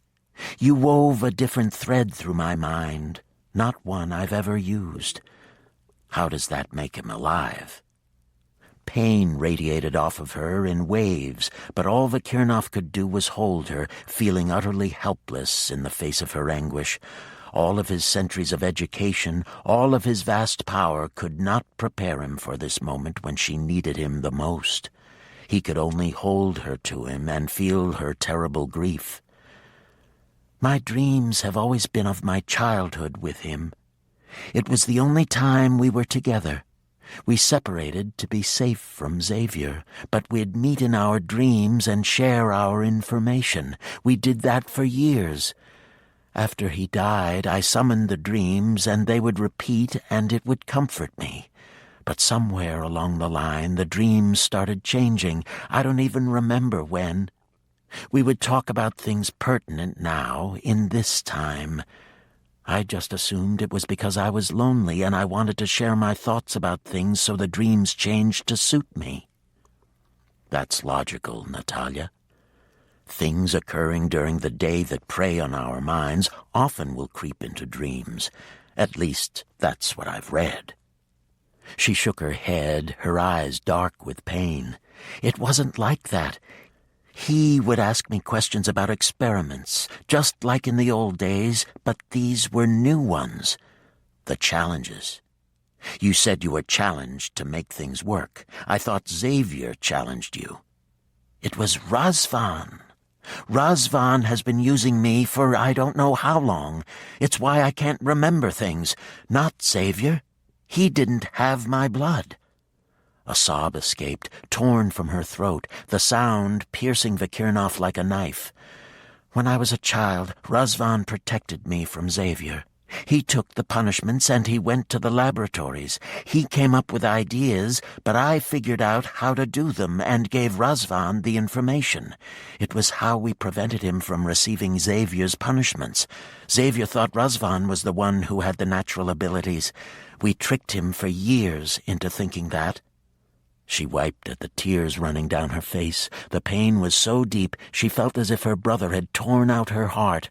She pressed her hand there, trying to still the agony. "And you believe somewhere over the last few years Xavier managed to recruit Razvan to his side?" Vikirnov kept his voice strictly neutral. Natalia was so devastated, and he was helpless in the face of her suffering. He snapped his teeth together hard, rage building in spite of his effort to be calm. His arms tightened. He wanted to take away all of her pain, protect her from any further hurt, but Natalia was not a woman to wrap in cotton. She would face this in her way, on her own terms. "He had to have. I don't know how. I don't even know why. Living a long time without happiness sucks. Why would either of them want that?" His arms tightened, sheltering her even closer to him. "I have no idea. But are you certain, Natalia? Is it possible you really were discussing your everyday thoughts in your dreams?" "You provided the safeguards, and he couldn't reach me. He couldn't track me. That's why the Troll King didn't show up when you were fighting the vampires. It was so strange that he wasn't there." She raked her fingers through her hair in sheer agitation. "That bugged me. He'd been there every other time. He didn't have the advantage of being able to read my mind. He couldn't find me. Because I used a completely different safeguard, one unfamiliar to him. That first morning after the Troll King marked me and I brought you to my room, he knew. You were already able to get past all my shields, which, by the way, are incredibly strong, but Razvan had removed them. That's how the Shadow Warrior was able to get in. I set the safeguards in the room, not you, and that's why I didn't sense him in the ground, even when he was attacking me in the cave." Again she rubbed her ankle. "I was only aware of the actual attack after the poison was already on my leg. And when we were running down the stairs in the cave, I sensed him running parallel to us, but he confused you, making you believe he was under us." Natalia nodded her head, trying not to shake with the sudden cold settling into the very bones of her body. "He's alive, Vikirnov, and he's orchestrating something very bad here. And he and the vampires want the book your father stole. Xavier and Razvan need the book to complete their plans. But my father hid it from them, and Razvan knows I can touch objects and see things, so they've been waiting until the right moment to acquire the book in order to proceed." She pressed her fingertips into her aching temples. "I provided them with the way to do this." She tapped her ankle. "Razvan challenged me, and I made it happen. He used my own work against me. How ironic is that? I am sorry, Einok Enyame. I know how much you love him." He held her tightly, breathing for her, feeling the pain knifing through her heart and praying he wouldn't have to be the one to kill her brother. "I know I'm right, Vikirnov. He'll come after us with everything he has now. He knows that I know. I didn't mean to give myself away. I was just so shocked." She spread her hands out in front of her. "I'm so sorry. If only I'd thought to play along with him, I could have gotten us information." Vikirnov took her hand, pressed a kiss into her palm, her knuckles, the tips of her fingers. "Do not apologize. Not now, not ever. Your reaction is entirely justified. But he'll try to kill you." "He has been trying to kill me." He smiled against the nape of her neck. "You thought about killing me. I seem to bring that out in people." She tried to smile, appreciating that he would make such an effort with her, but she couldn't get past how obtuse she'd been. "I should have handled it better." Betrayal is never easy to handle, and there is no right way to accept it. It doesn't matter now. We are going to be okay. Natalia was silent for a long time. He could hear the beat of her heart begin to accelerate. She turned her face up to his, one hand reaching back to catch him around the neck as she looked into his eyes. "Exchange blood with me." His own heart began to pound wildly, matching the rhythm of hers. "I thought we were not going to take any chances that you can't access the memories of the knife. If I won't be able to find the book, neither will they. Neither side will have it, and that's probably a good thing. Anything Xavier made and sealed with the blood of 3 magical species is no doubt powerful, deadly, and too dangerous for anyone to try to wield." Vikirnov took a deep breath and let it out. There it was. Total commitment. There would be no going back once she converted. She was tied to him now, but that last step, that important difference, would seal her to him and his kind for all time. He wanted her to choose that path for herself, not to escape from who she was. Natalia. What could he say? He could deny her nothing, especially now when pain was her world and she was so shattered. If we do not know where the book is, how can it be protected? What if they find a psychic woman with your talent to help them find the book? We need to destroy it. How can we destroy the book? If it could have been destroyed so easily, then my father would have done so. You have a good point. I do not know the answer to that, Natalia, but I think all Carpathians would sleep better knowing our prince had the care of the book rather than knowing it was floating around somewhere the vampires could find it. What if the book corrupts those who touch it? Power corrupts. That is something we do not have to think about yet, Natalia. The truth is, you want to exchange blood with me, not because you are committed to me, to our relationship, but because you believe something is wrong with you. The gentleness in his voice made her want to weep, and she turned her face away from his so he wouldn't see tears glittering in her eyes. It isn't what you think. It is Aina Ok Enyem. You think your blood is tainted, and you wish to escape from it. Not all of the mages were evil. Most were kind and intelligent and so generous. Our people were friends. Even Xavier at one time was well respected and a tremendous help to all who sought his advice. You said yourself, power can corrupt. I do not know how it happened, but it was not the blood running through his veins. She pulled out of his arms and made her way to the small waterfall, catching the water in her hand to rinse her mouth. She was still so cold. She couldn't seem to find warmth in spite of the natural heat in the cave. Vikirnov could feel her anguish and cursed his own inadequacy at taking her pain from her. There was no way to ease betrayal, no way to kiss and make her better. His throat was raw with the need to help her, but he couldn't undo this terrible tragedy. Maybe it wasn't his blood, Vikirnov, but I'm tied to them. They invaded my mind. They removed memories and planted stories. They traded on my love for my brother and corrupted my good memories of him. She ran her hand over her ankle again. And they put parasites in my body. I don't want them to know me. I don't want them to ever crawl inside my mind again. He stood up and followed her across the chamber. The conversion will change your entire life. She stepped into the heat of the pool. The water felt hot on her icy skin. Even her insides felt ice cold. She hoped the heat of the springs would stop her shivering. My entire life has already changed. She held out her hand to him. For the better. A faint smile rose up unexpectedly. I've decided you're trainable. His eyebrow shot up as he stepped into the pool beside her. Trainable? She nodded.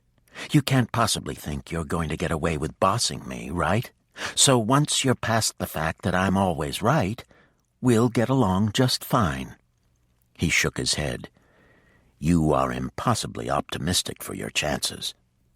He pulled her down into the water with him so that she was tucked in close beneath his shoulder. Chances of what? Her head felt too heavy, and she leaned it against his chest. Of being right. I am one of those obnoxious people who know everything. You think I am bossy, but in fact, I am merely directing you when you start to go off track. And you expect me to thank you, I suppose, for your brilliant direction. I have many ways in mind for you to show your appreciation. I'll just bet you do. She rubbed her ankle beneath the water. This is never going to come off, is it? It's part of my skin now. I do not know. I am not really a healer, although I can perform basic healing skills. When Grigori returns, we can have him take a look at it. If he cannot remove the mark, we can seek out Francesca. She is in Paris and is said to be amazing. Is it possible the conversion would remove it? His hand slipped beneath the water to circle her ankle. I wish I knew. I doubt it, Natalia. You are very different from any other I have known. I do not know what the conversion would do to you. I do not believe it will take away your skills as a mage. Rhiannon possessed more talent than most wizards. You must have received that from her as well as from the mage blood to make you so powerful. It is no wonder Xavier wanted your blood. Natalia's eyes met his. Razvan wouldn't allow it. Vakirnov's strong fingers moved over her ankle in a soothing massage. Natalia began to relax again, the hard knot in her stomach easing. When had Vakirnov become someone she could feel peace with? She slid her hand over his belly without sexual intent, but needing to feel his body beneath her fingertips. Do you think I could have held out against Xavier? If I had been the one to visit him instead of Razvan? If Xavier took my blood? She would not call him grandfather. Do you think Razvan could have been saved? There is no way of knowing. She looked so distraught, so different from her confident, sassy self that his heart shifted with pain. Vakirnov touched her mind to read her, needing to know how to help her. Natalia possessed a will of iron. Her brother was her twin. They thought alike. They protected one another. They had lived through harrowing times even as young teens and found a way to survive without adult guidance. Vakirnov looked into her heart and found her shaken all the way to her soul. Razvan had honorably chosen to give his blood to Xavier. He had successfully deceived his grandfather into believing he was the one with the superior skills in magic, when it was really Natalia. They had carried out an elaborate deception, and Razvan was often punished when Natalia couldn't complete experiments and pass the information on fast enough to her brother. She had hidden in safety while her brother had taken all the risks, and now, after all of his sacrifices, she couldn't bear to think she hadn't been there to save him as he had saved her. She hadn't been there for him, and he'd turned to evil. Her guilt was soul-consuming, a terrible burden he felt penetrating his own soul. She looked up, her gaze locking with his. "Is there a way to get him back? Can we undo the damage done to him?" "Natalia." There was a warning note in his voice. "He has Carpathian blood running in his veins. There is every possibility that he is now part vampire. I never thought vampires would ever join forces, but they have. And your brother is in league with them. Maxim and his brothers are arrogant and believe they should be ruling the world. I think that both Xavier and Razvan feel they should be the rulers, and they have united with the vampires in the hopes of gaining control of everything. The vampires are using your experiment to recognize one another, those participating in this conspiracy. I found the parasites first in my brother's life-mate's blood. She had been taken as a child and converted by a vampire. She was able to defeat them, but her blood called to the others. That's how they identify the members of the conspiracy, those with the parasites in their blood. It has to be that." He gentled his tone. "You know Razvan is lost to you." "How do I know? The healers do incredible things. Maybe he could be saved. He isn't wholly Carpathian. So if he did turn, he isn't wholly vampire." She wiped her hand over her face as if that could erase the knowledge of the extent of her twin's betrayal. "He was a good man. For centuries he was honorable, and he suffered so much." Vakirnov sighed with regret. "You wanted to know why he wanted children. I have seen that question in your mind many times." She swallowed the sudden lump in her throat and refused to meet his gaze, shaking her head slightly. "He is looking for blood just as Xavier wanted the blood of his children to sustain his life. That is how he remained alive all these years. Not all children will carry what he needs, so he wanted several from different mothers. And Razvan now wanted Natalia's blood, just as Xavier sought it all those years ago. Razvan would not take her from Vakirnov. He could not be allowed to destroy the fragile threads that bound their hearts even as their souls were welded so tightly together. "You don't know that." but it made sense. It was exactly what Xavier had done. She had witnessed it when she had grasped the handle of the ceremonial knife. No, I do not. And I do not know if there is any hope for him. What I do know is there are vampires conspiring to kill the prince and kidnap you. They are hunting for a book your father gave his life to protect. He was so desperate to protect that book, he put a compulsion on you to find it should someone start nosing around the cave. Someone went into the ice cave before us, and that triggered the compulsion. She'd already figured that out for herself. If your father was willing to give his life to keep that book from Xavier, I am willing to bet we do not want it in his hands. I still think there's a chance. Natalia, I cannot tell you how many friends, even family, I have had to hunt and kill. When we face a loved one who has become a vampire, even hunters hesitate.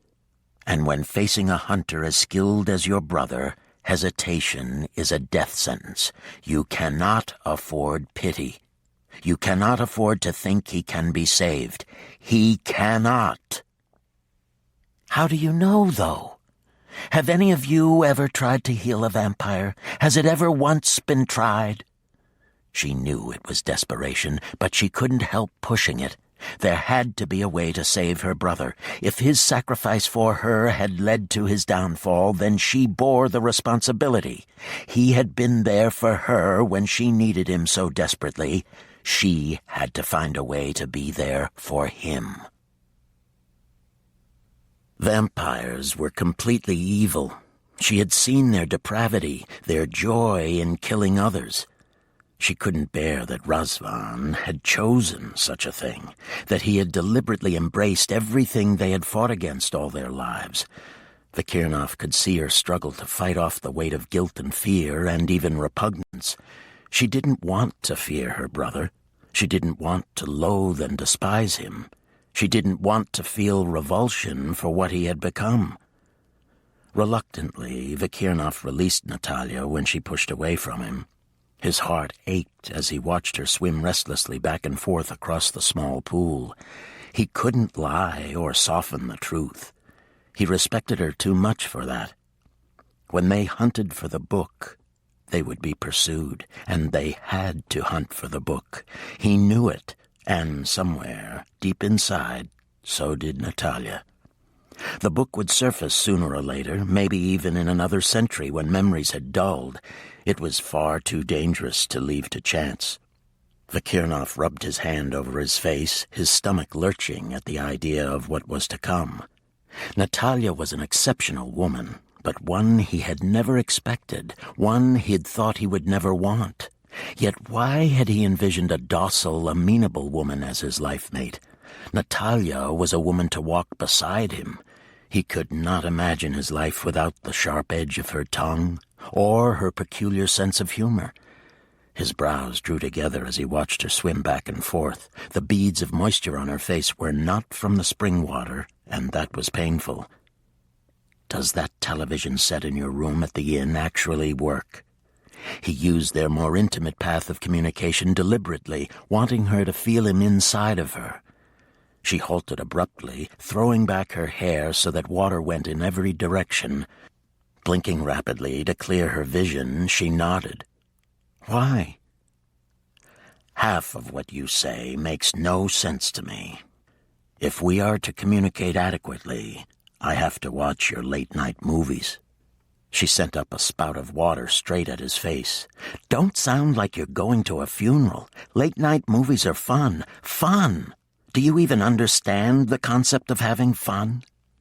There it was again, that heartbreaking note of desperation, of strain in her voice.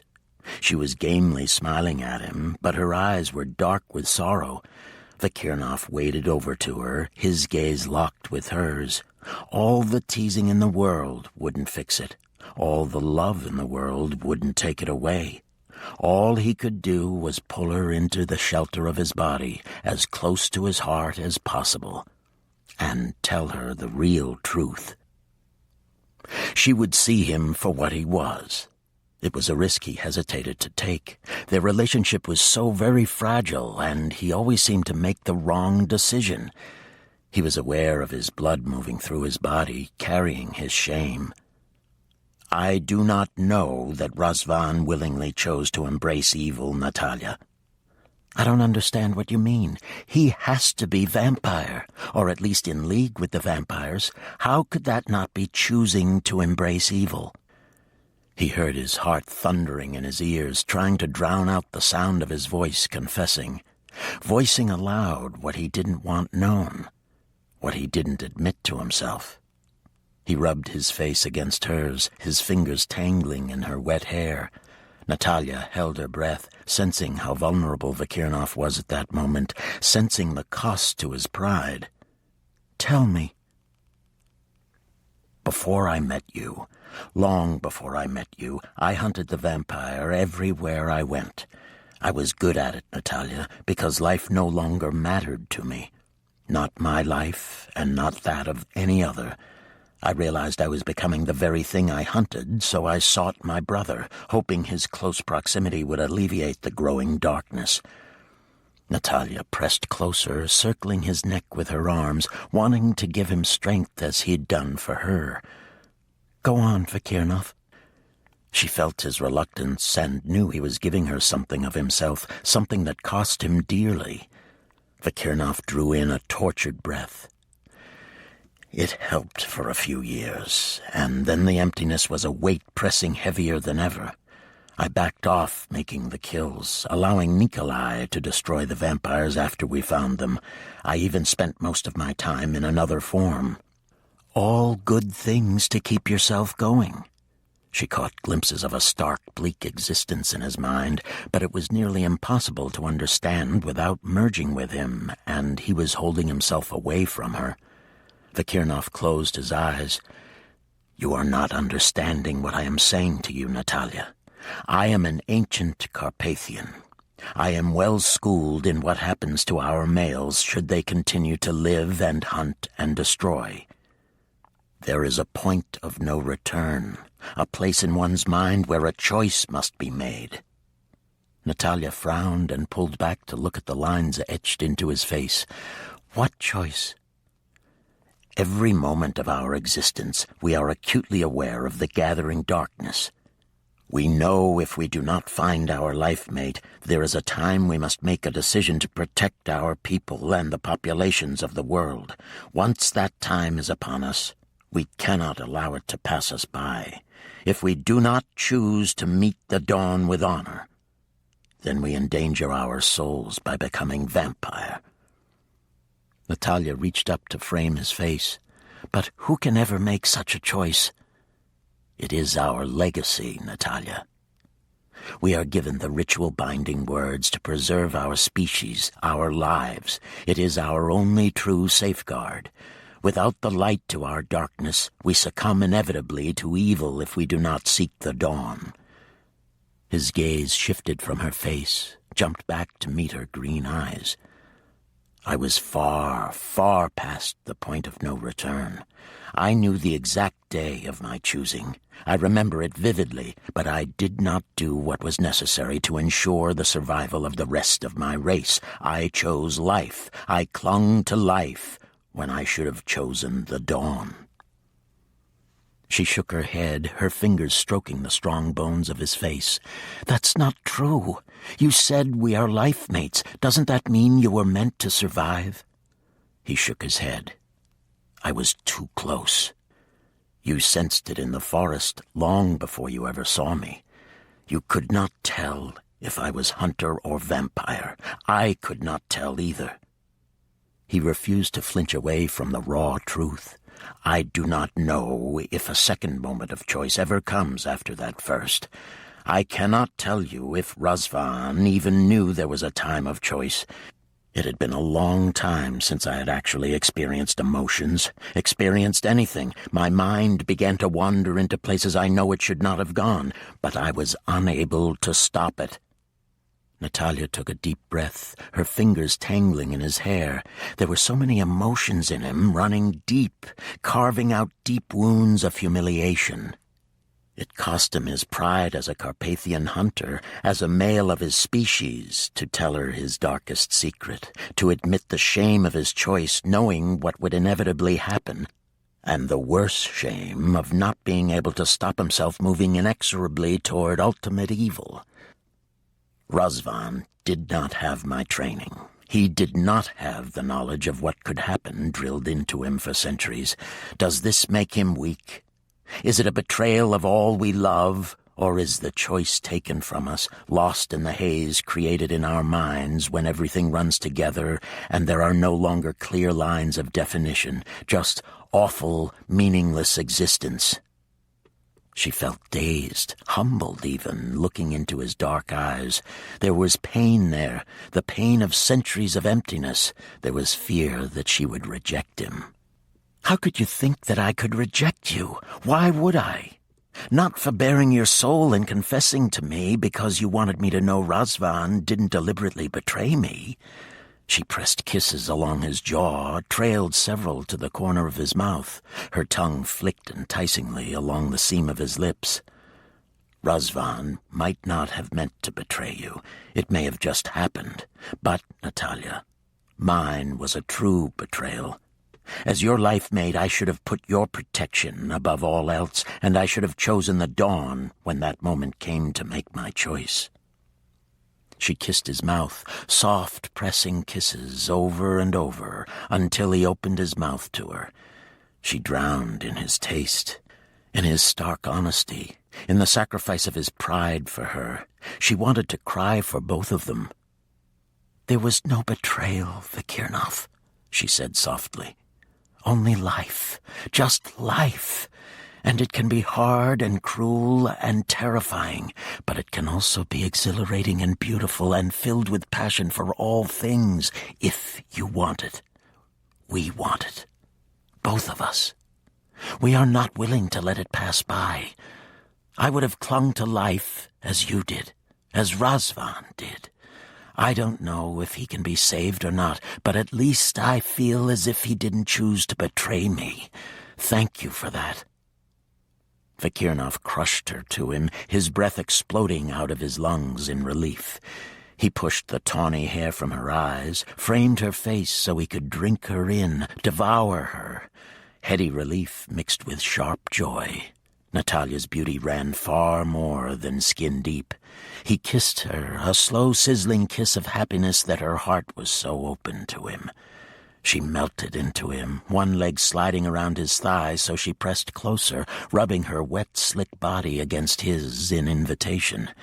Vikirnov lifted her easily, urging her to wrap both legs around his waist, leaving her open to him, allowing him to position her over the head of his erection.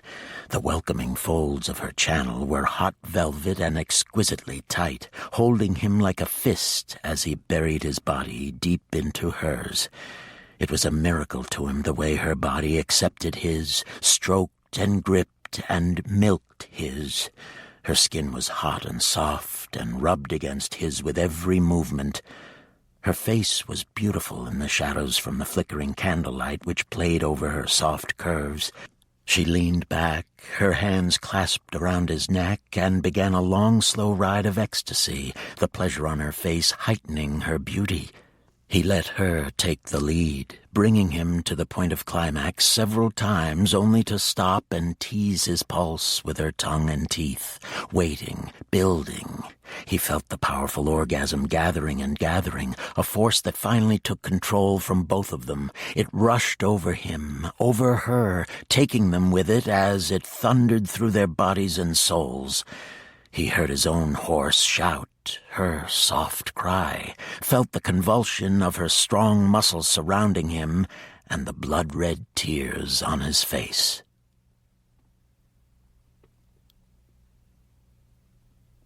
Chapter 16. Natalia sank back onto her heels as she knelt staring at the jewel-embedded ceremonial knife. It lay on a small piece of cloth between them.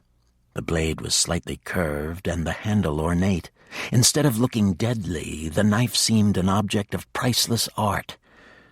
"The knife looks so harmless, doesn't it?" Natalia asked. "And yet looks can be deceptive." It's been used countless times to murder." Her hand hovered over the blade and trembled. Natalia pulled back. The sun had set, and both she and Vikirnov had bathed in the hot spring water after making love. It had been difficult for her to avoid taking his blood. She craved it more than ever, as if he were a drug she was addicted to, and now, with the knowledge that Razvan was still alive, the idea of becoming a Carpathian held both comfort and promise. They were both dressed in the clothes Vikirnov had fashioned for them. Now there was only one last task that stood in her way, touching this knife, accessing the violent memories that clung to the ceremonial weapon. "I have fed, and I am here as your anchor to hold you to this world and this time." He stroked a long caress over her hair. "The safeguards are in place, and my duty to Gabrielle has been done. Falcon has given her the second blood exchange, and we have all answered the call to heal her. This is our time, Natalia. Find out what memories the knife holds, and hopefully we will have a clue to where the book is hidden. Once we retrieve it, we can take the book to a safe place where it can be destroyed or guarded adequately." Natalia took a deep breath and let it out. "Reading the knife will not be easy, Vikirnov. We will live the memories of those that died on its blade." His hand slid up her arm to her shoulder, fingers massaging gently. "I know this is difficult for you. If I could, I would do it for you." She sat there with the candles flickering all around her and the knife in front of her. The sound of the water lapping at the edges of the pool soothed her, and Vikirnov's presence made her feel protected. She had read objects hundreds of times, yet she was reluctant to relive the death of her grandmother, and, worse, the murder of her father, even with Vikirnov there to aid her. "You believe I can do this?" "I know you can." "Before I do, I want you to know I'm not mad at you anymore." His eyebrow shot up. "Were you angry with me?" She scowled at him. "Yes, I was angry with you. Sheesh, you didn't even notice?" "We made love 12 times, even more. You bit me a few times, and there are scratches on my back, but I enjoyed you putting the marks there." "That's because you're a pervert, and I'm not talking about that. I'm talking about your ridiculous and totally arbitrary decision to bind us together." "Natalia." "What?" "You sound angry." "Well, of course I'm angry. You didn't even notice that I was angry in the first place. Do you realize how upsetting that is? All this time, I thought you were suffering because I was mad at you, but you didn't even notice." "I am sorry. I should have been more observant." "You don't sound sorry." She ran her fingertips around the knife and held her palm above the blade, testing the strength of the vibrations of violence. "In all honesty, Vikirnov, I really don't want to do this." "I know, and I understand. No one wants to relive the torture and murder of their parents or grandmother." Vikirnov knelt behind her, knowing she was working up her courage, chattering to cover her hesitation.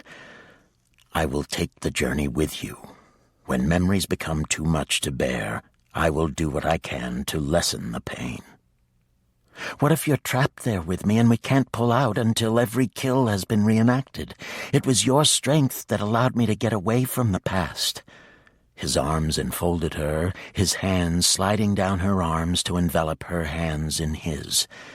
"You feel the violence of the knife's past without touching." Natalia leaned against his chest, allowing her head to rest on his shoulder. "Yes, but I'm not reading the memories." "I want to hold the knife in my hand with your hands around mine so that your fingers brush the knife, but limiting your physical contact with it. Perhaps that will minimize the risk to you." Natalia took a breath and let it out, trying to still her chaotic mind. She'd rather battle 10 vampires than read what the knife offered, but all the wishing in the world wasn't going to change what had to be done. "Let's try it then, Vikirnov, but if you feel that you can't get us out, drop the knife." "I will." His breath was warm and comforting on the back of her head as she bent forward again, allowing her to feel his presence without distracting her. She laid her hand over his and nodded to let him know she was ready. Vikirnov reached for the knife. She felt her own heart beating, strong and steady, beginning to accelerate. Her muscles began to knot painfully. "I am with you." She felt him, strong and solid, behind her, his arms around her, there for her. With her, and that meant everything. She drew courage from his presence, and her fingers brushed the handle of the knife. Instantly she felt the curving of time, the wrenching pull that dragged her into the past and deeper into the violent memories the knife contained. The concentrated fear of so many victims rushed toward her, surrounded her, and invaded her mind and soul. Immediately she focused on the feel of Vikirnov's hand, the shape and size of it, the warmth of his skin. The mounting terror lessened enough for her to slide past, reaching for the reenactment she needed. There seemed to be so many souls wailing with grief and crying for justice. She knew whatever the knife needed to show her had to have occurred farther in the past before her father's death. He had to have hidden the book and spilled blood on the knife. My father wouldn't have sacrificed someone to leave behind the information. The reenactment would be much fainter than the ones with more violence. That would explain how I missed it the first time. Slow down. You are moving so fast I cannot catch even glimpses of what has occurred. I feel the level of violence, and I know it is not what I want, and I don't want to know what else Xavier has done or whom he has killed.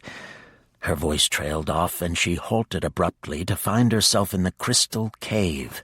She looked around her carefully. What is it? Razvan. I feel him. His presence is strong in this time period. Vikirnov inhaled sharply, wanting to tighten his arms protectively around Natalia and order her out of there.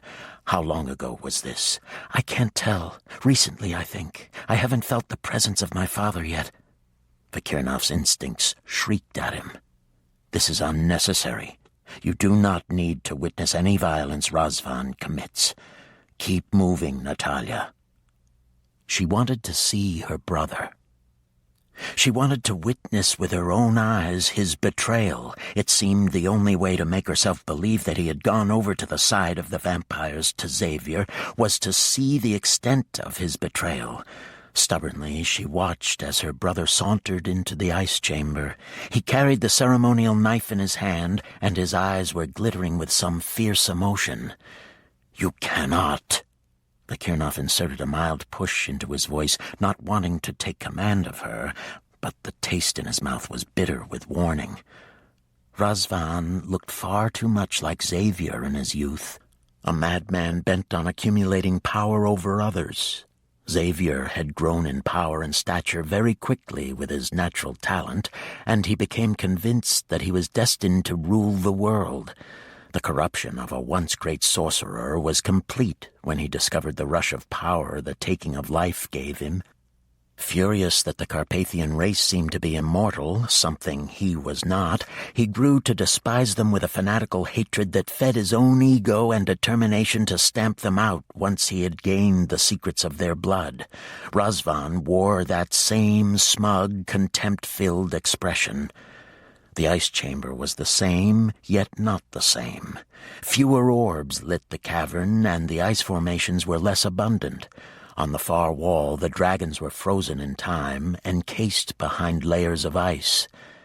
They weren't there before. Natalia read his mind. They are now in the hall leading to the main chamber, remember? Something terrible will happen here.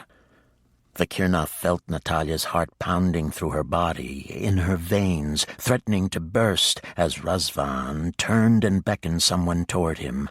A young girl emerged from the shadows, a child, really, forced forward by compulsion. The girl had bright green eyes and a wealth of copper curls. She shook her head as Razvan caught her arm, jerking her closer to him. "Don't!" Natalia tried to pry her fingers from the knife, but something much stronger than her will held her there, mesmerized. "He wants her blood. He's taking her blood." She winced as the ceremonial knife slashed across the little wrist and Razvan pressed the open vein to his mouth. He's seeking immortality just the way Xavier did, that poor child.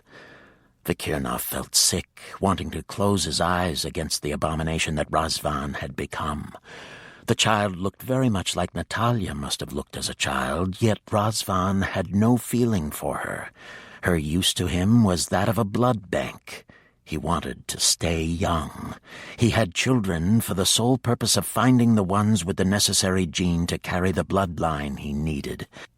How old would she be now if she had managed to stay alive? Natalia whispered it in her mind, desperately needing the connection with Vikirnov. This time period cannot be long ago. Maybe 15 years, 20 at the most. She cannot be more than 25 or 30 now. He has a daughter named Colby. I met her a couple of months ago. She didn't have any memories like this. Natalia drew in a shuddering breath. She must not have had the right blood for him to want to use her this way. I met her too. She was very lucky, Vikirnov said. But don't you see? He is still impregnating women. If he has turned into a vampire, how could he do that? Colby was younger than this child would be now. How can this be? Have you ever heard of a vampire having a child? Yet look at her. Her eyes have changed color, her hair as well. She is of our family blood. I have never heard of a vampire who did not kill his victims, women or children. I certainly have never heard of any capable of having a child. And what of the blood? Razvan's blood cannot be infected with the microorganisms, or his children would be infected. Did Colby have parasites in her blood? Colby had no such parasites in her blood. Vikirnov frowned as he watched Razvan's careless disregard for the child. He didn't seem to be aware of her as a human being, a person in her own right. He didn't take her blood with care or respect, but treated her as human cattle. It sickened Vikirnov to watch the child struggle to get free. There was determination on her face. She reminded him of Natalia, that same fierce iron will. I am willing to bet she is still alive. Even at her age, she is thinking of how to escape. See how she grows quiet, her gaze moving through the room. I believe she has your natural talent with spells. Natalia stiffened. That is Xavier.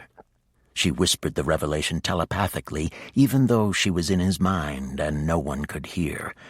An older man came out of a chamber, his robes rustling as he moved. His features were indistinct, blurring as he shuffled across the ice floor, but Vikirnov had the impression of great age and snow-white hair and beard. A wrinkled hand stretched toward the child. She shrank away from the older man, and Razvan jerked her out of the dark mage's reach. "You will not touch her," Razvan snarled. "You have your own supply. I can no longer use them, as you well know. They have become far too powerful to control. I need the book. We must find the book." Xavier stumbled closer to the child, his claw-like fingers extended toward her. "Once I have the book, they will not be able to defy me." Razvan held the girl just out of reach, an evil smile on his face. "This one is mine, and you will not touch her. Do not presume to give me orders. I grow old, but I still have my abilities, and you do not." Xavier drew himself up to his full height, and immediately Razvan seemed to shrink before him, but he still kept the child shielded behind him. "Look at her, what she is doing." Vikirnov nudged Natalia with his chin. Natalia tore her horrified gaze from her brother to glance at the young girl. She bent her head and licked at the wound on her wrist. Immediately the drops of blood ceased. "She has a healing agent in her saliva. She carries a strong Carpathian gene. That is why they both want her blood. They are using her to keep them young. Razvan does not want to share her." Memories rushed over Natalia. Razvan rocking back and forth, struggling to hold back tears, his wrist raggedly torn.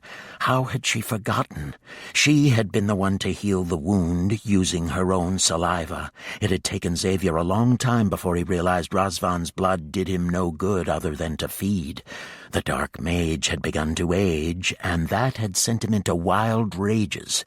She felt tears on her face, and for an instant was aware of her own body, far from the time where her spirit watched unclean events unfolding. Razvan knew what it was like to be subjected to such a horrific life, yet he held the young girl prisoner to feed off of her. Revolted, Natalia turned her attention back to the child. Razvan and Xavier began arguing. Razvan no longer paid attention, releasing his hold on the girl when she ceased struggling. She inched closer to the wall where the dragons were encased in ice. "Vikirnov? Are they alive? Are the dragons talking to her? Can you tell?" The child's head was tilted toward the dragons as if listening. Vikirnov found he was holding his breath. The wall around the dragons began to bulge, the ice fragmenting in great chunks. "Stop them!" Xavier leapt back away from the splintering ice as he yelled the warning. A bright red dragon burst through the ice, great claws stretched toward Razvan as a second blue-colored dragon bent its wing to the young girl. The child didn't hesitate, but jumped agilely onto the wing and climbed to its back as the dragon took to the air, rising sharply toward the surface, while the first dragon held Xavier and Razvan at bay. It was easy to see both dragons were weak and pale, very sick. Their movements, after the initial attack, lacked power. Razvan lifted the knife and, sliding quickly between the claws, plunged the blade deep into the chest of the red dragon. It screamed in pain, as did the one carrying the child. Valiantly, the flying blue dragon deposited the little girl far above the chamber where she had a chance to escape before turning back to join her wounded comrade. Xavier stepped forward and held up one hand, his voice commanding. The red dragon ceased thrashing to lie still, panting loudly, precious blood draining onto the ice. The blue dragon settled beside it, nuzzling the injured dragon with its long neck and tongue in an effort to save it.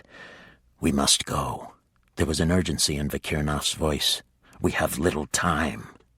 Part of him was still scanning in real time, and he felt the tear in the night sky even from deep within the cave as evil passed directly over their shelter. The events unfolding before Natalia had happened years ago. The bodies of the dragons were now encased in the great hall behind several feet of thick ice.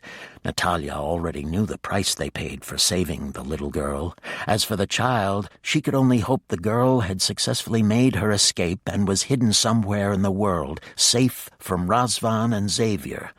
Unfortunately, there was no way to change history. She could only watch it unfolding before her and hope the dragons had bought the child enough time to escape. Natalia had no choice but to move backward to find the time when her father had hidden the book. She allowed the vision to end and actively began to search for a sign of her father. There was so much blood, so many deaths, she began to feel nauseated.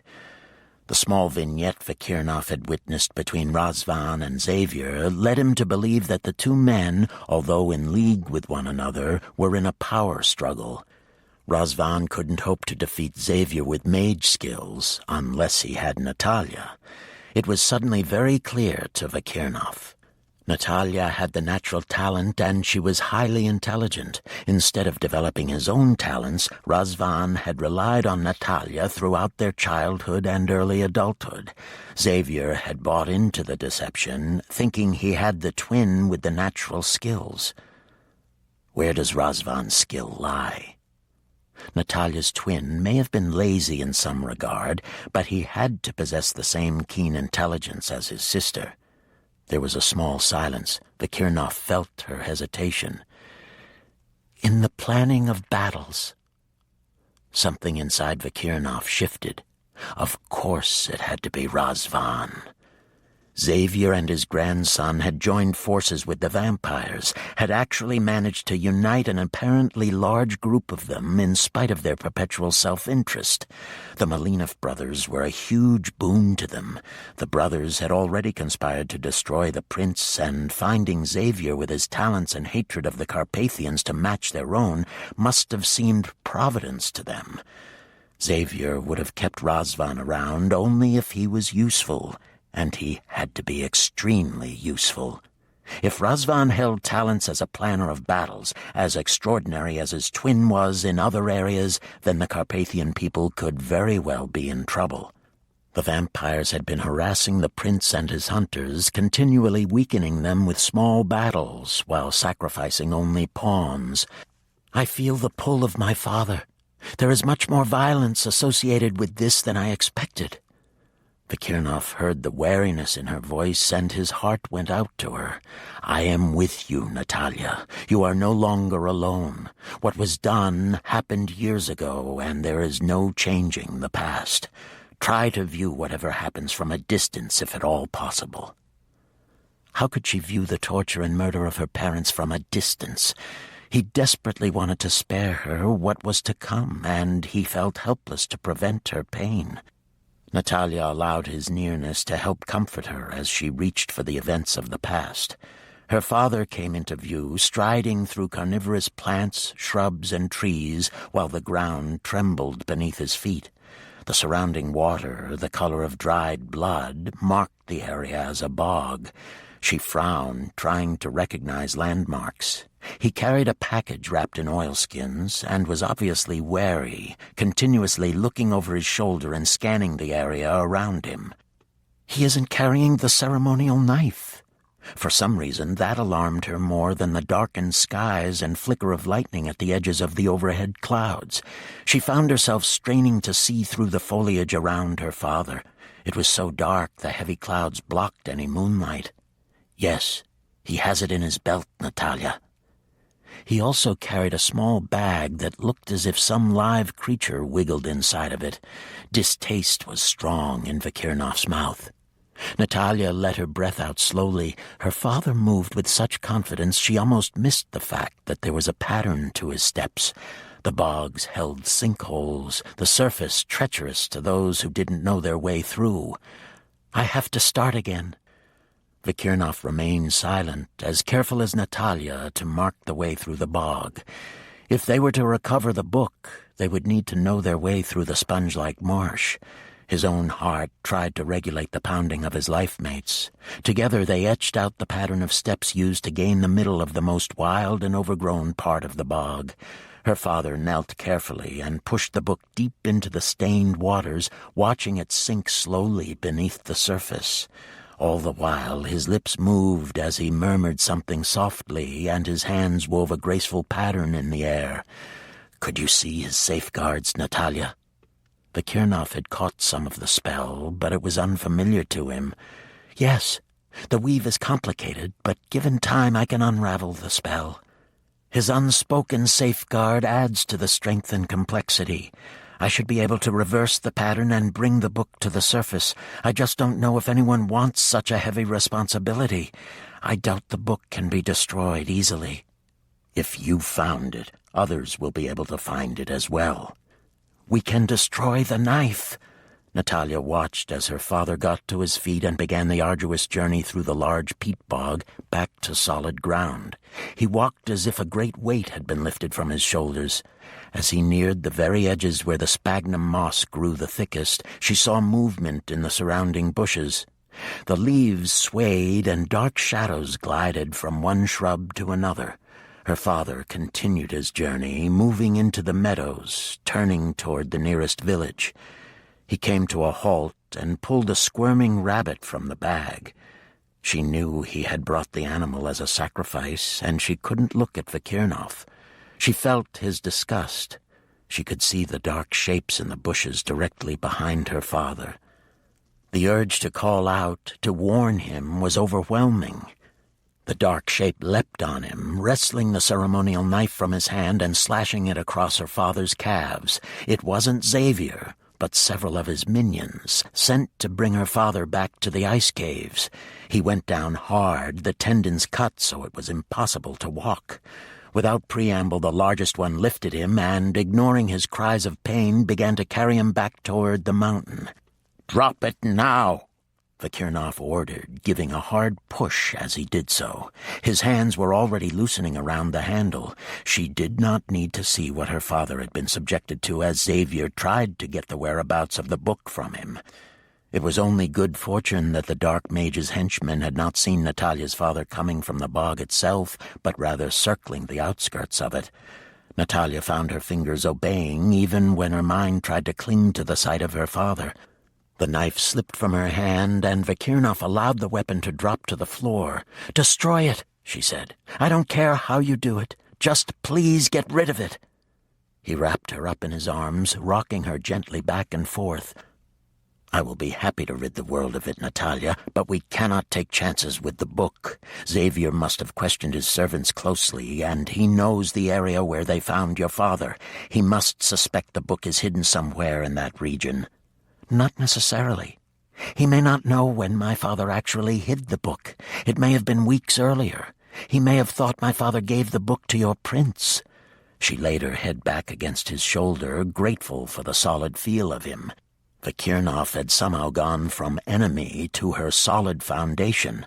It had happened without her even being aware of it. Was it the binding words she railed so hard against? Or was it always sharing his mind and knowing his thoughts so intimately? Her hand slipped into his. "Without you, I would feel so alone." His heart gave that funny little lurch that bothered him so much. Natalia was a fighter, a woman of tremendous courage, and Razvan's betrayal was breaking not only her heart, but her spirit. Vakirnov found it was the last thing he wanted. He had grown fond of his tigress and her astonishing smart mouth. He didn't want her broken and bruised or so vulnerable even when she was turning to him for comfort. He caught her chin and drew her head around so he could find her mouth with his, kissing her long and making a thorough job of it. When her eyes had gone opaque with desire and she was matching his hunger, he pulled away abruptly. "I'm so pleased you finally see that I was right all along." She blinked, drawing a little away from him, wariness creeping into her expression. "Right? About what?"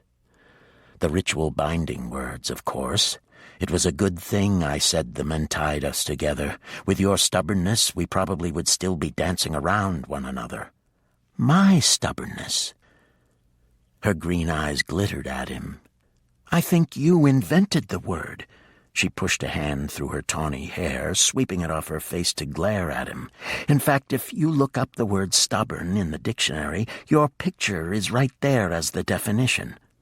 Vakirnov thought she was the most beautiful woman he'd ever seen. He wrapped the ceremonial knife in a white cloth and tucked it inside his shirt out of her sight. "You still have not wanted to admit it was the best thing I could have done for both of us." She scrambled to her feet, sliding weapons into the loops on her pants. "And it will be a cold day in hell before I ever do. I don't think bringing that up is in your best interest, but thank you for trying to distract me." She blew him a kiss. "I don't really rise that easily to bait."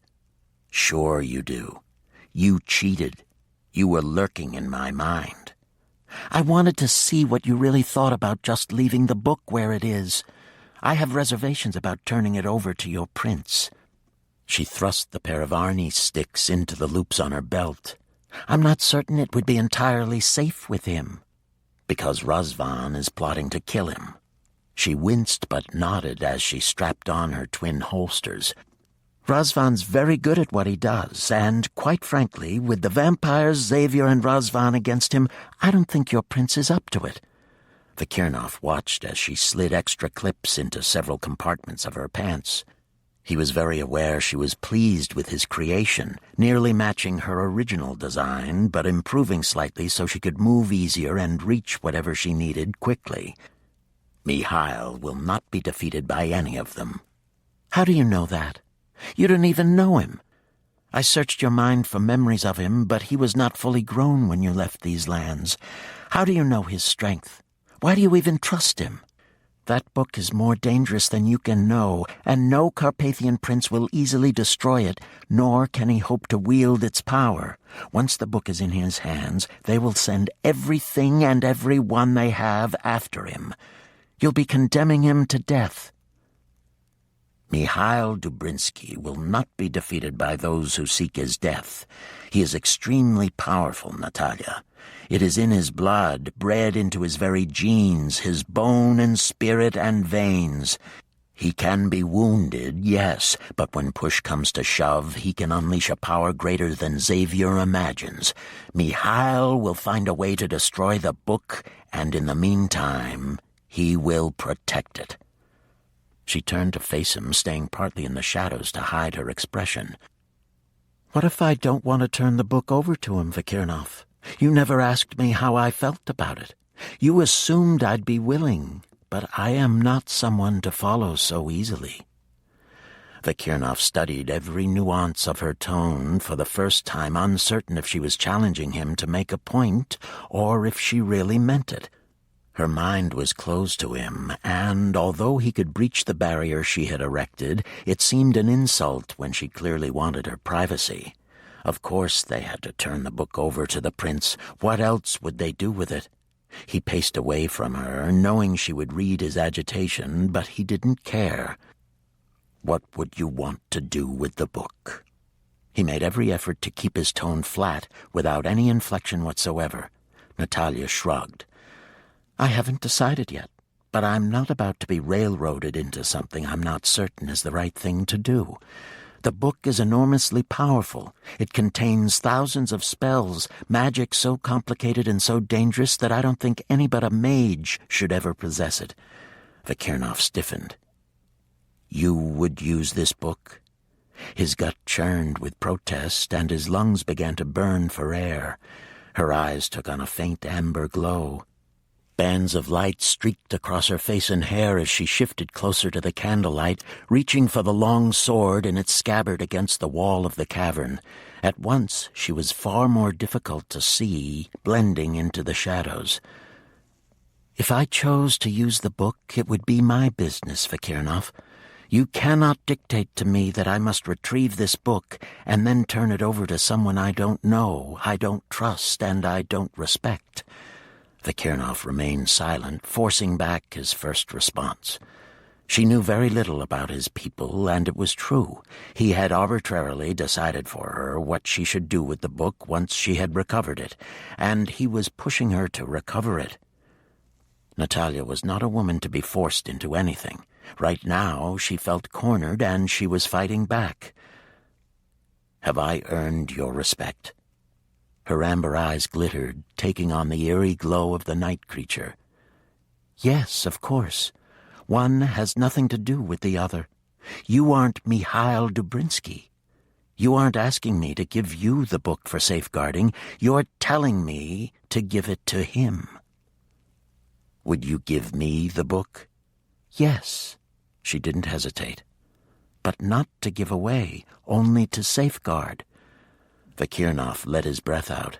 She disarmed him so easily. The tension began to ease from his body.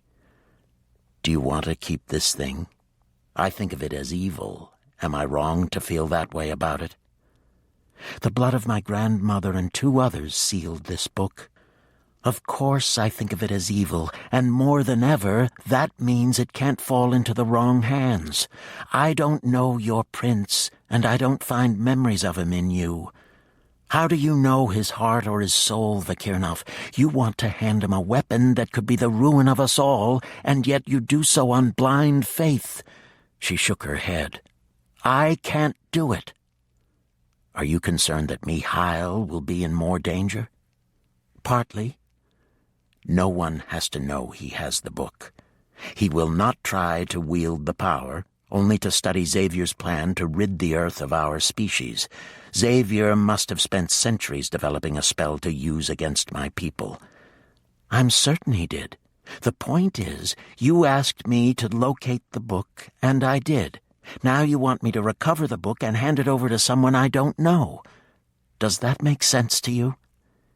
If you trust me, then there is no problem. We do not want to keep this thing.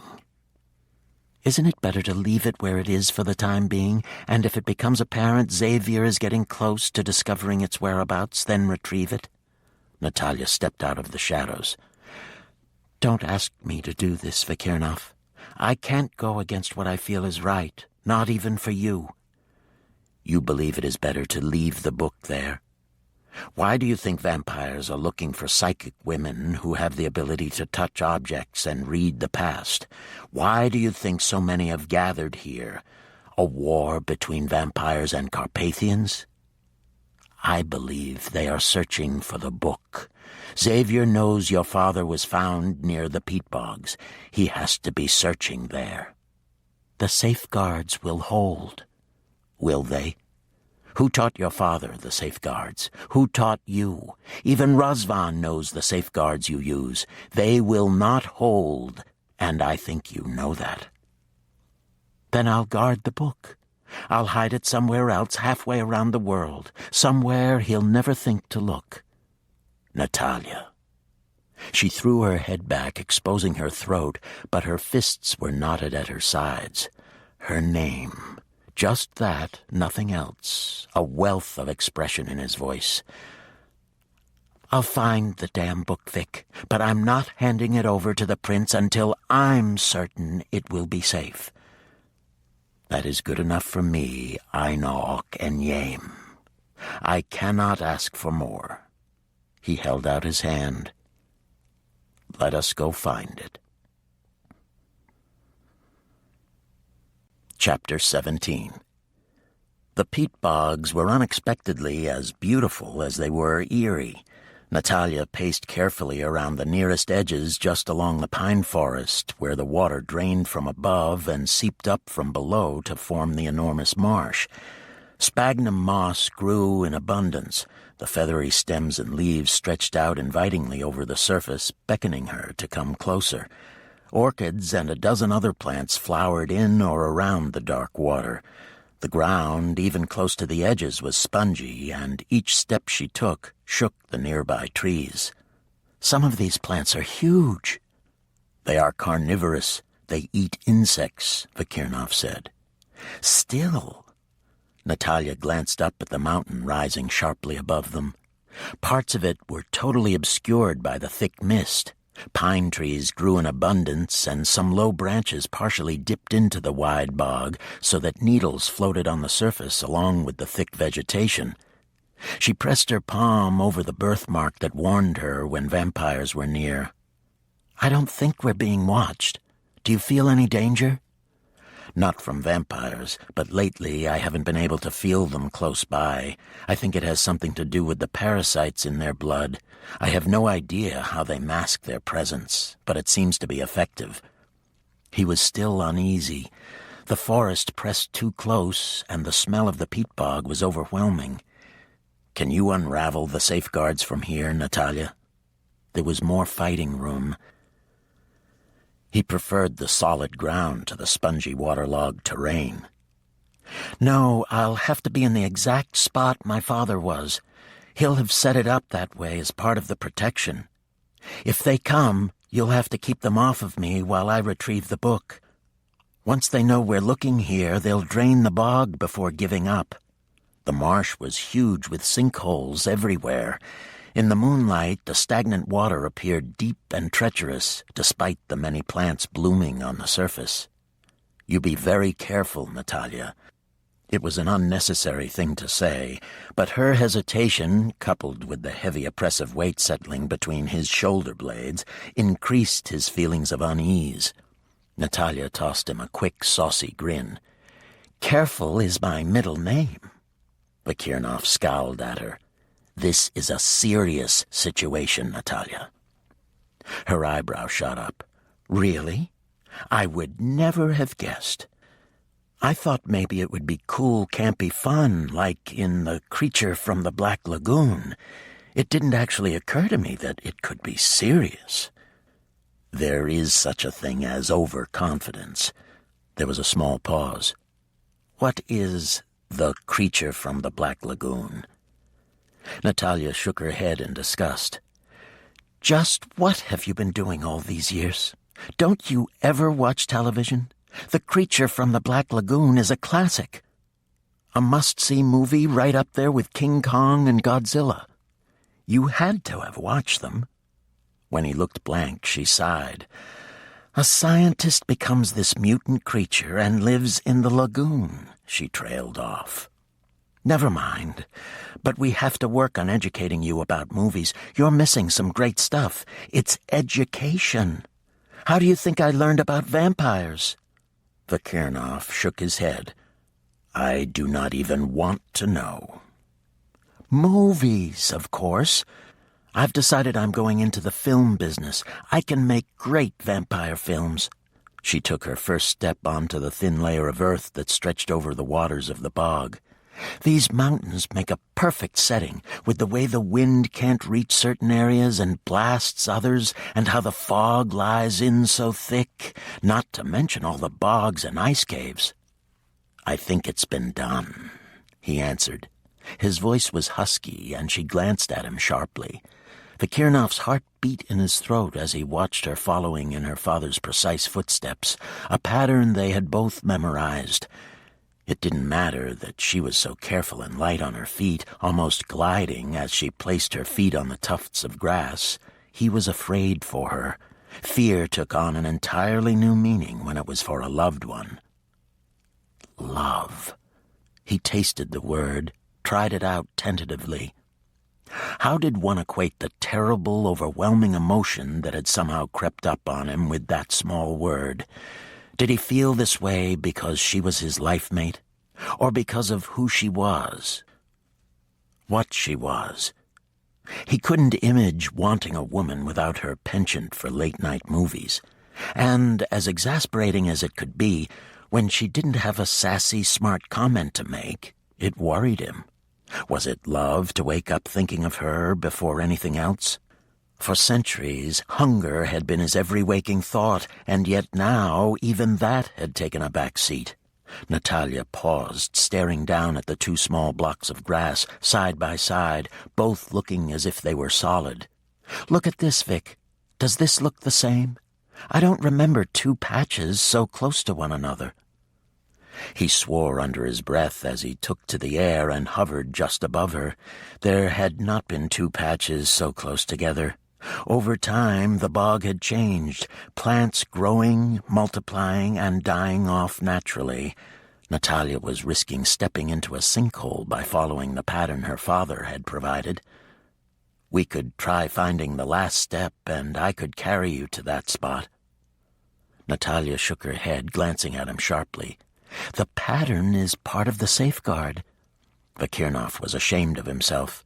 He had known the steps were important, just as she did, but as she got deeper into the bog, his uneasiness grew stronger. He was well aware of the weather patterns in the Carpathian mountains, of the places where there was a lack of wind and the fog hung for weeks on end. He knew there was fire and ice beneath the mountains, and that many oddities were really natural and not made by either Carpathian or vampire. Yet the stillness in the valley was oppressive to him, and the stagnant water, so naturally the color of old blood, had become sinister. I do not feel easy about this, Natalia. Her eyebrow shot up. You aren't helping. I'm trying to remember if he stepped forward with his left foot or with his right. His left. The answer came out of his memory, minute details recorded automatically without thought. He switched leads. She flashed a grin at him as she wiped beads of sweat from her face. You might be useful after all. She pointed toward the edge of the bog. Wait over there.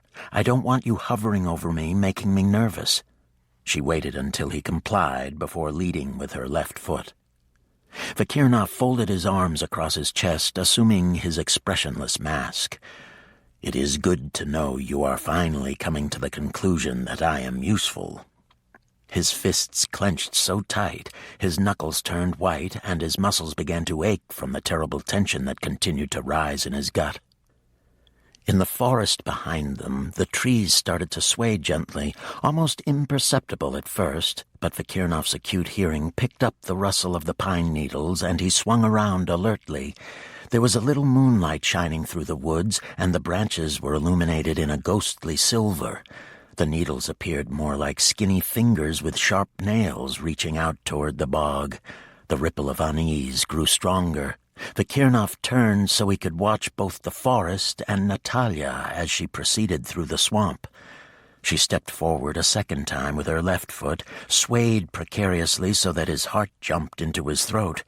Natalia regained her balance and took several more steps, each with more confidence, so he was surprised when she halted again abruptly.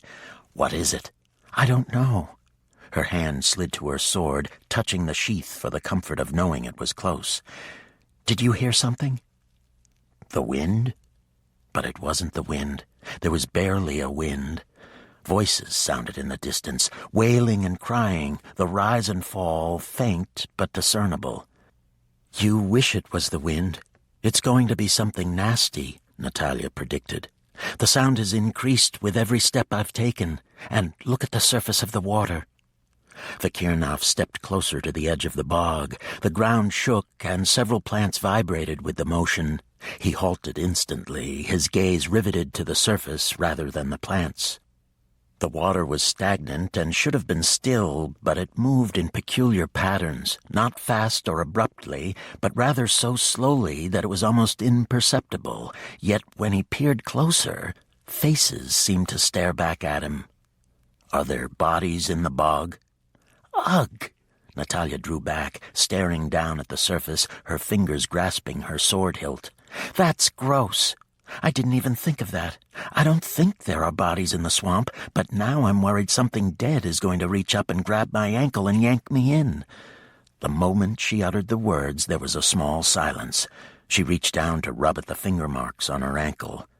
"Do you think he's here?" Vikirnov knew she meant Razvan. "Let's get out of here, Natalia. You do not have to do this." He took another step toward her and sank to his ankles. "Don't!"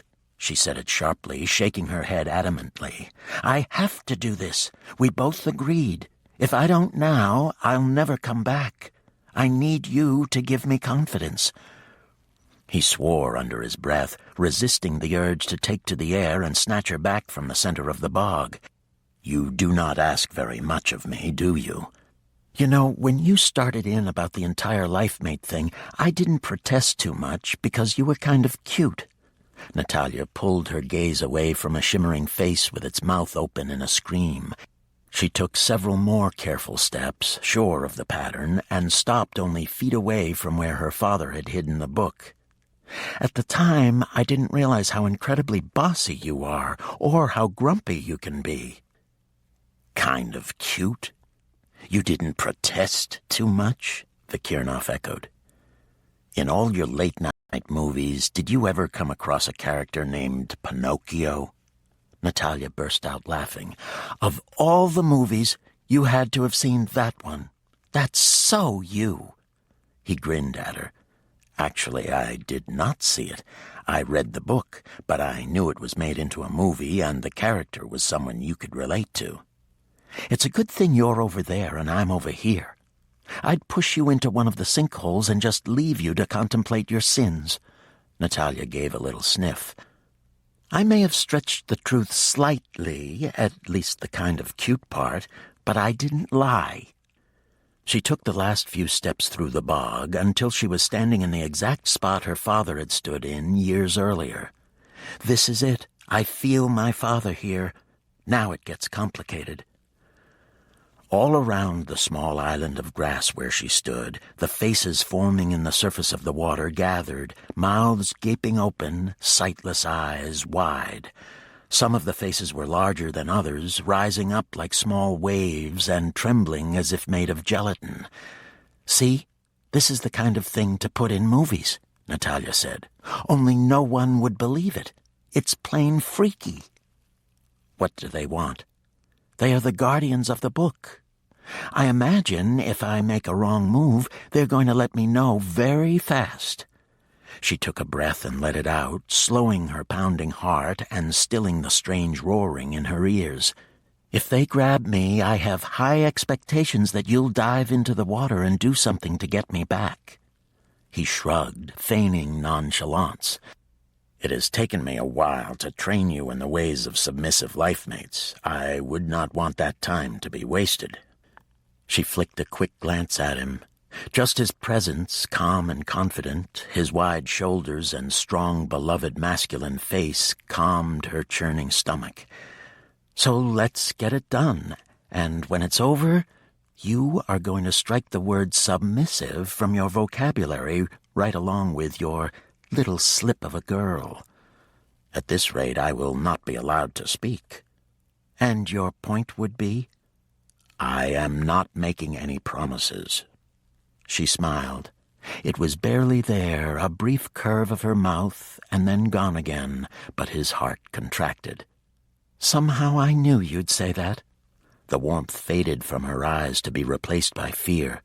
"Seriously, Vikirnov, if anything happens to me, remember that whatever is in this book is worth dying for. Xavier killed to seal the book, and he's killed again and again to get it back. You have to find a way to destroy it. Don't let anyone try to use it.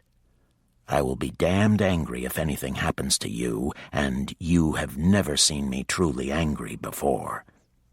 Get it done and let us leave this place." She rolled her eyes. "I love it when you get all bossy on me. It's silly and never works, but it's kind of cute." Natalia turned away from him, grateful she'd had the last word. She was already feeling the pull of the book. It called to her, a treasure lost, a book filled with centuries of work, recipes for good, for healing, for working miracles. Xavier, a brilliant man lost to the corruption of power and greed, had distorted the work of so many. When had Xavier been derailed? Had it been a gradual decline? It must have been. The Carpathians had once been friends with him, trusted him. Rhiannon had studied under him. Had that been the start of the tragedy? Had he craved her immortality, her beauty? Had he grown old while she stayed young? Natalia shook her head to rid herself of all thoughts. She needed to concentrate, to think only of the complicated pattern her father had woven into the air when he set the safeguards. She had to reverse his spell, using his words, but backwards, paying particular attention to every syllable he had enunciated. She felt Vikirnov with her, merging firmly, his mind and memory open to her, and that added to her confidence. She was a natural talent, and she had worked hard to hone her skills. Although she feared Xavier, she was very aware that she had outmaneuvered him several times, and that her talent as a mage was nearly on par with his, in spite of her comparative youth. "Do not think you can go up against him." Vikirnov snapped the order, uncaring that she might get angry. "If I thought for one moment that you would do something so stupid, I would not only forbid such a thing, but I would prevent you from such a folly. Rhiannon believed she could match him with her talent, and you know what happened to her." "I am not nearly as egotistical as you might think I am. I'm busy here, Vic. Don't be bothering me."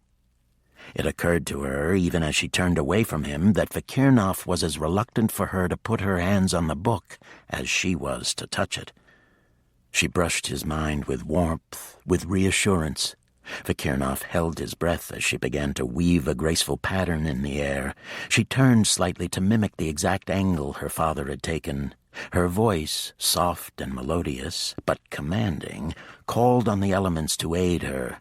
The air around the bog grew heavy, pressing on them, nearly suffocating them, as she murmured the reverse of the safeguards, choosing each word carefully and using her father's peculiar rhythm. The moaning of the wind increased. The branches in the pine forest clacked together, and needles flew like sharpened darts through the air. Vikirnov shifted slightly as the water began to rise and seep around his feet. Tufts of grass disappeared. Anxiously, he looked at the spot where Natalia stood.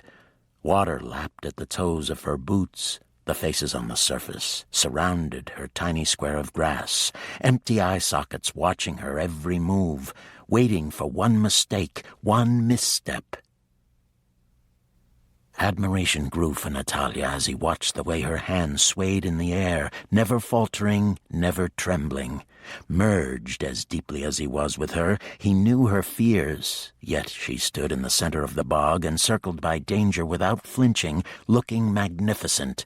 He was the one with the beads of sweat trickling down his body. He was the one with his heart in his throat.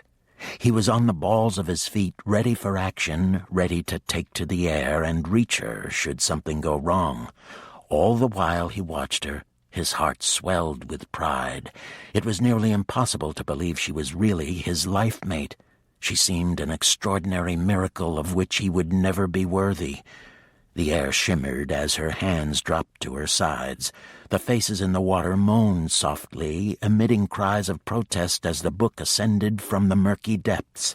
Red water poured off the oilskins, looking like trails of blood as the thick tome emerged. Small waves crested around the small square of grass covering Natalia's feet. Vakirnov leapt into the air and was on her in seconds, grasping her around the waist and jerking her out of the bog as the book floated into her outstretched hands. A loud hum was his only warning, and he wrapped his arms around her firmly, protecting her with his body as he threw shields up around them. Insects crashed into the barrier, the sound breaking the stillness of the night. Natalia hooked one arm around his neck and wedged the book between them. "It's heavy." It also smelled foul and dripped water down the front of them. Vakirnov immediately cleaned and dried the package, even as he streaked away from the bog back toward the mountains and the caverns he loved. "You were incredible." "I know. Shocking talent, aren't I?" Natalia did her best to see in every direction as they streaked across the sky. "I'm getting used to traveling this way. I kind of like it." "It is very convenient." Natalia felt him nuzzle her hair. Unexpected desire shot through her. It was such a casual gesture, but at the same time it felt intimate. "My birthmark is beginning to burn just a bit. A vampire is coming close to us." "I do not want to take any chances as long as we have the book. We should go back to the caverns and decide what to do from there. Do you think Xavier is tied to the book in some way? Will he know it is out of the hiding place?" Natalia shook her head. "I doubt it. If he could have traced the book, he would have known it was in the bog, and he would have sent someone to search the place until they found it. He wouldn't have dared to go himself. The bog is located too deep in Carpathian territory, and he feared Carpathians more than anything else." It was strange to remember small details denied to her for so long. Vakirnov's safeguards obviously prevented Razvan from being able to suppress her memories. The longer her brother was out of her mind, the stronger her memories became. "I doubt he would have trusted anyone else." "Razvan! He would have sent my brother. Razvan has little natural skill as a mage. He wouldn't have noticed the safeguards for what they were. He would have done a cursory inspection of the area and gone back to Xavier and told him the book wasn't there." Vakirnov took them through the small opening in the chimney and dropped through the mountain until it widened out into the larger chamber. He waved his hand, and flames leapt to life on the candles as he placed her feet carefully on the floor. "Where are we going to put the book?" Vakirnov took it from her and slipped it into her backpack. He didn't even glance at the book for which they'd risked so much. "This will do for now. We'll discuss a safer place to hide it later." "Sounds good to me." I realized there in that foul-smelling bog that revelations occur in the most unlikely places. Natalia's eyebrow shot up. "Really? What world-shattering revelation was imparted to you there in that foul-smelling bog?" "Just that I never wanted Donna Reed or June Cleaver. It has always been Xena, warrior woman, who had my heart." His tone was casual, matter-of-fact, not at all as if he were handing over his heart to her. "The revelation just came to you right there in the middle of the bog, did it?" Natalia slipped out of her double harness and removed several clips. "Somewhere between the water making nasty faces at me and the rather pathetic audio effects?" He nodded. "Yes, it became very clear to me. "You're just a tiny bit slow on the uptake there, Gomer." She set her sword up against the cavern wall and laid several knives in a semicircle around it. "You should have figured it out in the forest when I saved your butt the first time we met." "Gomer? Pile. I'll explain it later. Right now, I want to hear more about your revelation." She placed her backpack in the center of the semicircle, directly in front of the sword. "The last time I tried to bring up Xena, you terminated the discussion," he pointed out, folding his arms across his chest. "Well, now you've had a revelation, haven't you? That changes things. Would you like me to set the safeguards for that?" He indicated the backpack with his chin. "You may as well. If I do it, my brother will be able to track us immediately." She tilted her head, studying him as he glided over to the cavern wall. She loved watching him move. "You could take your shirt off while you're working. I wouldn't want you to get hot or anything." His eyes went dark with heat as he shrugged out of the shirt and tossed it aside. She watched the play of muscles across his back as he raised his arms to weave the safeguards. "You're breathtaking, you know that? I guess I can forgive you for being an absolute dope sometimes." Vikirnov laughed, the sound startling both of them. He rarely laughed, and when he did, it warmed his eyes and took the hard-edged expression from his face. Natalia found an answering grin on her own face. "Your adoring compliments take my breath away." "Well, don't let them go to your head. I'm only feeling this way temporarily. You said something nice for a change." Natalia held her breath as he sauntered toward her. He could look so powerful just walking, just breathing. The effect he had on her was absolutely idiotic. "I am reading your thoughts." "Really? Are you getting the part about what an incredible lover you are and how I might be able to put up with your bossy nonsense if you keep me happy in other ways?" She shrugged. "Just asking, in case, you wanted to start keeping me happy." Vikirnov was suddenly crowding her so that she took several steps backward. "Where do you think you are going?" His hand snaked out to wrap around the nape of her neck, abruptly stopping her. "Nowhere. You just move so fast sometimes." "Are you saying I intimidate you?" There was a wealth of amusement in his voice. "As if." She moved into the shelter of his body, loving the way his skin heated her as if he absorbed her, or she just melted into him. "I am not easily intimidated." She ran her fingertips over his chest, trying to press closer, inhaling him to take him into her lungs. Vikirnov was like a rock, solid and steady. "Especially by you." "That is a good thing." He bent his head to hers. Natalia loved how slowly his mouth descended to capture hers. His breath was warm. His eyes changed right before his lips claimed hers, going dark with desire. There was the feel of his hand tightening on her neck, the pad of his thumb sliding over her skin. So many sensations, all before his mouth took possession of hers. He created intimacy between them with so many small details, each one making her feel like she belonged to him, like he belonged to her. She closed her eyes and gave herself up to the wonder of his mouth. She allowed the heat to claim her, to sweep through her body so that she caught fire from him. She wanted to kiss him forever, to drown in the taste and scent of him. His arms closed around her, strong, reassuring, possessive even, dragging her closer, setting off a multitude of butterflies winging their way around her stomach. Vikirnov wanted to kiss her forever. He called her Aina Ok Enyame, forever mine, and he had all along. His mind had known, and his body had known, even his soul had known, but it had taken spending time with her before his heart had caught up. She was so much more than Aina Ok Enyame. She was Aina Ok Shivamet Juta, his forever to my heart connected, and she would be for all time. The crazy thing was, He didn't even know how it happened. "I love what you're thinking." Natalia framed his face with both hands. "I really do." She punctuated it with small kisses and teasing nibbles on his lips.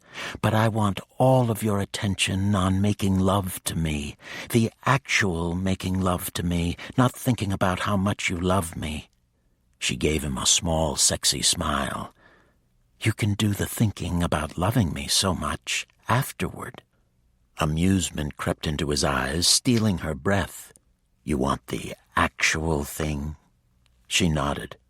"My entire attention?" "Absolutely." "You are a demanding little thing." "High maintenance, I told you." She went up on her toes to kiss him. She loved kissing him, loved the silken heat of his mouth. She could stay there for eternity. Vakirnov drifted on a rising tide of lust and love. He let the feel of her skin, the brush of her hair, and the fire of her mouth take him over. Electricity arced from Natalia to him. Flames raced over his body and poured like molten lava into his veins. His every nerve ending leapt to life, craving her, his fingers tangled in her hair, his mouth devouring hers, wanting more, needing more. "Vakirnov." She murmured his name, breathed it into the heat of his mouth. Her voice was soft and sensual, her lips swollen with his kisses and her vivid eyes dark with desire. His body was as hard as a rock, painfully full. She could do that to him so easily. All of his centuries-old control seemed to vaporize when his mouth was on hers. He dispensed with her clothing in caveman style, jerking the material off her in strips, exposing the rise and fall of her breasts, the tight beckoning nipples, the globes of her buttocks, and the invitation glistening at the junction of her legs. He blazed a path from her lips to her breast, his mouth clamping greedily, teeth scraping and teasing, while his tongue laved and soothed. She cried out, stunned pleasure on her face. His hand caressed her belly, touched her small golden hoop, and moved lower. The moment his fingers brushed her wet mound, her entire body shuddered, a low moan escaping. "You are so hot, Natalia." His fingers plunged deep, felt the contraction of her tight muscles, hot and moist, and so velvet soft. His erection, heavy and thick, pulsed with the need to be buried deep inside her, surrounded by her feminine sheath. She bucked against him, a helpless thrusting of her hips, riding his hand with a small sob of pleasure. Vakirnov couldn't stand it any more and lowered her to the floor, hanging on to enough of his intellect to remember at the last moment to cushion her with something soft between her body and the cave floor. His mouth found hers again, feeding on her taste, the sweetness he could never quite get enough of. She groaned into his mouth, and fire raced over him, hot and pure, his body hardening past the point of pain. He kissed her throat, her breasts, spent time on her small golden ring, teeth tugging and teasing and returning to her hard nipples. She gasped when his hands parted her thighs, his fingers stroking so close to her heated center that her body shuddered and her muscles clenched with a need so agonizing. Tears shimmered in her eyes. "Please, Vakirnov, I need this. I need you."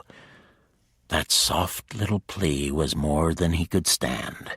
He bent his head and lapped at the welcoming liquid. Her body jerked beneath his hands, and his tongue speared deep.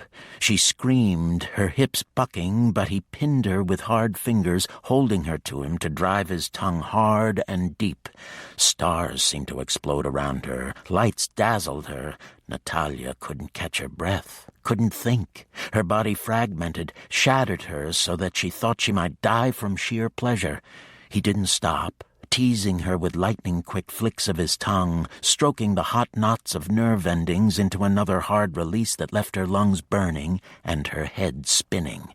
He heard her cries, felt her fists tugging at his hair. Her body thrashed beneath him, but he couldn't stop, craving the honey from her body, her screams of pleasure that only fed the building inferno in his body.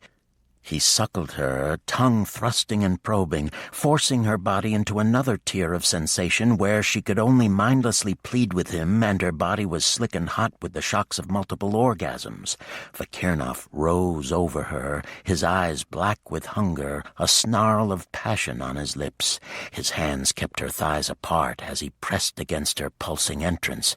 Natalia could feel the thick head entering her with excruciating slowness. He seemed far too big for her, even as slick as she was, and with her nerve endings so sensitized she could only wail at the intensity of the pleasure engulfing her. "Hurry, please, hurry, hurry!" It was a mindless chant, her head thrashing back and forth, her body in a frenzied grip of need. The loss of control was so shocking, frightening even. She could only hang on to him for an anchor in reality as he took her over the edge of reason.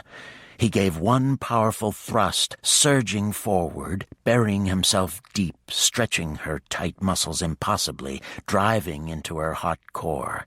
She screamed again, her body convulsing instantly around his, inner muscles squeezing so powerfully he nearly lost control. Her nails bit deep into his shoulders, and her hips jerked beneath him. Vakirnov clamped his fingers around her wrists and slammed them to the cavern floor, holding her helpless beneath his assault, his body relentless, using a hard, merciless tempo, pounding into her over and over. His face was edged with lust, his eyes dark with hunger and need as his mouth found her throat. Natalia couldn't think past the pleasure-pain of his body taking hers with such wild abandon. She felt the sharp sting of his teeth at her throat, and it only increased her pleasure until she thought she might die with it. His teeth scraped back and forth at the swell of her breast, just above her heart, and then sank deep. Her body imploded, splintered, and shook with the force of her orgasm. His fingers tightened in hers, holding her beneath him, his body building and building with the force of his need. She felt him in her mind, sharing the taste of her, the pleasure rocking him. And then his tongue swept across her breast. "Taste me, Natalia." His voice was harsh, sexy with lust. "Come to me now.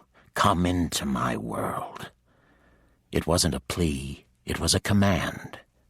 His hands tightened around her wrists. He didn't help her, his chest above her mouth, his body so tight it stretched hers to the limit. "Damn it, woman, do it now." She was desperate for relief. If he kept pounding into her, she wasn't going to live through the night. Could a woman die of pleasure? In any case, her incisors had already lengthened, and her body gushed with anticipation, making her sheath so hot and slick it only allowed him deeper until she thought he would climb into her womb. She licked across the heavy muscles of his chest and sank her teeth deep. At once his ancient blood poured into her like flowing nectar. His body thickened, hardened, pistoned into hers without mercy. His erotic images and his overwhelming pleasure burst through her mind even as her own muscles tightened around him, gripping him desperately. She drank, choked, swept her tongue across him to close the pinpricks. Nothing could stop the forceful driving of his body into hers. Her orgasm ripped through her, somewhere between pain and pleasure, rocking her body, the shudders refusing to stop, gripping her with the same intensity as her muscles milked him. She felt him exploding, jetting into her with his seed, hot spasms that had a guttural sound tearing from his throat. Vakirnov buried his face in Natalia's throat, desperately trying to regain a steady heartbeat, to pull air into his lungs. She had been so tight and hot, her vaginal grip on his sensitive erection torturing him with pleasure as she clasped him to her, draining him completely. She was going to kill him if their lovemaking got any better, but it was a great way to go. He lifted his head enough to nuzzle her breast. Her nipples were tight, hard beads, tempting him. His tongue flicked and teased. Her body jerked around his, tightened on his flesh so that he groaned as fire raced through him, spreading through every nerve ending. "I love you, Natalia." "I don't think I can ever do that again. It scared the hell out of me, worse than any vampire." Her fingers tangled in his hair. "I couldn't stop. It just went on, and I didn't have any control at all." He smiled against her breast. "It will only get better." "We're both going to die. You know that, don't you?" "It occurred to me," he admitted. He kissed her again, gently this time. "You know you will be going through the conversion soon. I have heard it can be painful." He lifted his head to look into her eyes. "I will do my best to spare you, and the moment it is safe, I will put us both in ground." Fear etched tiny white lines around her mouth. Her eyes were enormous, but she nodded at him. "Don't forget the book and the safeguards." He rolled off of her and drew her into his arms, holding her close. "I will not forget anything. Thank you for giving yourself to me." Natalia laughed. "Is that what I did? I thought you took me for yourself, and there was no going back." "There is no going back now," he murmured as the first ripple of pain took her, driving the air from her lungs. Chapter 18. "Hold on to me, Aina Shivamet Utah. I fear this will hurt like hell." Vakirnov's eyes held panic, something Natalia had never seen in him, just as she'd never heard that particular tone in his voice. She reached for his hand, tangled her fingers with his. "I'm not the first woman to do this, you know. We'll get through it." As the pain radiated through her with all the intensity of a blowtorch, she wasn't altogether certain she was telling the truth. It took her breath, leaving her gasping. Vakirnov turned pale. "Damn it, I should never have let this happen." He startled her with his swearing. He often said things in his ancient tongue, but rarely did he curse. His blatant lack of control shocked her into focusing on him rather than the pain tearing through her body. Vakirnov was already sweating, his eyes alive with fear for her. When the first wave eased enough to allow her to breathe again, she pushed her hand through his hair, her touch tender. "You're such a baby. It never occurred to me you'd be a baby." A baby? He wanted to kill someone with his bare hands. He didn't feel like a baby. He felt like a berserker, a wild, out-of-control demon ready to rend and tear anything in his path. He couldn't believe the conversion would be like this, the pain ripping through her body with the force of a tidal wave. Against such agony, his tremendous power was utterly useless. "This is..." He spat out a series of words in his ancient language, his voice low and mean. "I so don't want to know what any of that means," Natalia said, trying to smile. The smile died swiftly as the pain began swelling again, gripping her so hard her body convulsed. Fire, hot and ferocious, tore through her body. She bit back a scream, desperate to hide the extent of the pain from him. Small beads of blood formed on Natalia's brow. Vakirnov swept back the tangled mess of her damp, tawny hair. Small stripes banded over her body, shades of orange, white, and black, faint streaks tinged with blood. Raw fury burned through him, and he cursed who and what he was.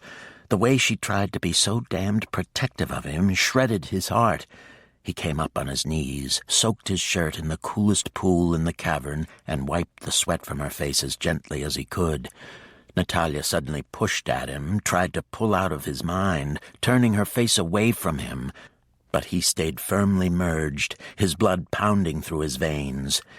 This was emotion at its worst. He rode the wave out with her, striving to find a way to help her, searching for calm. For centuries, his world had been unemotional. And now, when he needed it most, he couldn't find the balance that was so necessary to aid her. She went white, so pale her skin was nearly gray.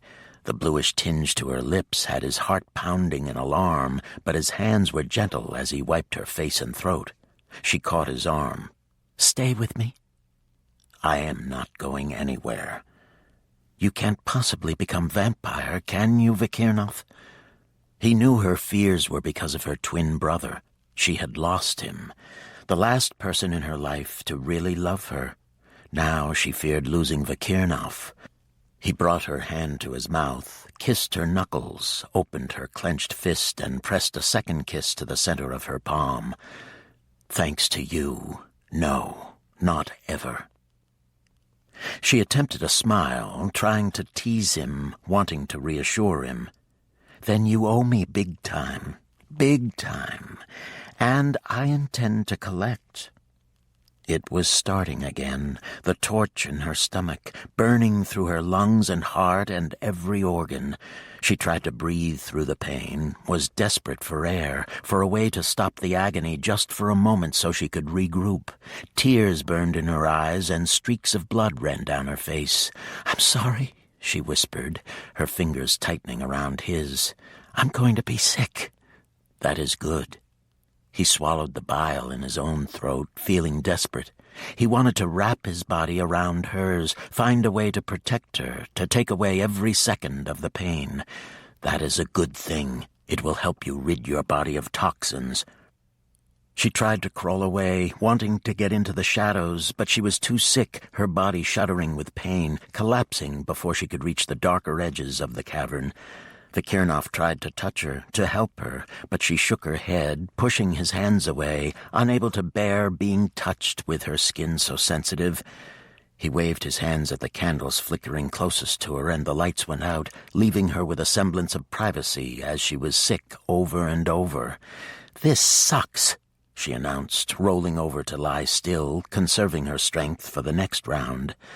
"I know you can make that go away." She pointed to the mess she'd made.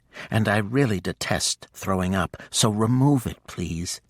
She took the water bottle he handed her and rinsed her mouth, grateful he was thoughtful. Vakirnov complied, making certain all evidence that she had been ill was removed. "I want to try to do this together, Natalia. Do not hold yourself away from me or try to protect me. You are my life, and I need to do whatever I can to help you through this. Let my heartbeat lead yours. Let my breath be yours." He couldn't be a bystander while she suffered so much. He had to find a way to help her. Natalia reached out her hand for his. It was almost comical to see him so shaken. Her big bad Carpathian. He was actually trembling. Worse, he looked ready to kill something or someone. Who knew he would react like that? "What are you going to do if I ever have a baby?" His face paled visibly and his eyes darkened even more. "I cannot think about it now. Not for a long time. Centuries, maybe. Perhaps never if it is anything like this." The next wave began building, and she shifted her gaze to his face, her expression desperate. He brushed back her hair, noting the stripes once again stood out against her skin and hair in bands of orange and black and white. She alternated between the stripes and her pale, almost gray complexion. "Hang on, love. Breathe with me. A long, slow breath and ride above the pain."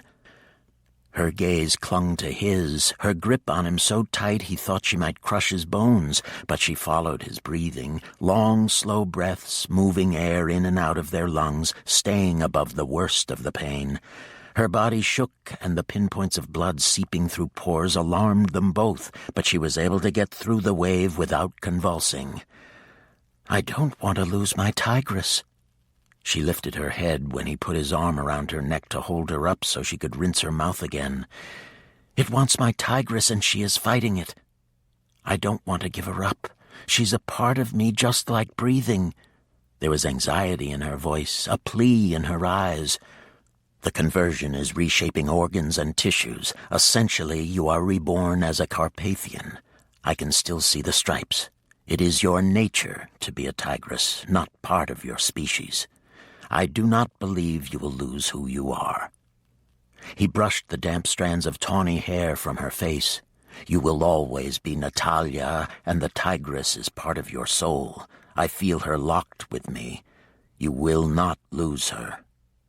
He repeated the reassurance a second time as the next pain welled up sharp and fast, lifting her from the cavern floor and slamming her back down so hard her bones seemed in danger of breaking. Natalia kept her gaze fixed on Vakirnov. He was her lifeline. As long as she looked at him, saw desperate love and worry etched into his face, in the black eyes, she knew she could be strong. She'd never had a man look at her like that, as if his world was shattering because she was suffering. She could feel him trying to take the pain from her, and it only made her love him more.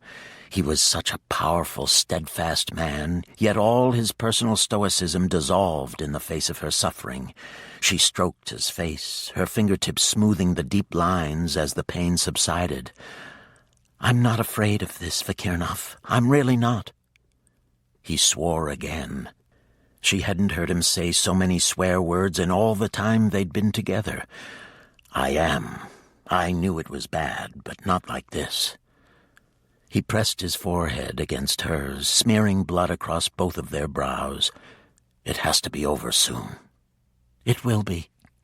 She was calm now, resigned to the waves of pain, able to hang on because she could get through anything for a short period of time, and he was there with her, looking ravaged and drained, so distraught she wanted to soothe him. Vakirnov thought he might lose his mind. Time dragged, each second agonizingly slow, an excruciating, endless anguish that had him praying when he hadn't prayed in centuries.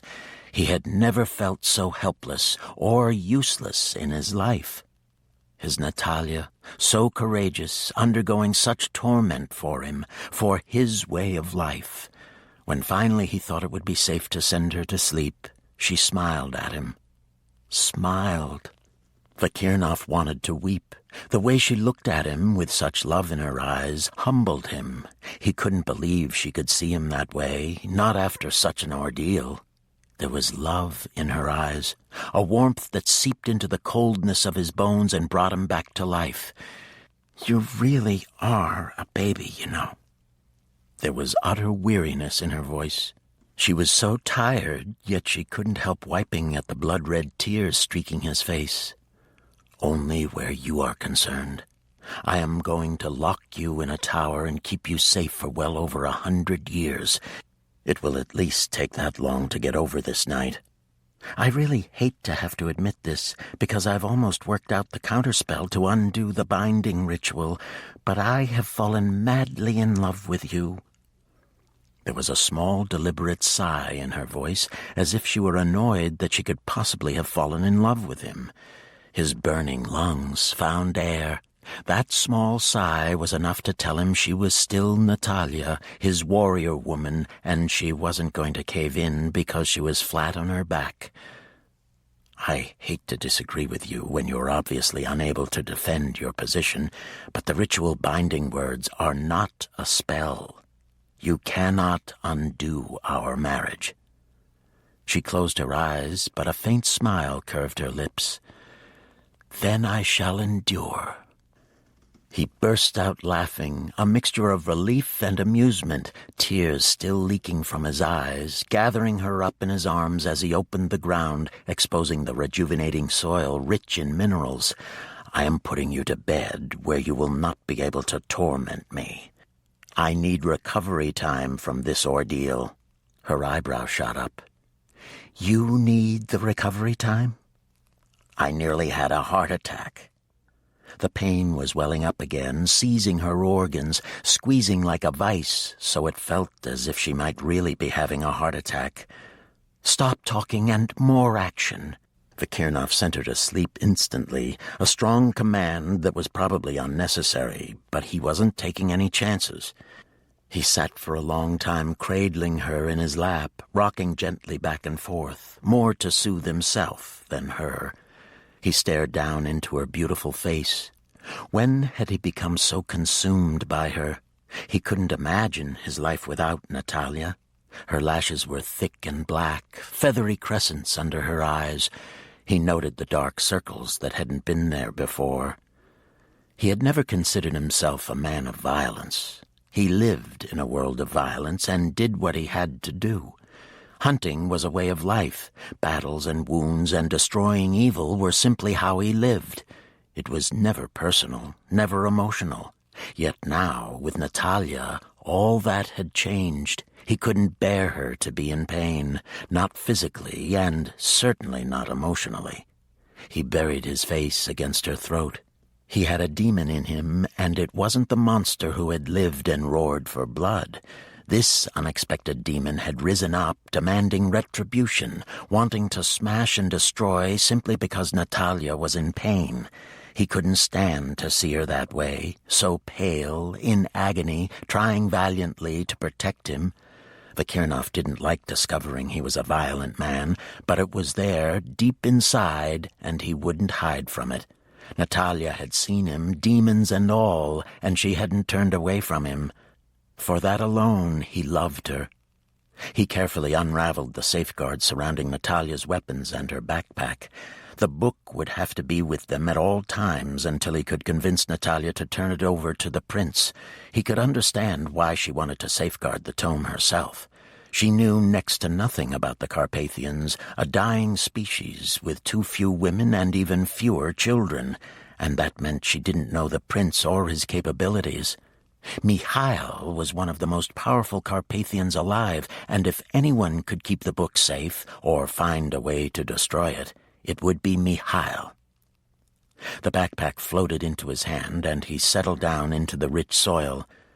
He would need to rise first and feed enough for both of them before taking her to the great healing caverns where Mikhail and Falcon would give Gabrielle the third blood exchange to convert her. In spite of the tremendous odds against it, Gabrielle was still alive, and Vakirnov was still guarding her spirit. He needed to be there when she underwent the conversion. The idea was unsettling, especially after he had just gone through it with Natalia. Vakirnov stretched out in the welcoming soil, feeling it cushion and embrace him.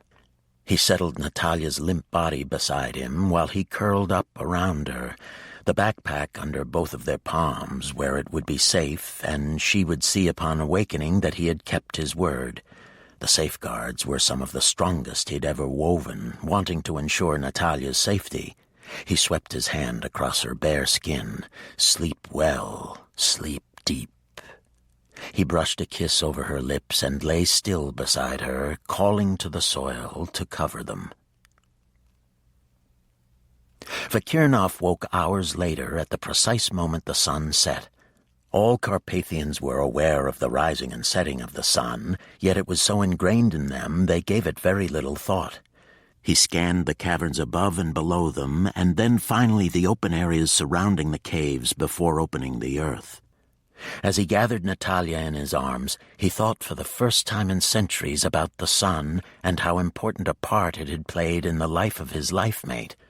He carried her body to the pool where he could wash all evidence of the conversion from her body, along with remnants of the rich soil.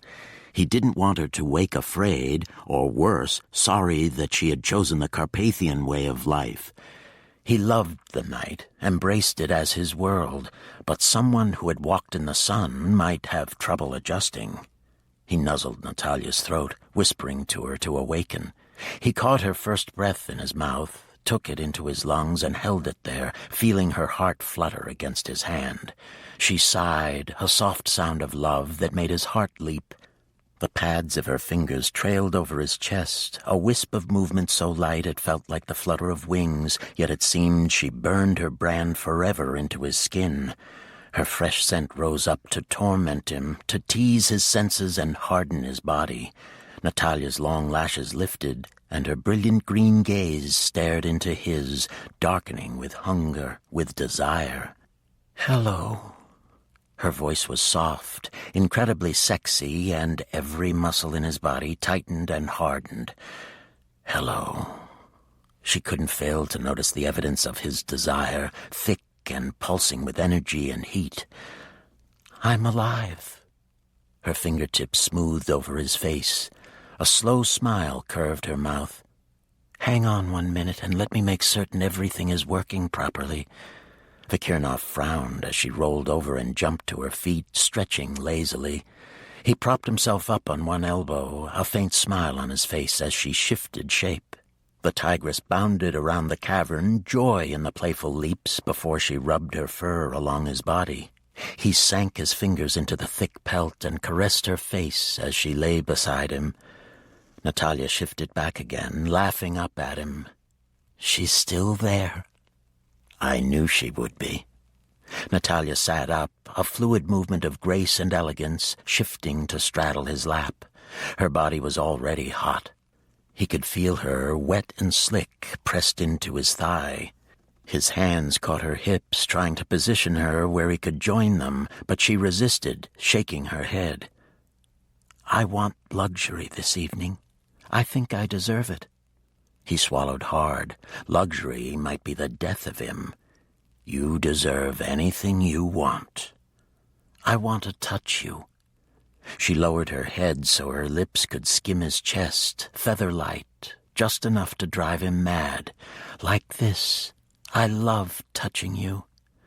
She wanted to make love to him, a long, slow, passionate time where every touch showed him her love, where her new senses could heighten what she already felt when he touched her. She needed this time with him to feel loved in every way.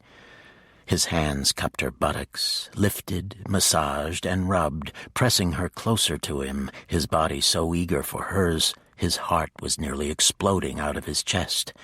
She lifted her head, her gaze slumberous and sensual, her mouth finding his, teeth tugging gently at his lower lip, her tongue teasing his with tiny stroking caresses.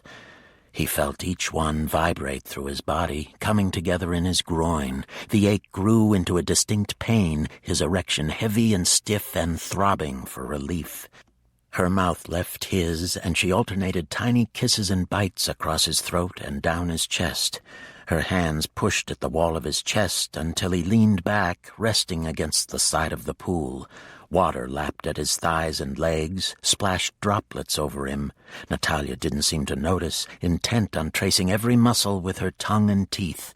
She was torturously slow as she moved down his chest to his belly with slow licks and tiny kisses. The fire racing through his veins found its way to the building volcano in his groin. "I am not going to live through this." "Well, you'll just have to, because I want to feel the way I love you and the way you love me back." She moved her hips, sliding the moist heat of her mound back and forth over him until he groaned, his fingers digging into her hips to set her on him. Smiling, she slid lower, pressing kisses against his flat belly, her legs sliding into the water, giving him a delicious view of her curved bottom. He couldn't stop his hands from massaging her, fingers dipping low to invade her body. His breath was coming in ragged gasps. Her breath moved over the head of his erection, warming the glistening drops there and stilling his heart. "This is what you did to me. I couldn't think or breathe. I could only feel, Vikirnov. I want you to feel how much I love you." Before he could answer, her mouth closed around him, tight and hot, her tongue doing some incredible dance while her fist grasped him with sure fingers. Lightning raced up his body, sizzled in his veins. The sound of his breathing was harsh, even to his own ears. He watched her through half-closed eyes, his body going up in flames. When he thought he would die, when he couldn't feel any more without exploding into a million fragments, she took him deeper so that his hips thrust helplessly. The small suckling noises, coupled with her tight mouth and licking tongue, nearly drove him out of his mind. Her fingernails raked his scrotum, her fingers tightening and squeezing gently, her mouth so hot it was a cauldron of fire wrapped around him. His fists bunched in her hair, and he thrust deeper. Her breasts moved against his thighs, her nipples hard pinpoints of heat. He couldn't resist the invitation of her curved bottom, thrust upward in the air as she suckled. His hand came down open-palmed, stroked and caressed, massaging, his blood pumping so hard through his veins he was afraid he might spontaneously combust. Vikirnov groaned her name, dragged her head back, kneading her body, kneading the feel of her wrapped tightly around him. Gripping with such force, he knew she needed him every bit as much. He could devour her later, her sweetness pouring into him, her cries bringing him intense pleasure. But not now. Now he was too frenzied with lust, too high on love. The two emotions were so mixed together he couldn't separate them. He rolled her over, coming up on top of her. Her breasts were beautiful, the full mounds tipped with darker pink nipples, rising and falling with each breath she dragged into her lungs. Water splashed around them, her hair floating in strands on the surface.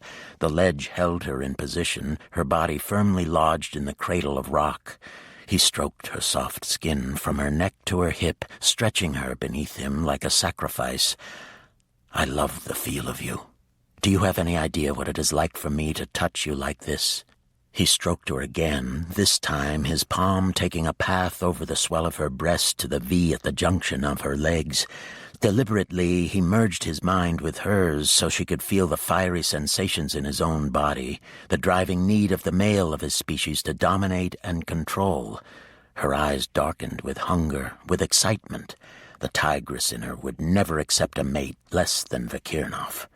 His touch on her breast roughened as he rolled her nipple between his thumb and finger, but he leaned forward and brushed a gentle kiss across her lips, his tongue sweeping into her mouth with stroking caresses.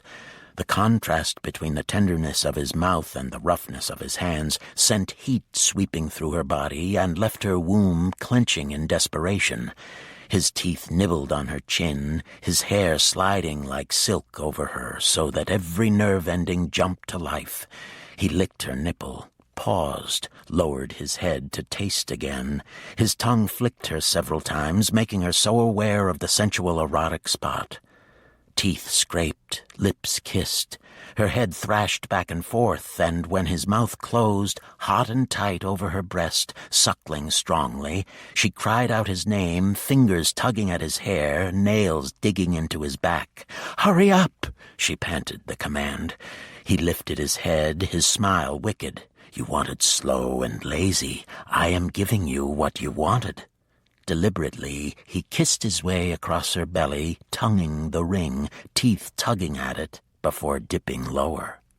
"No, I need you in me, right now." She could barely get the words out. One taste. He sank his finger into her, watching the shattering pleasure on her face. "That is what I need. To see you like that, Natalia. To see you come apart for me." He pushed a second finger in, deeper this time, finding her most sensitive spot and rubbing with hard, strong strokes. "The tigress is close when you make love. Do you realize that? Your eyes go midnight blue and then opaque when you are very aroused." It was the biggest turn-on, watching her eyes change color, watching her face and body flush for him, her nipples taut and elongated, her breath coming in ragged, harsh gasps. His eyes, dark with sensuality, held her gaze captive as he began a slow assault of her body. His tongue and fingers stroked and thrust into her. His licks and the tiny bites of his teeth drove her to the very edge of sanity. She couldn't think straight, couldn't find the breath to gasp out a protest as he took over her body, playing it like a finely tuned instrument. He was everywhere, claiming every inch of her as his own, building her need and hunger into a frenzied lust. She screamed through 2 orgasms, her body inflamed, burning out of control. He rose above her, gripping her thighs, desperate hunger running through his body. Every muscle was strung so tight he felt coiled and ready, an explosion waiting to happen. Looking at her face, so beautiful, so filled with hunger and need for him. For him. There it was, the miracle he had been gifted with. She had been made for him. Her body, this body, fit so perfectly with his. It was designed for pleasure, and he meant to take every drop and give her back tenfold. He sank his shaft deep, a hard driving stroke to take him as far into the hot inferno of her channel as he could get. She was so tight and wet, gripping him with her inner muscles, that he let loose a guttural growl of sheer bliss. Catching her legs, he wrapped them tightly around his waist, forcing her closer to him so that he could pound deeper and harder with long, sure strokes. He felt her body tighten and shudder around him, but he kept thrusting in and out, over and over, never wanting it to end. Her second climax began before the first had faded away, throwing her into another, much more violent one. Her hands clamped onto his shoulders, an anchor for her when he kept going, taking her even higher, forcing her into an explosive third orgasm. It shuddered through her body with the force of a freight train, rocking her, setting off the same explosion in him. He felt the drawing, the tightening, until his very bones ached with the contraction. Her sheath, so hot and tight, gripped him, squeezing him to the point of pain, convulsing around him, a fist of hot velvet, until he was helpless to stop the volcanic eruption, spurting into her over and over. Natalia stared up at him, dazed and slightly shocked. Her body refused to relax, refused to release him, every aftershock sending shudders of pleasure through her. She couldn't talk, couldn't find a way to drag air into her lungs. She could only lie there with the water lapping at her body, staring into his face. "You are more beautiful than any woman I have ever seen. And more sensual." She looked a siren there, spread out before him like a feast. "Again, Natalia, I want you again, and I want your blood, and I want to give you mine. I want everything this time." She shook her head, a faint smile curving her mouth. "You already took everything. I can't move." "I do not want you to move.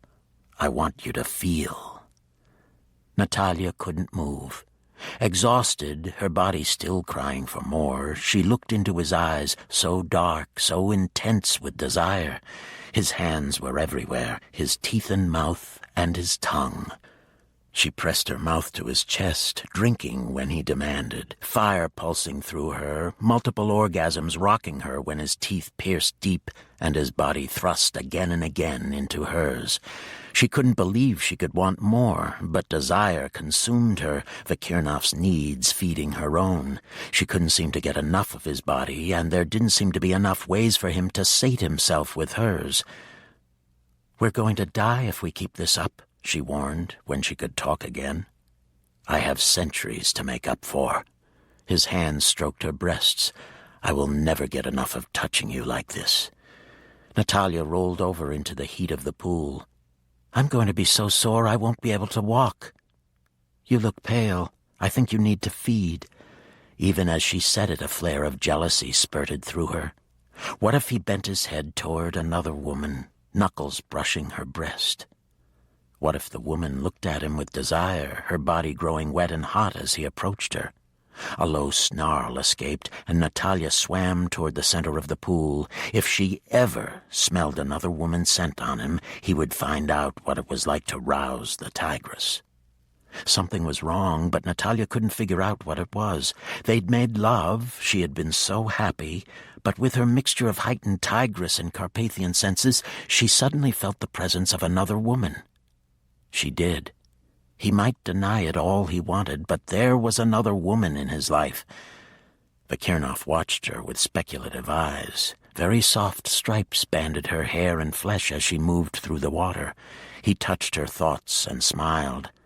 How she could think he might want another woman was a puzzle to him. He followed her, pacing right beside her. Natalia flashed him an irritated glance. "I need space." She sent up a column of water with a single bat of her hand, or paw.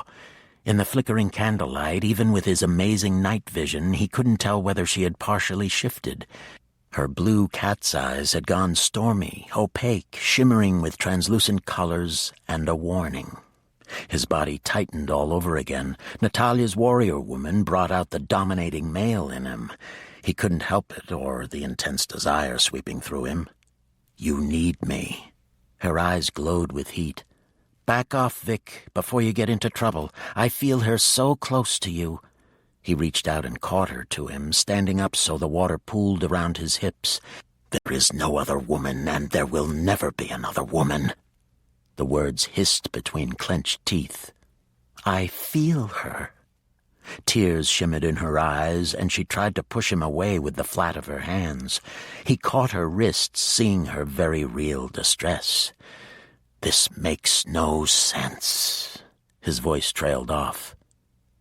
"Gabrielle." He whispered the name. "You feel Gabrielle Einoch Shiva met Utah." You feel Gabrielle calling to me. His thumb slid over her bare arm in a caress. You cannot hold Gabrielle against me when you asked me to save her. You knew what it entailed. She shook her head. I didn't. I asked before I thought. I didn't know how it would make me feel to know she is there with you.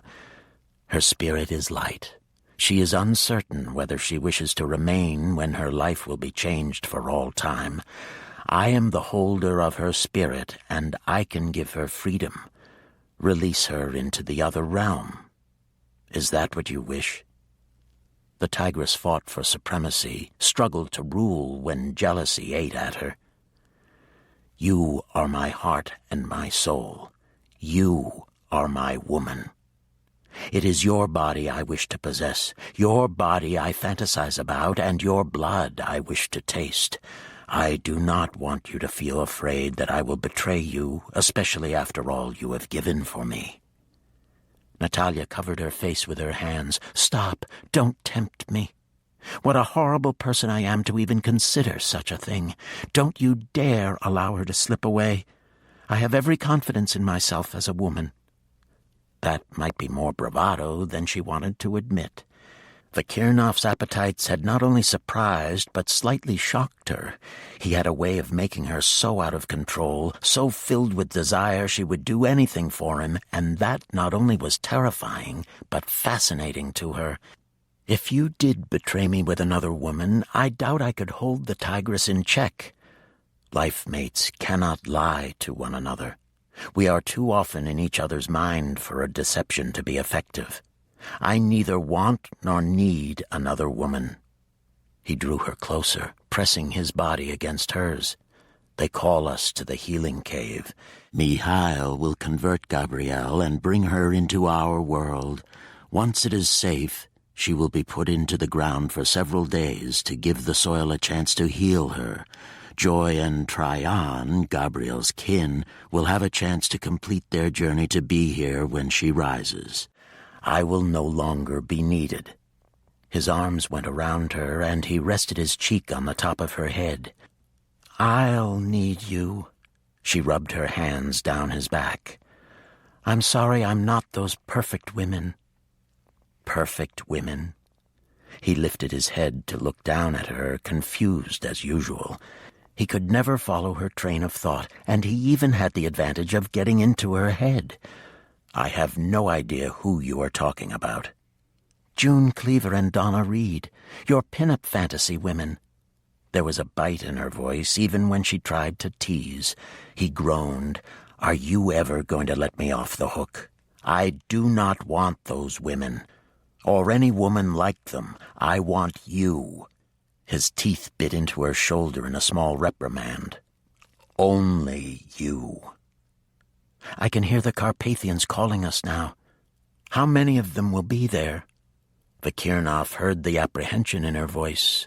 Fighting vampires, coming into this world, being his woman, even making love to him for hours on end was undaunting to her, but meeting other Carpathians was frightening. She tried to hide it, but her body was pressed tightly against his, and he could feel her trembling. He carried her out of the water. They dried their bodies and dressed in the clothes Vakirnoff wove for them. He provided her with her battle outfit, the one she was most comfortable wearing. She loaded up with weapons in silence and accepted the backpack from him, slipping it onto her shoulders before sliding her Arnie sticks into the loops of the pack. Mihail and his life-mate Raven will need to be present.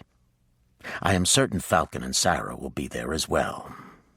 He sent a question winging to the prince, waited for the answer, and relayed it. Mihail said that Jubal is with Slavitsa, watching over the 7 children Falcon and Sarah care for. Natalia slipped her arm around his neck as he shifted shape. Not too many people. I can handle it. As they took to the night sky with her clinging to his giant bird back, she hoped it was true. Colors dazzled her eyes. Everything, including her emotions, seemed so much more acute. She was far more aware than she had ever been, to the point where she actually had to experiment with turning down the volume in her ears to avoid hearing snippets of conversations as they flew over the village. The healing cave was beautiful, made of crystals and flowing water. Heat and humidity blended together, so at first Natalia found it hard to breathe. Ice-cold water flowed from one wall, dropping several feet into a hot mineral spring so that the steam was thick and white, floating over the shimmering water like clouds. Gabrielle lay in the center, the earth already open to welcome her, the soil nearly black with richness. She looked pale, so still and white. Natalia's heart went out to her, and she was ashamed of her earlier jealousy. She touched the other woman gently, determined to help Vikirnov do whatever it took to save her. Sarah and Raven greeted Natalia with a hug and very welcoming smiles. The men greeted Vikirnov by gripping his forearms in the way of the ancient warriors. Both Mikhail and Falcon bowed from the waist at Natalia with old-world courtesy. A third man stepped from the shadows, startling her so that she drew her sword before she realized he, too, was Carpathian. "I did not mean to frighten you." If there was amusement on his face, it didn't show. The centuries spent in Brazil had given him a slightly different look. Aloof, aristocratic, very handsome like his kin, but dressed in a completely different style, looking more like a wealthy rancher. "I am Manolito de la Cruz, at your service." Natalia lifted her chin. "You didn't frighten me." She met the black eyes without flinching. Mikhail turned away with a faint smile. "Manolito brought us news of a small group of jaguar men committing atrocities against their women. His family believes they may be in league with the vampires. He also carried back the news of another Morrison laboratory and a very lethal poison they've developed to use against us." Natalia turned to Vikirnov, her eyes wide with apprehension. He moved closer to her, but didn't touch her, recognizing her need to feel strong. "Did you bring back a sample of the poison?" Manolito shook his head. "I have the images sent from my brother. I have given them to the prince. Reardon broke down the compound and sent it to me to deliver to the Mikhail." Mikhail knelt beside Gabrielle's still body and gestured for everyone else to take their places in a loose circle. "We must complete this before we lose her. Vikirnov has guarded her spirit carefully for days, but he tells me she fades more with each rising." Vikirnov positioned himself at Gabrielle's head, his hands resting on either side of her. Natalia knelt beside him and merged her mind firmly with his. At once she touched Gabrielle's spirit. It was light and fragile, staying only because Vikirnov kept her with them, refusing to allow her passing. He murmured to her softly, encouraging her as the others began the ancient healing chant, and Mikhail bent to take her blood for the third exchange. Merged so deep, Natalia felt Gabrielle wincing away, trying to be brave, but doubts and fears rose up in spite of Vikirnov's comforting voice. Tears welled up in Natalia's eyes as she realized Vikirnov had been soothing and comforting Gabrielle each time she was awake. "I should have been helping you. I should have been there for you." She was his partner, and this keeping of Gabrielle's spirit hadn't been easy for him. He didn't have the connection to Gabrielle the others had, yet he had guarded her soul and refused to let her die. Natalia was determined to rectify her mistakes. She bent close to Gabrielle, brushing her own spirit against the other woman's. "You must cling to life," Natalia told Gabrielle. "There are so many who fight for you, so many who love you. Do you have any idea how very precious that is? These people give of themselves freely to you. They offer life with them. Do you want to leave only out of fear? Fear can be overcome." The answer was a small fluttering in Natalia's mind, in her heart and soul. "Gary!" A single name, a single cry of anguish. He would want you to choose life. With life, there is always a way. Take my hand. Take the blood your prince offers you and choose life. I have heard the conversion is painful, and I cannot bear more pain. It seems to have become my life. I don't have Gary or my sister here with me. I'm so afraid. I will be with you. Vikirnov will be with you, Natalia said. As will I, Raven murmured it softly, connecting through the prince. I am here, Sarah added, connecting through Falcon. We have all suffered the conversion and come through to the other side. We will be with you every moment. Gabrielle opened her mouth and accepted the life-giving offering of the prince. This ends Disc 11. Chapter 19.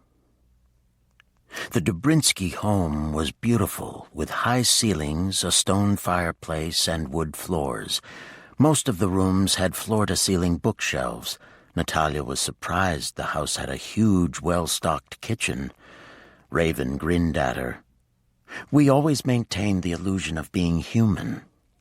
Vikirnov was close, so close Natalia could feel his breath on the nape of her neck.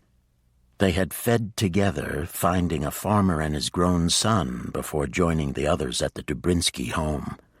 Vikirnov had snarled over her, luring the sun to her, and ever since he'd been hovering. Natalia threw a quick, repressing glance over her shoulder at him, but he didn't seem to notice the hint. Raven laughed. They're all like that. I think it comes of being ancient. They were born so long ago, they can't quite make it out of the caves. What do you know of this poison Manolito has told us about? Mikhail asked Natalia. Have you seen it before? There was instant silence. The men had been talking together in the corner, but suddenly they were all focused on her. She stood her ground, her fingers running back and forth over the hilt of her knife. Mikhail wrapped his arm around Raven and pulled her back into the shelter of his body, nuzzling her hair as he did so. It was a brief, affectionate gesture, one Natalia found somewhat endearing. A man couldn't be all bad if he loved his life-mate. She glanced at Vikirnov. He trusted the prince far more than she did. I would need to see the compound. Mikhail easily put the images and information into Natalia's mind. He did it fast, with no preliminaries, no gentle asking. He obviously had a path to her mind, despite the barriers, and that made her feel very vulnerable and extremely uneasy. He is able to do so through me, Vikirnov reassured her. Natalia took her time examining the structure of the poison, ignoring the conversations flowing around her.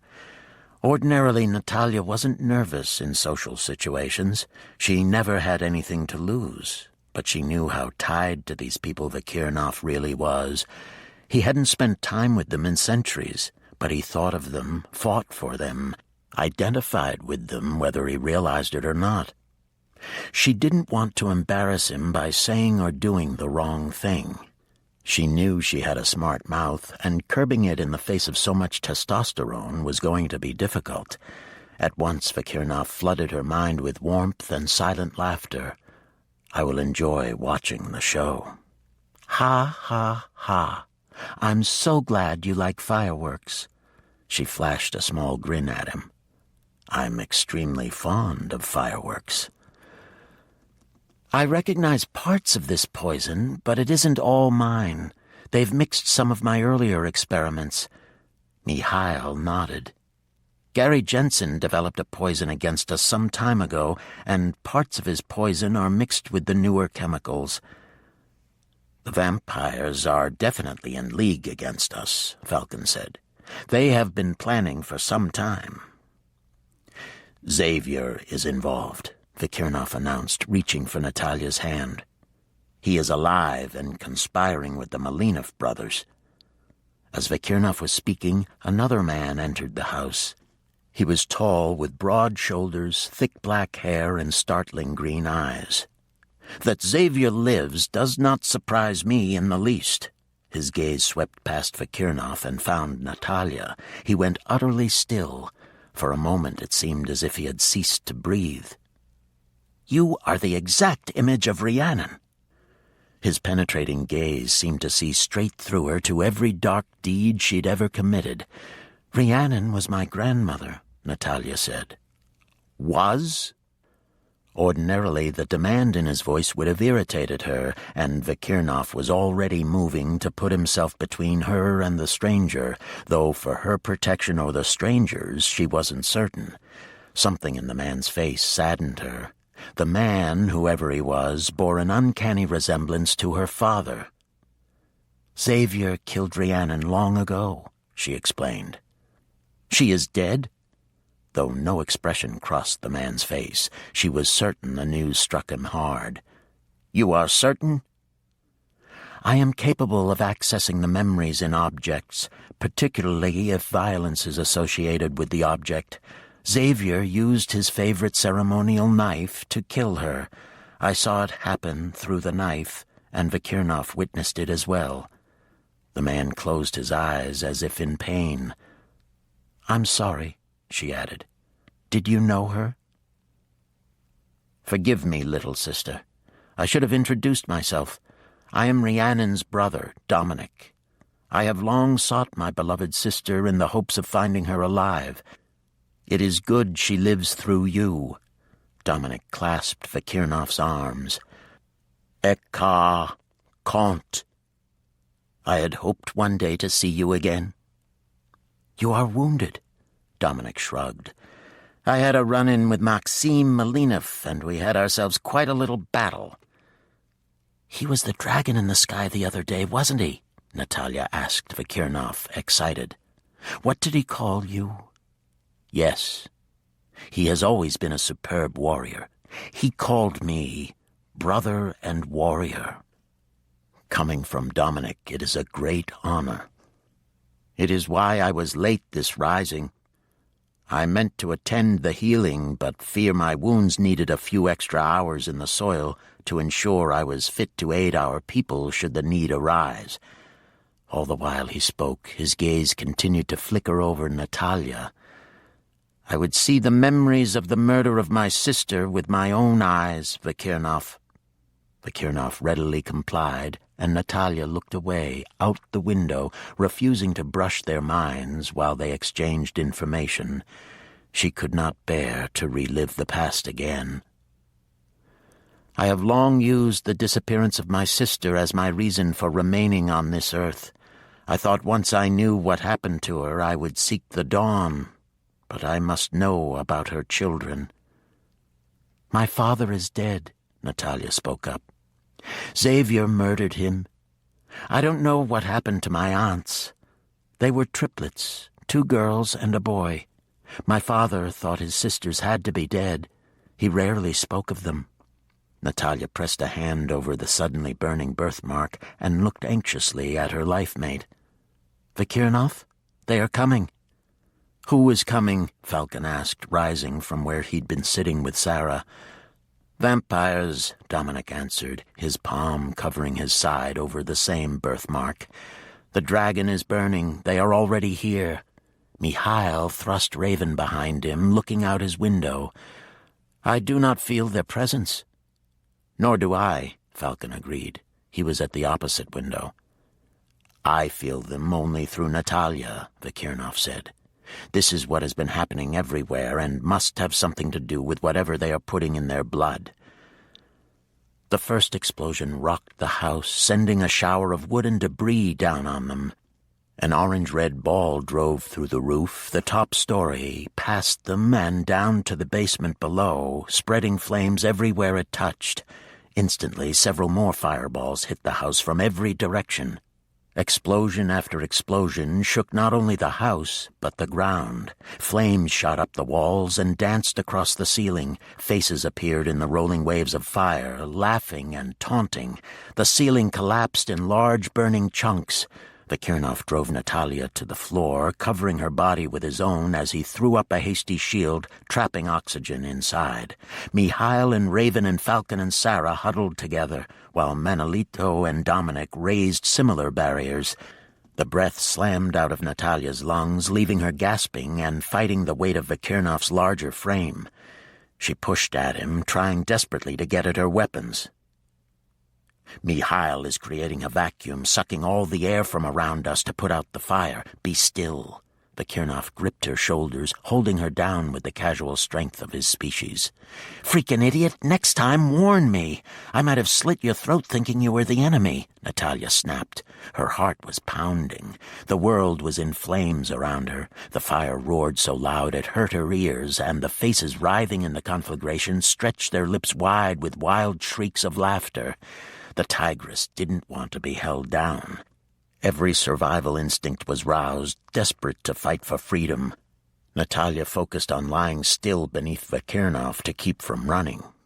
There was a whooshing sound that rocked the house as Mikhail removed the oxygen, and immediately the flames vanished, leaving a blackened shell with most of the roof gone.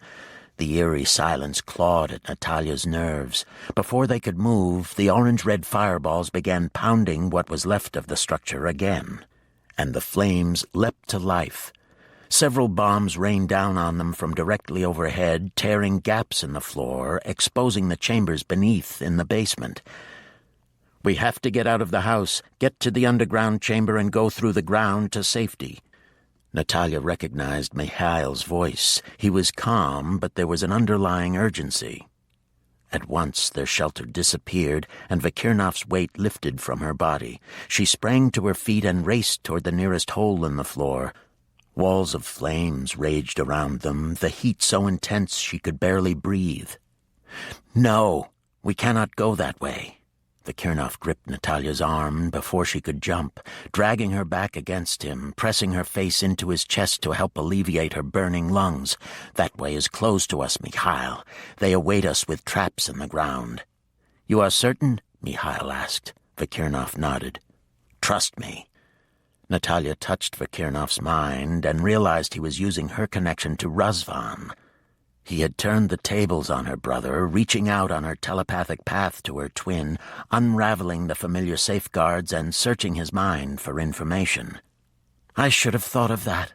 And maybe she had. Maybe she just couldn't accept what Razvan had become. I'm sorry. Vakirnov hissed something at her between clenched teeth, the images he was receiving from Razvan evidently infuriating him. We'll have to shift. I will hold the image of mist uppermost in your mind, and we will shift together as soon as it is safe to move. Natalia nodded. She was furious at being trapped like a rat in a cage. It took 2 heartbeats to realize it was Vakirnov's fury she was feeling more than her own. Get down. When I extinguish the flames, after, all of you escape quickly, and remember, they will know we are coming. Mikhail accepted that they had no choice but to use the common path of communication in the midst of the roaring flames and black smoke. Natalia went to the floor, not waiting for Vakirnov to drag her down. This time smoke mixed with oxygen within the hastily erected shield, but the air was still breathable. Vakirnov settled on top of her, and the tigress growled in protest, but remained still. She was more prepared this time for the ground trembling and the force of the air being removed from the building. Again there was the same eerie silence. The Carpathians threw off the shields and began to shimmer into mist. Vakirnov's fingers curled tightly around hers as he pushed the image of vapor into her mind. Stop! The order came from Vakirnov again as he delved even deeper into Razvan's brain, reading the battle plan. They have devised a method to keep us from restructuring. Xavier and Razvan have constructed a net to entrap us. If we shift, we will be caught in that form, unable to change. It is what they expect of us. Are there any flaws in it?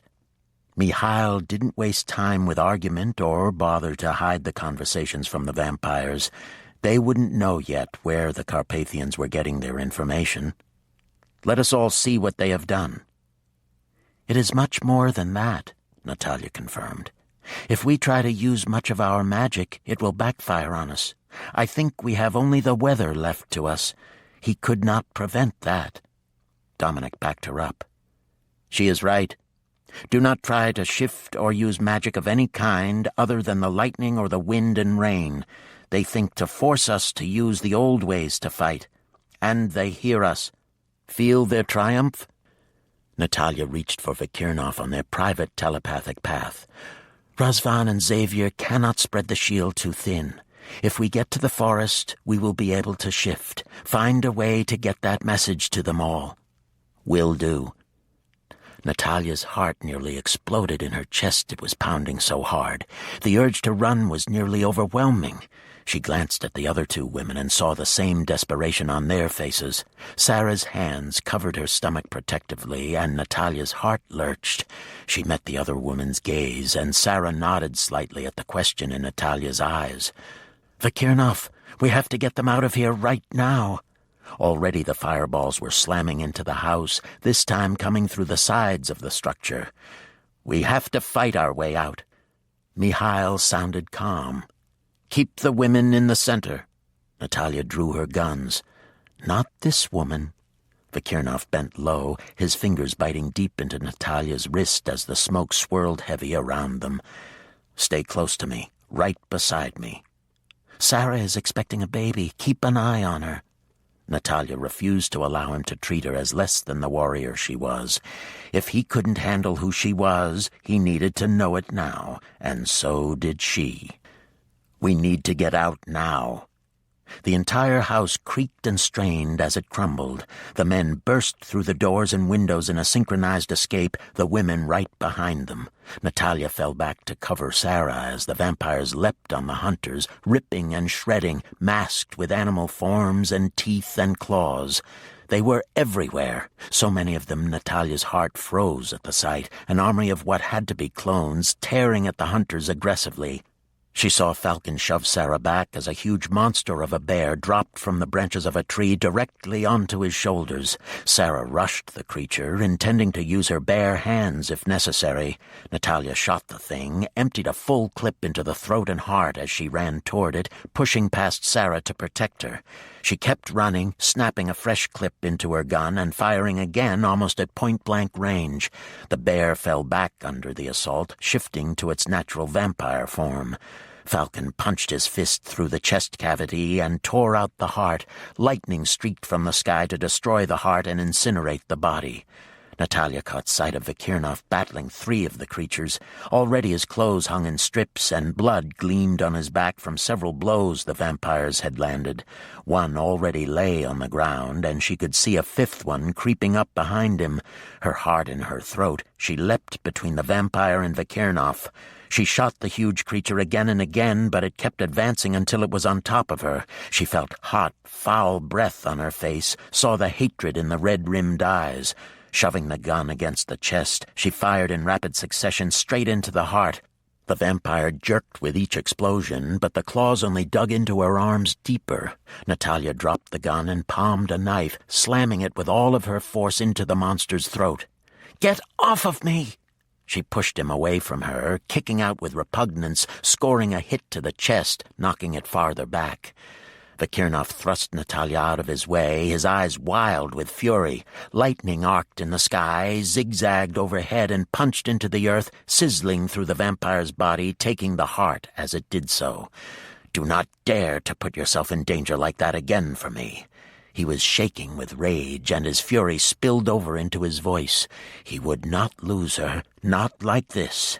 The other women were accepting the meager protection of their life mates, but not his Natalia. She had to be front and center in the battle. "Protect Sarah if you must, but do not try to protect me. Damn you, Natalia. You cannot ask me to allow you to put your life in danger to save mine. I will not have it." "Damn you right back. I'm not going to let some wannabe badass kill you because your ego is too big for words. I won't have that." Vakirnov snarled, baring white teeth at her, but he had no choice to say anything else, meeting the rush of another small army of vampires.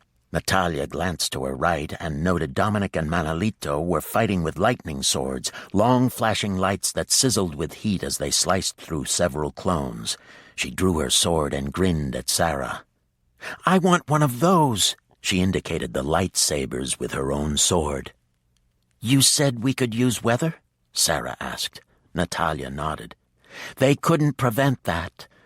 Razvan and Xavier were upset about it because they wanted to prevent the Carpathians from calling down lightning." "I'll just bet they did." To Natalia's astonishment, Sarah jerked a knife from Natalia's belt and held her hand to the sky. What appeared to be lightning leapt from the sky and melted onto the shaft. She held it out to Natalia. Natalia took 2 experimental cuts with the sword, feeling the balance, hoping she could control the dazzling light. It felt alive, a source of power, but when she gave 2 practice cuts, it handled like a dream. She felt something behind her and spun around, slicing with the lightning sword as she did so. A furry arm ending in long claws dropped to the ground, and the creature howled in pain. "Whoops, sorry. Back off, furball, or I'm going for something much more precious to you." She held the sword at the ready, coming up in the balls of her feet, and without another word thrust straight into the furry chest. The heart incinerated immediately, and Natalia grinned. "This is way cool, much better than hairspray." "There are too many of them. We have to break through their line." That was Dominic. Natalia could see him battling several vampires, back to back with Manolito, trying to keep them from the prince. The vampires concentrated most of their clones on the hunters, but there was no doubt they were after Mikhail and his life-mate Raven. While the clones occupied the hunters, the more skilled of the undead attacked the prince. Raven had a sword and fought beside her life-mate, but there were just too many. "Look to the north, toward the forest. There is an opening." Falcon caught Sarah's arm and thrust her toward that direction. "Fight toward the north, and perhaps we can break free." Blood smeared all of the hunters, deep wounds they didn't have time to heal. Natalia couldn't look at Vikirnov. He stayed close to her, battling too many opponents to handle, and the slices covering his body had to be weakening him. She knew they were running out of time. She had killed several clones, but they kept coming, more and more, until it seemed impossible to defeat them. "Maxime is here and is subtly influencing us to believe we will be overwhelmed." Vikirnov kept striding forward, slicing through the clones and burning as many as he could. It seemed an impossible task. "The forest, Natalia. Keep moving that way." "I'm trying." The one facing her was in human form, and he was no clone. He answered her lightning sword with one of his own, and he looked both proficient and confident. When his sword met hers, the shockwaves went right up her arm. She staggered under the blow and just managed to parry his second blow, which came straight at her heart. She glided to one side, deflecting a third blow, allowing the force of the contact to take her sword in a small circle and right back into her opponent.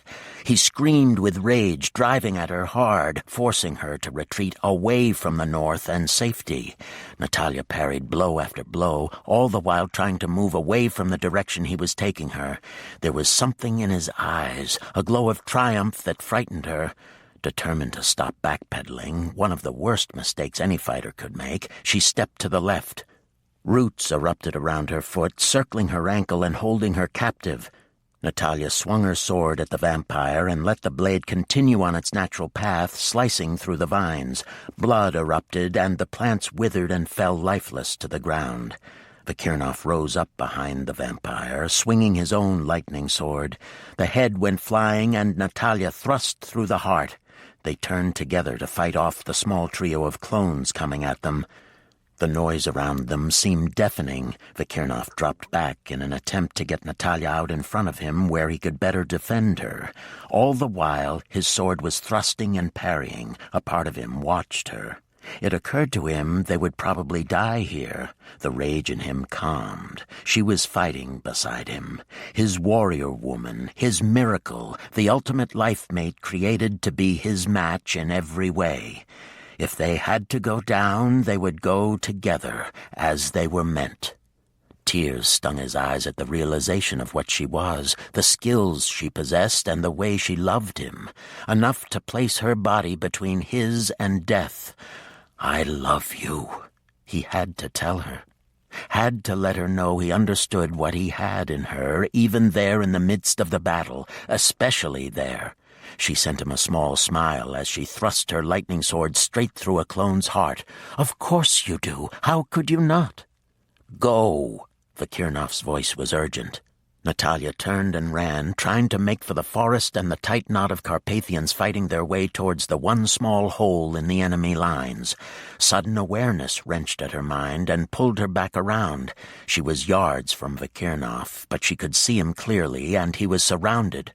Worse, far worse, the ground around him had erupted into several heaps much like termite mounds. Insects boiled out of the mounds, and right behind them, Razvan stepped into the open. Everything in her stilled. The battle seemed far away. There was her brother, her twin. She hadn't seen him in a century, but the moment she laid eyes on him, the years dropped away to leave her that young child again. He turned, green eyes glittering, going midnight blue, and met her gaze over the heads of two vampires. Tears filled her eyes. She didn't know if she was weeping in sorrow or happiness. Vikirnov's blade sank into one of the undead, but another directly behind him struck hard, driving him to his knees. The sight of him on the ground galvanized Natalia into action. She raced forward and sprang into the air, kicking at the head of the nearest clone as she went over him and swinging her sword at another, cutting him nearly in two. She landed on the run, still a great distance from her goal. Vikirnov somersaulted, coming up to his feet, his sword flashing as he parried several attacks, scored a direct hit on a heart, incinerating it and slicing the last vampire across the throat. He stood facing Razvan. His lungs burned for air. He became aware of every wound, every cut, the precious blood seeping from his body. He had no idea how many clones he had destroyed, but as fast as they went through them, Maxim created others to take their places. These were all pawns to be sacrificed while Maxim remained safe, waiting for the hunter's strength to be worn down. Natalia's brother waited too. Vikirnov knew who he was immediately. Razvan was not Natalia's identical twin, but the eyes were the same, and looking into those dark midnight blue eyes, sorrow welled up in Vikirnov. He had no choice but to take this man's life, and the deed would haunt him for all time. "So you are the man who captured the heart of my sister," Razvan sighed softly. "I had hoped I could keep her from your kind. I kept her from Xavier, and yet I could not prevent you from finding her."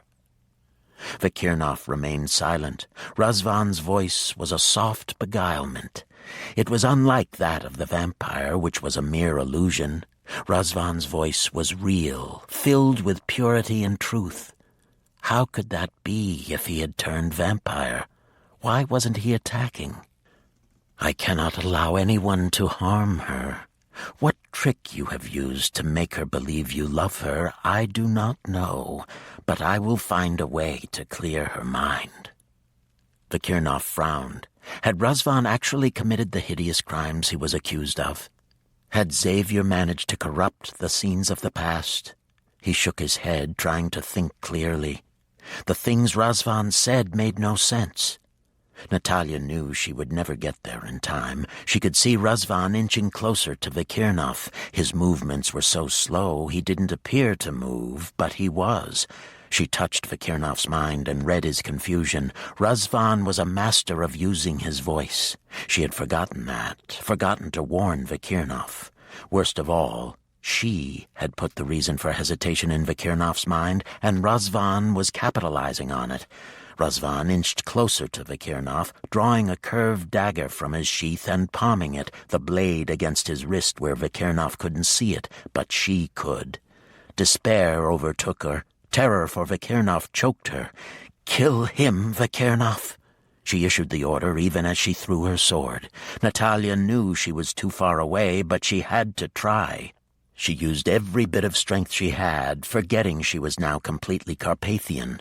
The sword whistled through the night, the light spinning, a dazzling display that hurt her eyes. Razvan lunged at Vikirnov just as the sword penetrated his back and slammed through his body to the hilt. There was no sound, no scream. Razvan turned his head to look at her as he went down on his knees, both hands coming up toward the sword. The ground around him caved inward, and he disappeared.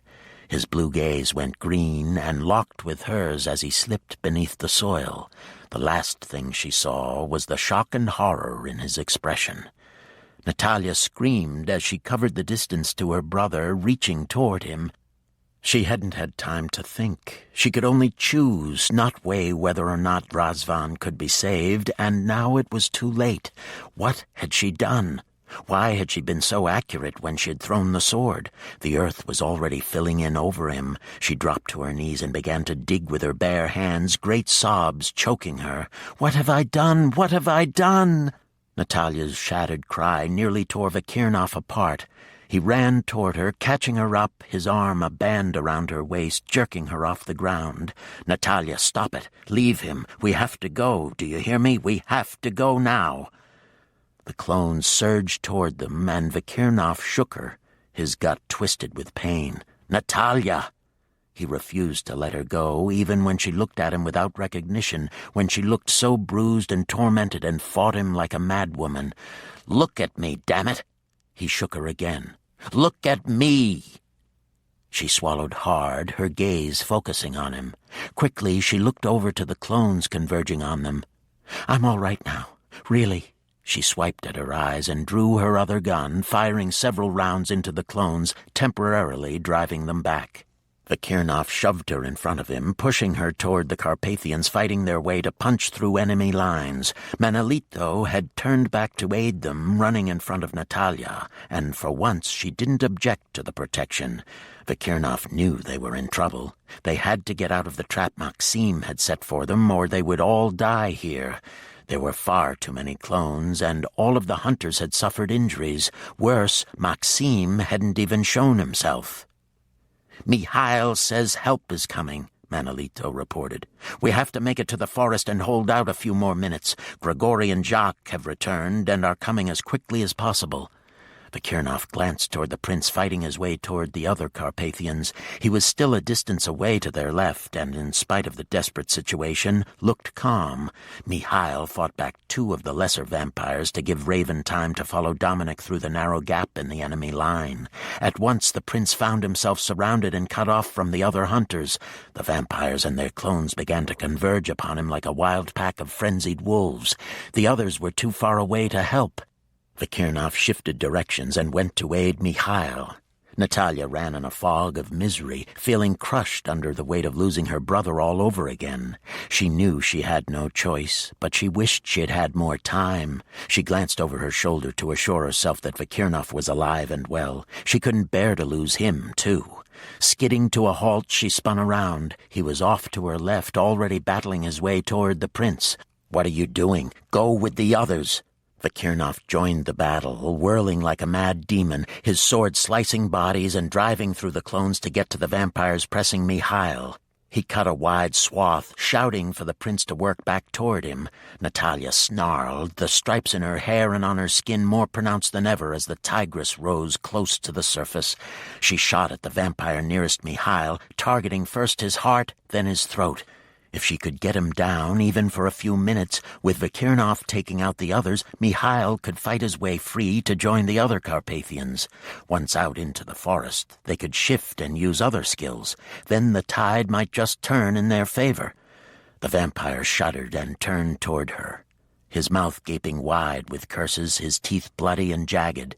The glowing eyes settled on her with hatred and fury, and he took to the air, flying straight at her.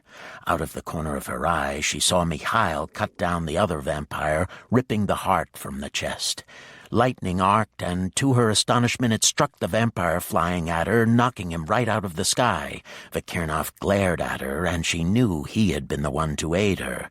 "Show off!" She fell in beside him as he flanked the prince, sprinting toward the north and safety. Dominic raced ahead of all of them, leading the way toward the forest, cutting through the few enemies in their path. Sarah and Raven ran directly behind him, and Falcon and Manolito brought up the rear.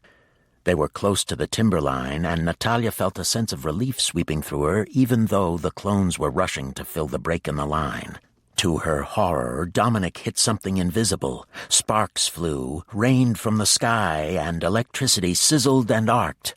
A hot orange-red streak burning down the left side of the Dragon Seeker and welding him to the hidden barrier. He was held there, his arm burning, unable to get free.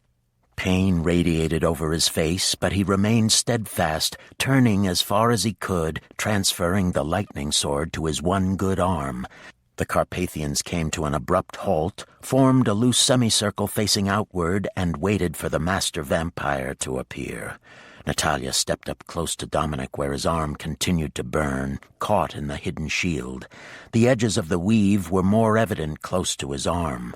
She studied it carefully, the various strands broken from catching the dragon seeker in its mesh.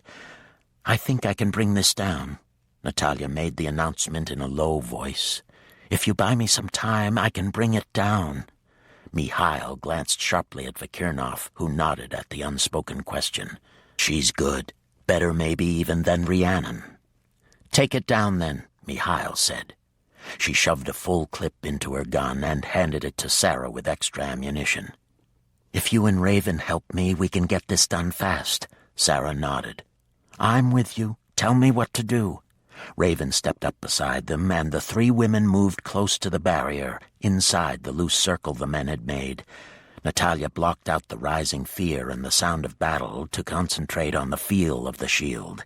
It was little different than a safeguard. The spell had been twisted for evil purposes, but it was still just magic, and she knew magic. She held her palms up to feel the strength of the weave. Maxime. She had felt him in her mind and knew his touch. This was his work. It had been a terrifying experience to be touched by evil, but she had also been in his mind. She knew how he worked, and Razvan had aided him in weaving such strong magic. Razvan had used her safeguards and spells, and it was only a matter of time before she could figure it out. "Oh, yeah," she said softly. "I can bring this baby down." Vikirnov kept his eye on Natalia as he fought off the next wave of clones. He knew the other hunters were growing tired. All of them had been relatively lucky. They had all sustained grave injuries, mostly deep cuts, but no one was out of the battle other than perhaps Dominic. The dragon seeker still fought valiantly, pinned to the barrier as he was, but in the end, if Natalia didn't bring it down, they were all going to die. There was a sudden silence. The air stilled, and the clones backed away from the loose knot of Carpathians. Maxime had arrived. The vampires parted, and he stood there, powerful, ancient, his sneering face revealing his depravity and his contempt of them. His gaze fell on Dominic. "We meet again. You do not look well, my old friend." "I was never your friend, traitor," Dominic answered. He made no move to try to free his arm from the barrier, even as blisters continued to rise and the smell of burnt flesh drifted on the breeze. Vikirnov glanced again at Natalia. Raven and Sarah stood side by side in front of her, shielding her from the vampire in an effort to keep him from seeing what she did. Occasionally a graceful hand moved from behind the two women as Natalia sketched patterns in the air. Before Maxime had a chance to notice, Mikhail stepped forward to face him. The movement of the prince triggered a restless murmuring of the clones, and they pressed forward until Maxime held up his hand. "They are eager to kill you, Dobrinsky. I wonder why so many despise your very existence." "You will not win." Mikhail's voice was low, but carried power and authority. Maxime smiled. "Oh, but you are wrong. We have already won. You think that your second-in-command comes rushing to your aid, but he cannot help you. He will die just as your brother and your daughter and every member of your family will die. There will be no Dobrinsky left on this earth, and we will have stamped out the hunters for all time. How close are you, Einark and Yame?" Natalia's derisive snort was loud in his mind. "So now I'm conveniently forever yours again, now that you need my skills. Wasn't it 5 minutes ago you were telling me to get the hell away from you?" Vikirnov sighed. "I never said that." "Not only did you say it, Lone Ranger, but you thought it. And punishment? If I didn't obey you, you were going to punish me? I saw that too, by the way, floating around in your silly brain. I do not obey anyone." "How well I know that." "How much longer? If you'd leave me alone, I might get it done. He's used a very complicated spell. Dominic is aiding me. Attached as he is to the barrier, he can feel some of the strands that I cannot. Between us, we are unraveling it. A few more minutes. Grigori is close. Has he been warned not to approach the barrier? Mikhail has kept him informed. Vikirnov inched forward, keeping the movements imperceptible, not wanting to draw attention to himself. The hatred Maxim felt for the prince was so strong it was almost alive. The vampire was on the edge of violence, a driving need to kill overriding his need to gloat. Every bit of emotion he had managed to find as a vampire, in his highest moments when he killed his victims and feasted on the adrenaline-rich blood, he had dreamt of this moment when he could take his revenge on the Carpathian hunters by killing their prince. The air grew still. No one moved. There was no shuffling of feet or rattle of weapons. Vikirnov gripped the hilt of his sword, slightly swearing.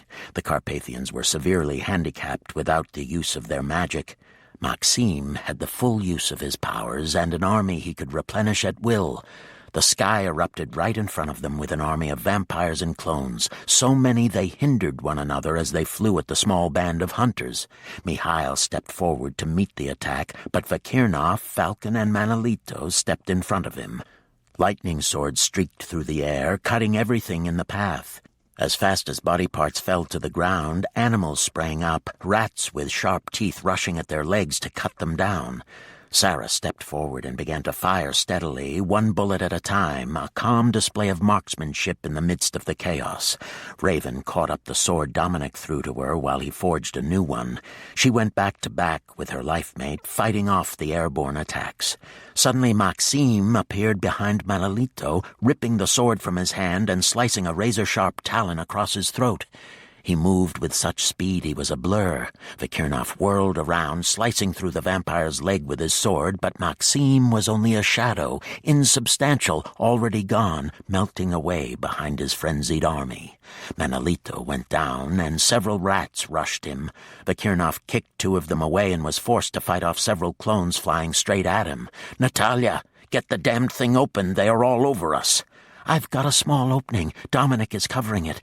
"Can you get the information to Grigori? I'll keep working to bring it down. It is very complicated." "Hurry, Natalia. We cannot hold them off much longer.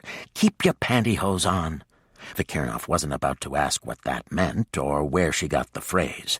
Most likely a movie.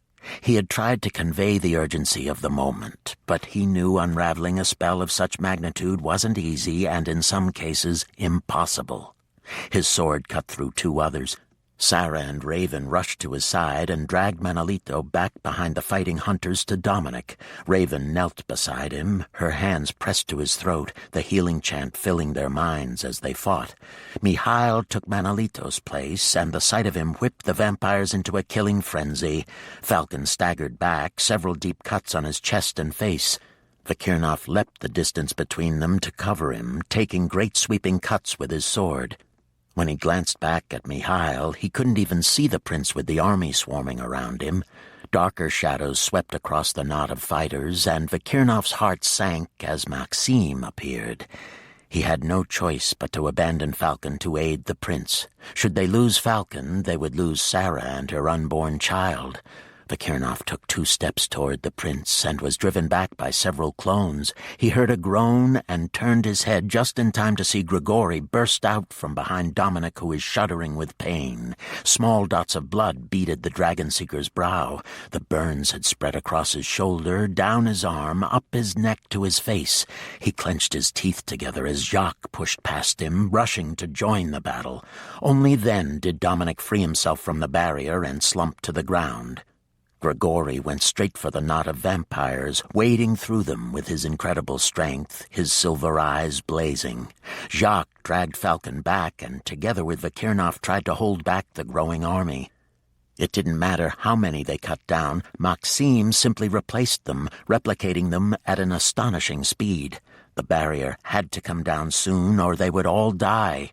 Grigori kicked aside a rat, tossed a clone into the barrier where it sizzled and howled and snapped a second clone's neck to make his way to the prince's side.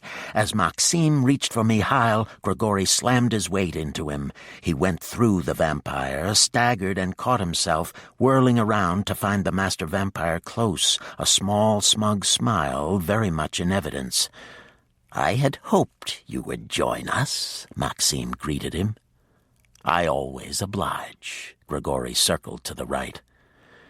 "Everything is connected." Natalia's voice was filled with excitement. "Tell the prince, it is all connected. When the barrier falls, so will all of his other shields. All of you will be able to shift and use whatever works to win this battle. Bring it down, Einok and Yam, or none of us will survive the next 10 minutes. Maxime stepped even closer, matching Grigory's steps as if dancing with him.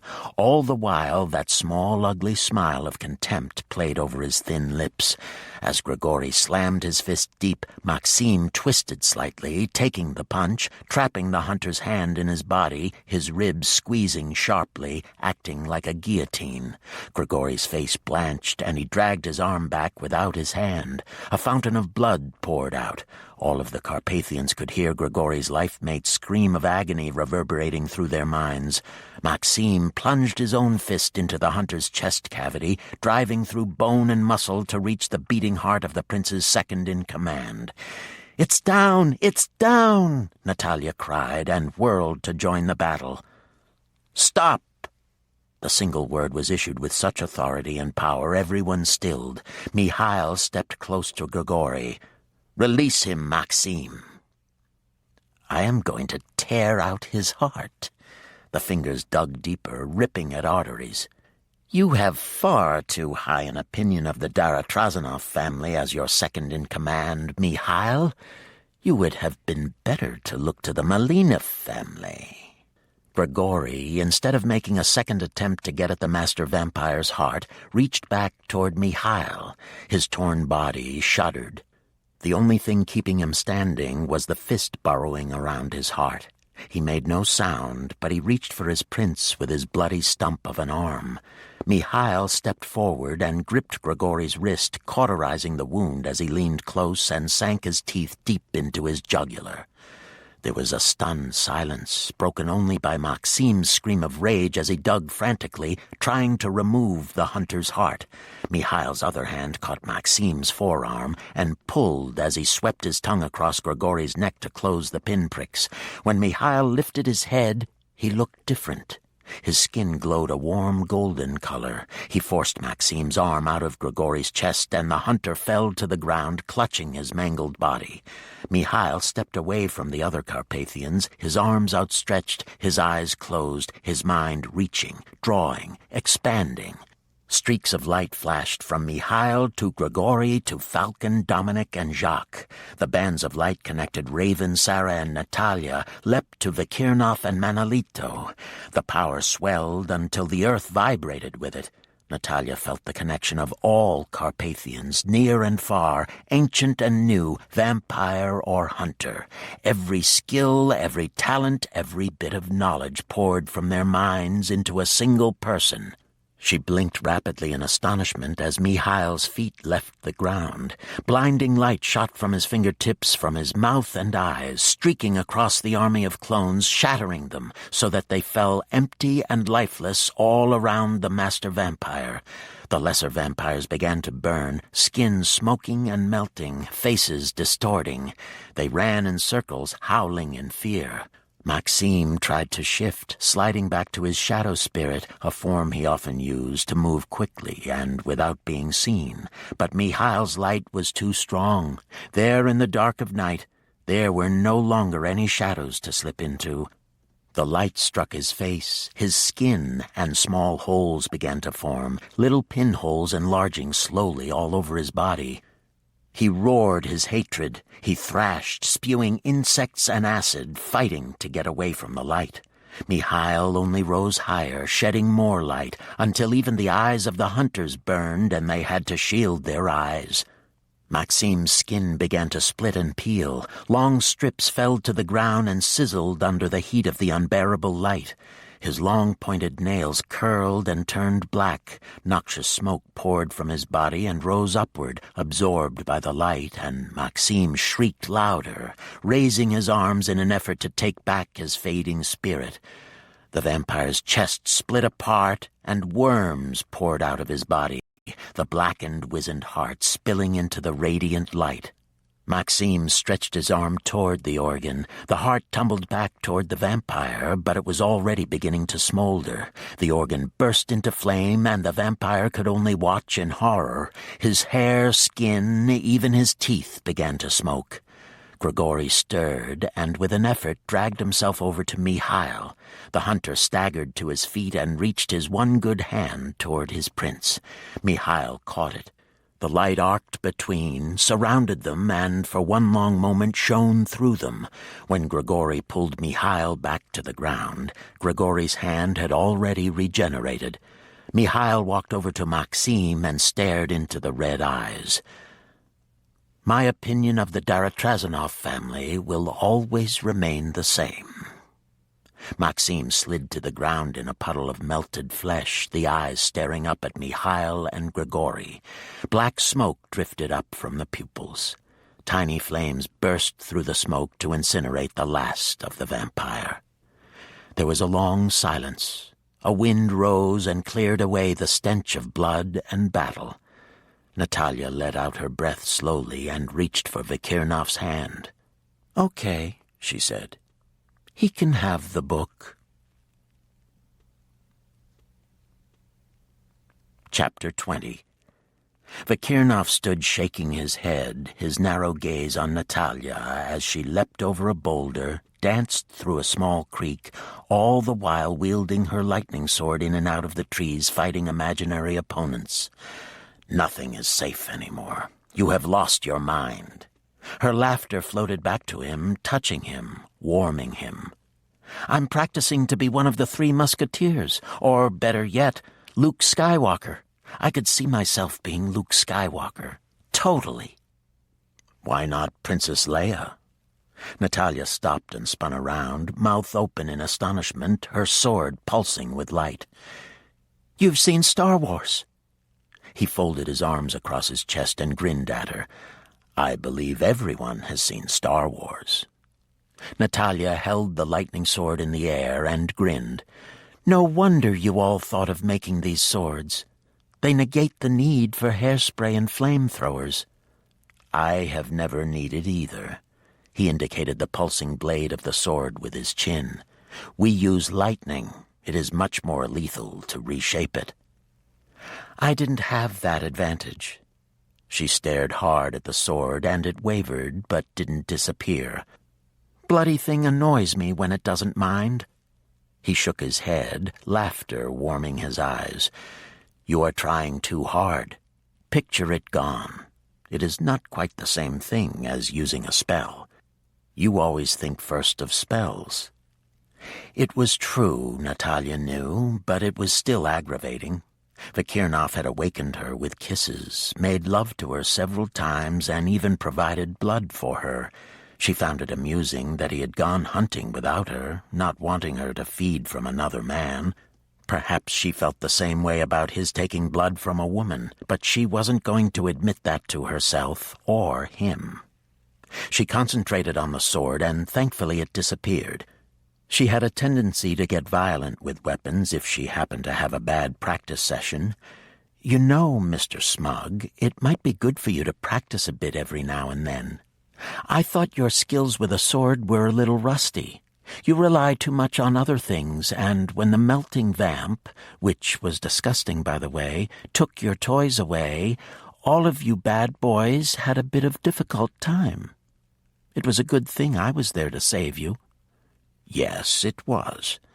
Vikirnov was standing just below the fallen tree trunk she was balancing on. Natalia leapt off, and he caught her just as she'd known he would. Happiness burst through her. Of course he would catch her. He was always there in her mind, loving her, wanting her, feeling it was such a miracle to have her. She wrapped her arms around his neck and her legs around his waist. "Yes, it was, and you remember that next time you get all He-Man on me." Natalia bent her head to his, her hair falling like silky rain on his skin.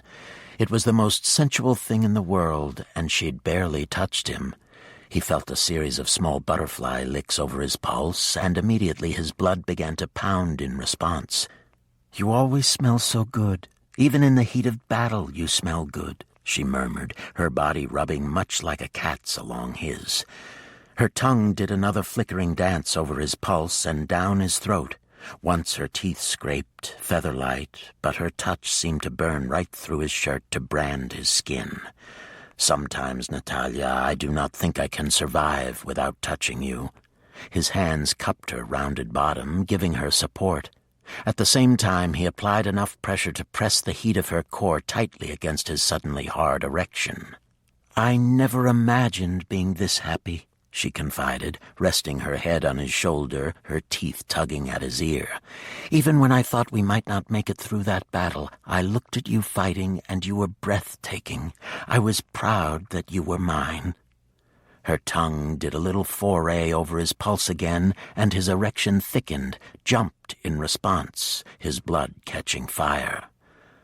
"I do love you for yourself, Natalia. Never doubt that. I may have a difficult time accepting you in a dangerous situation, but who you are is exactly what I want."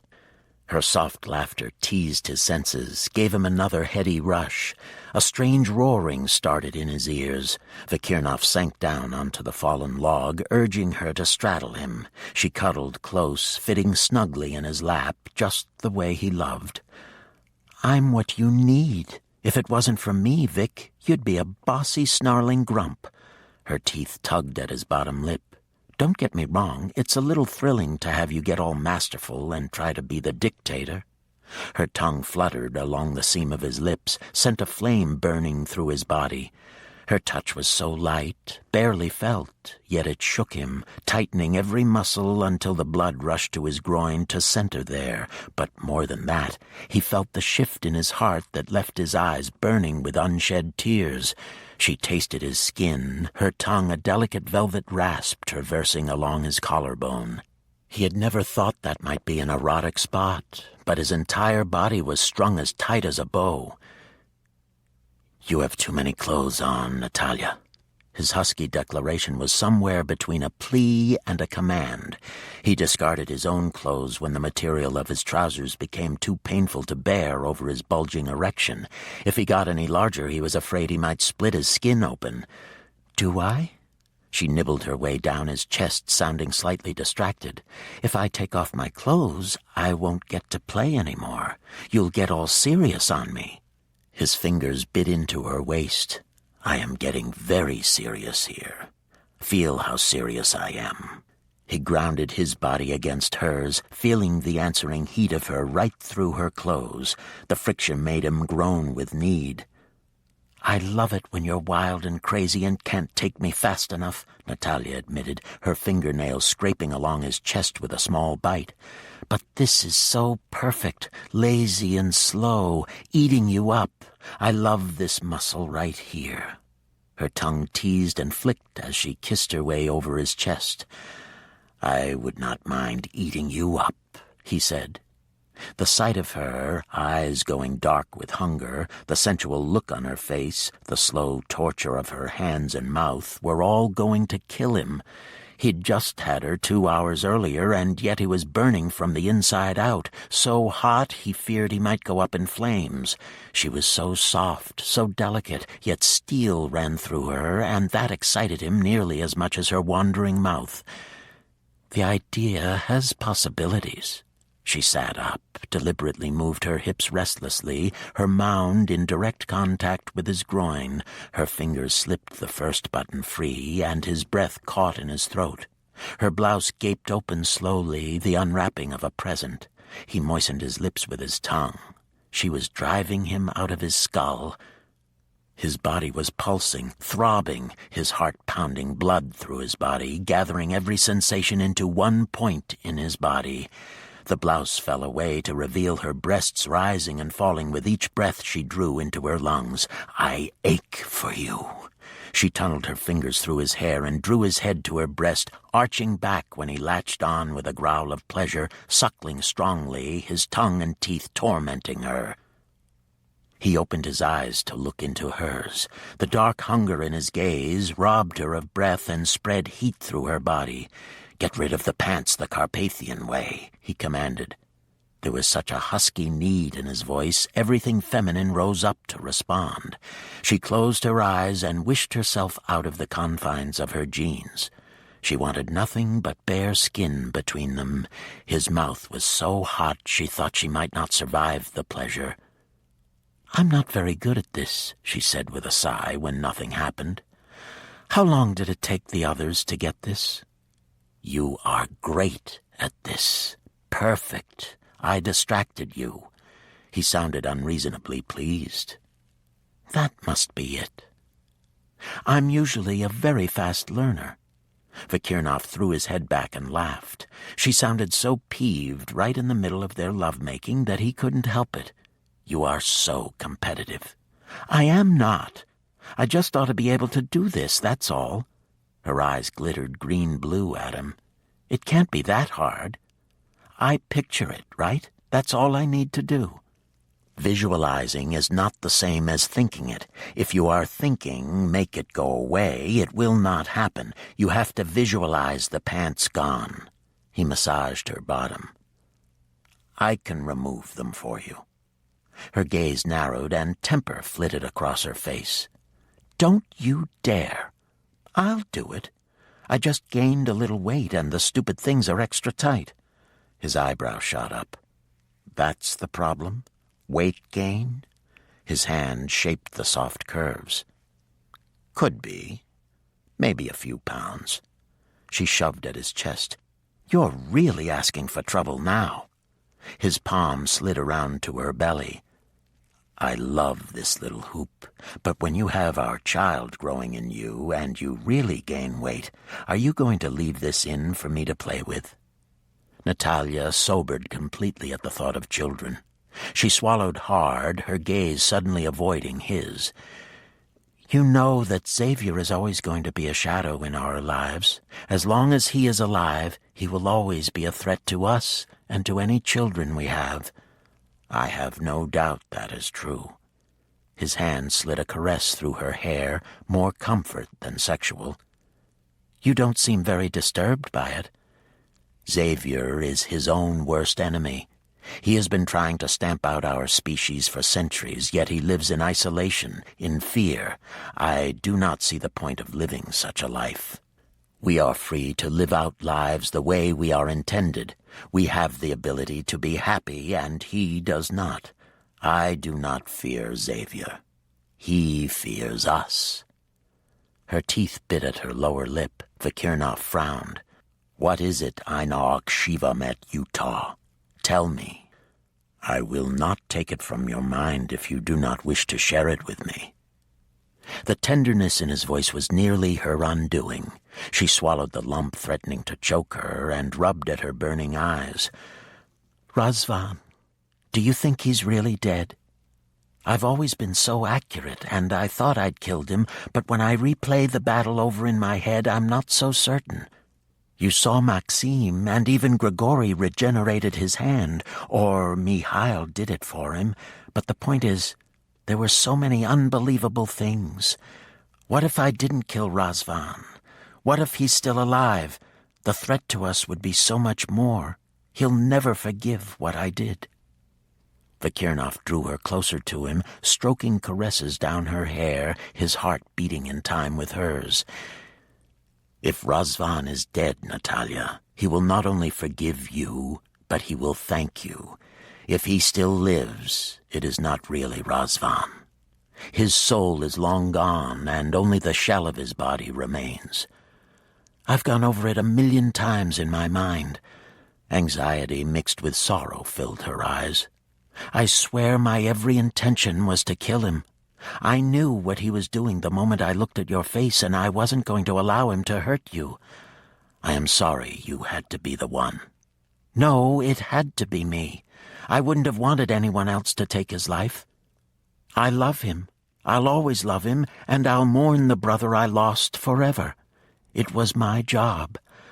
Had I been the one to turn on the people I love, to become that evil a creature, I would hope my brother would love me enough to destroy me." Vakirnov framed her face between his hands and kissed her gently, tenderly. That is the way a true dragon-seeker would think. Rhiannon would be so proud of you. I know Dominic must be. Have you heard how Dominic and Manolito are? Both are in the ground healing.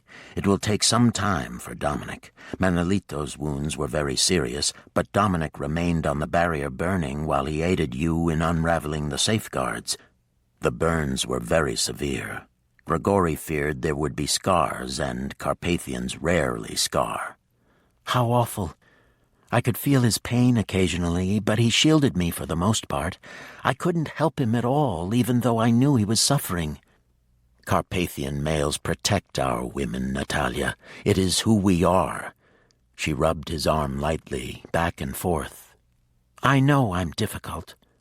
We will work out the kinks. All relationships have them. She pulled back enough to look into his eyes. We won't be working anything out if you mean I'll be tucked away in a corner when trouble comes. I can only wish. He kissed her nose. I was proud of you during Gabrielle's conversion. You really helped her get through it.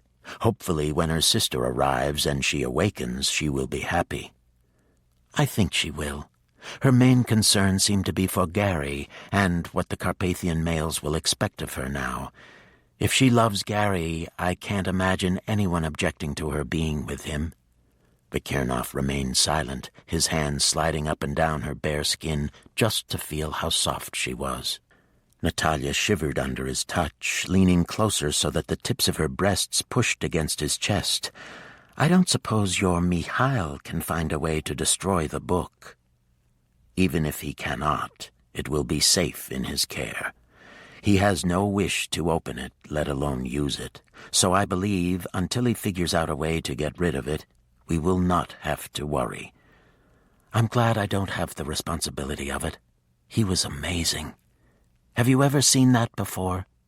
Vakirnov shook his head.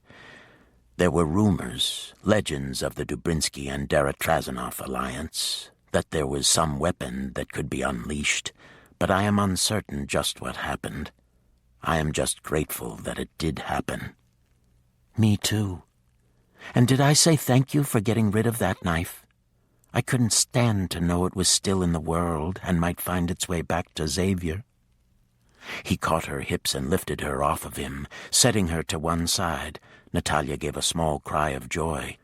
Hey, I'm getting the jeans off. Yes, you are.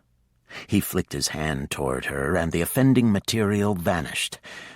We will practice removing your clothes hour after hour, but for now I cannot wait any longer. He moved up behind her, bending her forward, bracing her palms on the log. His hand slid between her legs, stroking and caressing, fingers dipping deep. Her entire body shuddered, and she pushed back against him. So impatient, she teased. But then, so am I. He thrust into her, a long, deep stroke, welding them together, hearing her soft cry of pleasure and feeling fire streak through his body. It would take several lifetimes to ever sate him. It would take even more before he could fully believe the miracle he had been given.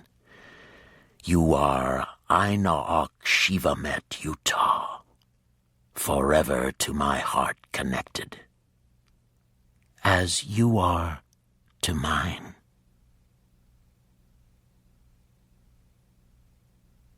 The End. You've been listening to Dark Demon by Christine Feehan, narrated by Richard Ferrone. If you've enjoyed this book and this performance, Recorded Books Romance recommends A Kiss of Fate by Mary Jo Putney, narrated by Davina Porter. From the majestic mansions of 18th century London to the mist-shrouded wilds of the Scottish Highlands, Putney's consummate skill and dazzling historical detail bring this unforgettable period to life. Duncan MacCrae is a Scottish laird with mystical powers, and Gwyneth Owens a young independent English widow. While their two mighty nations clash, they must push their powers and passions beyond the most forbidden limits if they are to save their love and secure their future. We also recommend this historical romance, Unmasked, by Virginia Henley, narrated by Jenny Sterlin. 13 years ago, Robert Greysteel Montgomery, a lord and double agent now working to restore the monarchy, was betrothed to the impetuous Velvet Cavendish. Their parents saw the engagement as a business opportunity, and although Greysteel has always had an affinity for Velvet, she has not returned his affections. Yet despite her rejection, Greysteel is determined to wed this fiery beauty who has stirred him like no other.